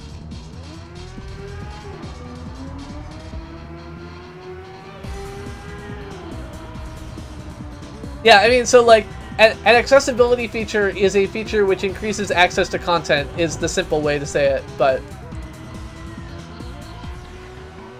I felt like an accessibility feature increases access was too simplistic. Go faster, car! Like, literally, I'm sitting here pegged at 100 miles per hour. Like, my fucking GTI can drive a lot faster than that. Let's just get my GTI on this goddamn track. This racing game is fun, but I've also been playing this racing game in various forms for the past 4 hours, so... I think I am, given that I'm not making quick progress. So this is the problem with like these sim-based racing games, is that they're designed to be a little bit grindy. Like you're supposed to go back to the earlier races and like level up your car and everything else like that. So, and I'm just like, like that's boring. I want a new race, but then the new races are too hard without leveling up my car. So, a 1990 GTI. Your car's governed at 110? Jeez Louise, that's not very high.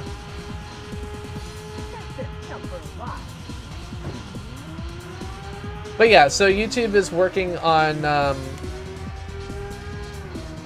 automated captions for live streaming.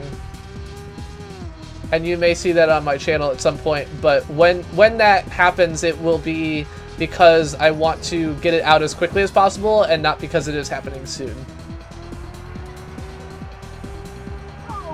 I make exceptions because accessibility of content, I think, is of paramount importance, and anything we can do to improve it at YouTube is absolutely necessary. It's one of the reasons why I spend time captioning my content, is one of the reasons why I encourage others to caption their content, is one of the reasons why I am friendly with the automated captions team to let them know bugs as quickly as I can. Of course, my manager is also their manager, which doesn't hurt. But like these are all things that are really important because I want to make YouTube content available to as broad of an audience as possible across all spectrums of hearing and not hearing.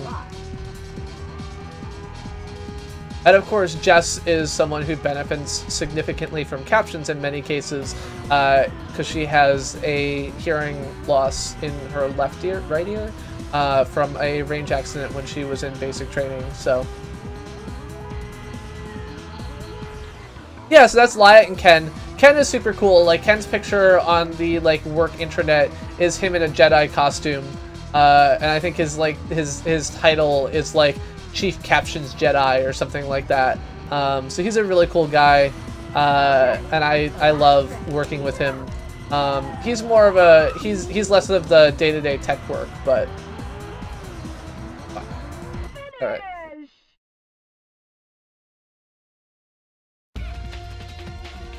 Next time, first place is yours.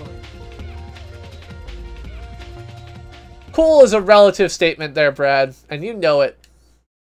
Alright, I got 500 credits, but that is not enough to buy a new car. Hello, Deliberately Creative. Deliberately Creative, aka Stephanie, is somebody that I interviewed at VidCon this year. If you did not see my VidCon interviews, I have a whole playlist of VidCon content on my channel that you should check out, but we're not going to do that tonight. Tonight, we are going to call it a night, and we're going to go to somewhere else. What? Why is... Local news. It's mostly Stop known that. for informative and hard-hitting segments. Go away. I don't want to hear from you. I mean, I love you, John Oliver, but when I opened... Good morning, YouTube. I don't want all these tabs that are making noise. God damn it. Alright, gaming.youtube.com/live. It is a... time to do a raid. We got... not Overwatch, no. PUBG, nah. Iron Pan, I like you, but I don't like the game you're playing. Oh, man! Ori and the Blind Forest! We're watching Loomer. Sorry, I don't know if you are fans of Ori and the Blind Forest, but I am a huge fan of Ori and the Blind Forest, and so we are going to go on to that. So, this game is beautiful. One of my favorite games. Oh, this did not do that. There we go. So, Septipus, RPG, Raid, this, CPG Raid. He is not playing Assassin's Creed, he is playing Ori and the Blind Forest, and we are gonna go watch it. Do this. So yeah, I will,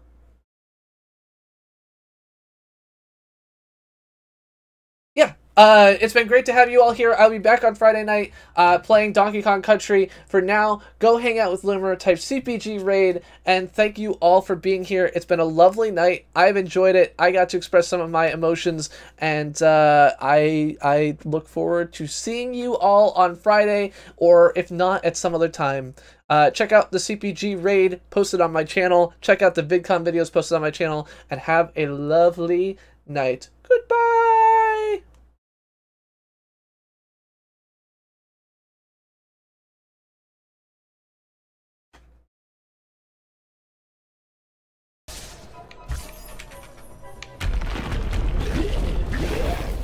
Oh, shit. Abandoned ship.